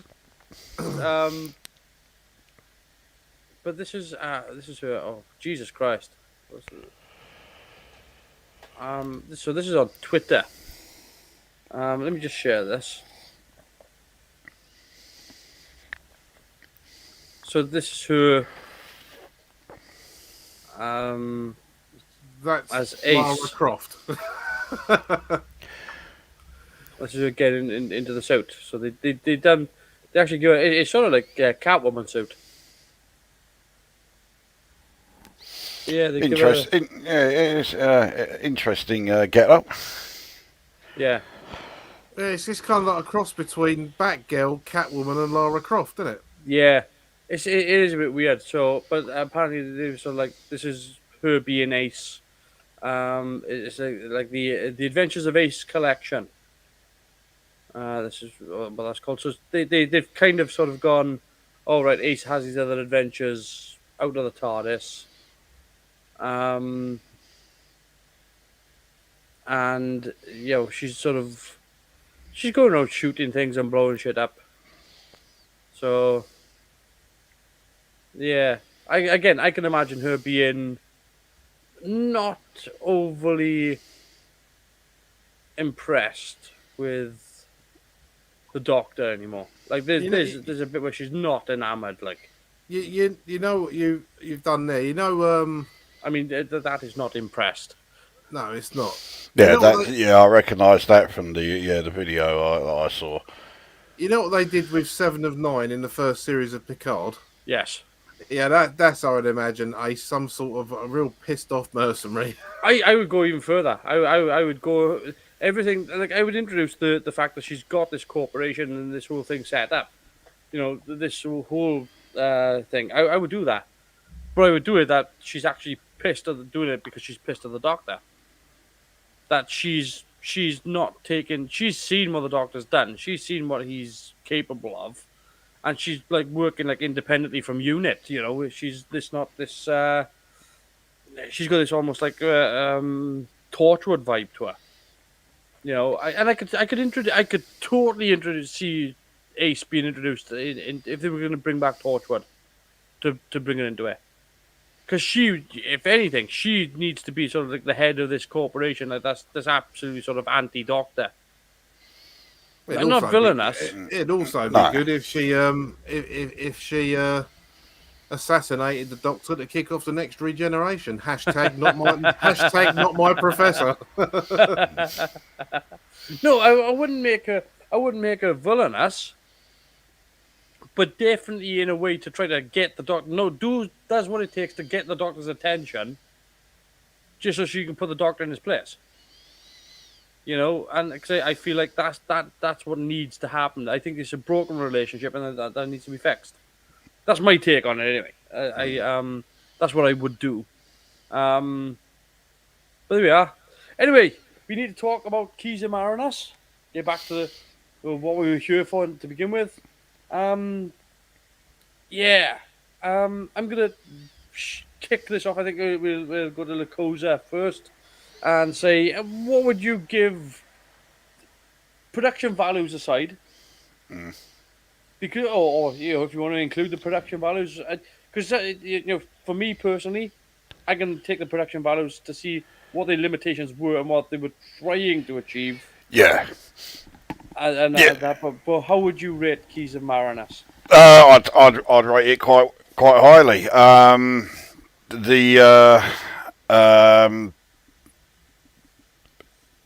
I like the way that it is like 4 mini stories all rolled up into one adventure. So this is one of those rare 6-parters which for me has no padding at all.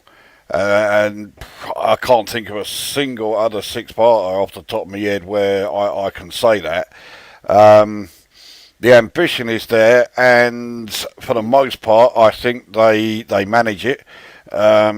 Yes, obviously, budget restraints and the restraints of the size of the studio and that, but put that to one side and just focus on what they were trying to do. Mm-hmm. I think they did a great job on it. So it's a good story. Okay, some of the cinematography is a bit... things like music score, I can always give or take music scores. It's a weird thing with me because my idea of a good music score is one where I don't really notice it. So if there isn't one there, I'm okay with that. Music scores often with me, they'll stand out for all the wrong reasons. Death to the Daleks. Yeah. Otherwise, you end up with something like Death to the Daleks, where you notice the musical score, all right. Yeah. Not good. No. So I would give this pretty solid 8 out of 10. Yeah. Okay. Yeah, I can see where you're coming from there. I mean, the musical score, it's very, very limited. They only ever do stings. There's no real score. It's just a sting. It's like, somebody will do something and be startled and be like, dun dun dun. Yeah. But there's no actual score. There's no. It's very, very minimal. It's very minimal, which is in some cases is a good thing because again, as you said, a minimal score is better than a bad score. Yeah. I totally get that. The model shots in this, they're not like good. They're not fantastic, no. But it's not even Thunderbird's level. It's pretty bad. But at least they had the sense to not keep them on screen for very long. So, you don't get the chance to really dwell on it. Yeah. So it's an 8 from Lucosa. Chris, coming to you next.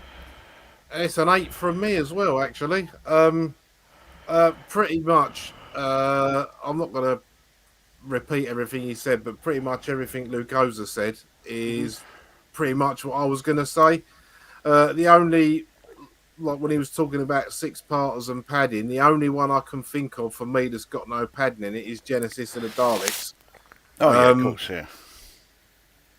But yeah, I really thought that was a good episode. It was a really engaging story. There was plenty of plot threads to follow, and you find with a lot of the stories you can kind of work out what was going on.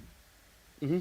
But I didn't really pick up on it being Carla being the baddie at the end. It's only because you said, "Oh, perhaps she's hitting him." I thought, "Hang on a minute." If you hadn't have said that, I wouldn't have really thought about it because he was coming across as a really nasty bit of work. So I like the way they twisted that around. Yeah, Especially when she was crying, and then the actress playing that part, the way she was like in like almost floods of tears, and her face just went like that. Oh, I was like, yeah, that's pretty good. I like the way they've done that. So yeah, it's an 8 from me as well. Totally enjoyed that. That's probably the best Hartnell episode I've seen so far. yeah. Okay. So yeah. So that's you said another 8. Yeah. So that's not bad. Yeah. I'm gonna take a point off for the cinematography. I have to because it's god awful. There's even a point where the cameras actually does this. You can't. All the guy has to do is row. It's not like I don't know they did them. They bastard. But Don't you're on ever an open shake your floor for camera. crying out loud. Don't ever shake your camera again. 'Cause Yeah, you'll see it's gone right out the picture. that took a long time to recover. That did. Yeah. It did really. Oh well, okay. It's right. You're fluid again now. Continue. Yes, but yeah, no. I mean, the camera work in this is too flat on. It's too much like they shot it on a stage. There's no interesting angles. The camera doesn't come back far enough in some scenes. Maybe they couldn't because they probably had like this bit of the studio built and that's all there was, and then this bit built and then that's all that was, so it's possible that is the situation. I still some of the blocking I didn't like. Because of how some of the actors had to like it. You can see whereby they try to minimize the violence to make the airtime. So there's a lot of again it's push and pull fighting instead of we talked about this with Space 1999. Yeah, last week. Yeah. There's no physical blows going in. It's just like it's okay when it's Barbara doing it. That's okay. That's fine. A girl on guy violence is fine. It's the other way around where it picks up the ratings. So it's sexist, but that's the way it is. Yeah, I think that the shots in this I definitely would have not done. Again, rope bridge. Yeah. I would have not have done that. I think I would have wanted to see the guy actually fall into the darkness. I think I would have. When that knight goes to attack him, I think I would have liked to have seen him just go down and just see him just descend into darkness. Well, It as does long as they didn't do it with the like the cardboard cutout that they did earlier on there, yeah. But I went. Yeah. So So I'm going to take a point off of the cinematography. I think I would have liked them to have shortened the trial bit just so we could have a better escape at the end. Yeah, the end was quite rushed, actually, wasn't it? Yeah. So I'm going to take half a point off for that. And I think I would have liked a better sound design. Because I think times when people were shooting guns or whatever, there was no actual sound effects in there. And the bit where they're doing the mime around the TARDIS, there should have been a noise there. It doesn't cost you anything to put a noise in. Just a boom, boom, boom. That would have been easy enough to just put in. So I'm going to take a little bit off there. I think I'm arriving at an 8. I think that's another 8. I don't think. I love the show. Yeah. I love this episode. I do think that, again, like I said before we even started this is the episode I would like to see a big budget remake of. Screw the Daleks. This is an action adventure, balls to wall thrill ride that hasn't been fully realized. This is the previs for something that could be this big, huge adventure, and all the potential is there. Yeah, you can clearly see it. Yeah. Yeah. So that's where I'm at with it. So that's Was that 28? So 24. 24 out of 24. 30. Yeah, ain't done bad. No, that's damn good. Yeah. So obviously not going to be here next week because it's going to be Christmas Day. Oh, you bloody slagger. I know. So no here next week. Week after that, then we are doing Blake 7 episode 2. Or are we doing Yep. the week because it's going to be New Year's? Oh, it's New Year's, isn't it? New Year's. I'm just getting my calendar up. If It it's is. If it's New Year's Eve, then I'm probably not going to be able to do it.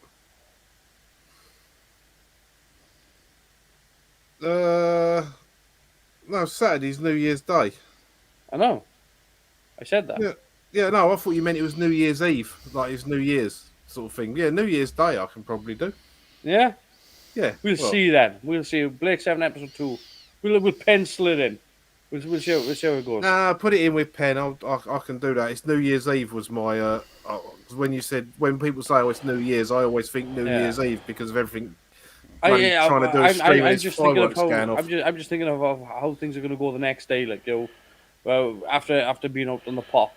I'll say, you know, how many hangovers are there going to be? Yeah. Well, I won't have But one. I don't really drink much anymore. No, that's it, yeah. We'll pen it in, but I'll keep a hold of the Tipex. I've only got Budweiser. I'll be fine. Anyway, have a good one. We'll call that quits there. So, 8 points each. Keys and Marinus, good story. It's not their fault the way it was executed. They did the what they could with what they could.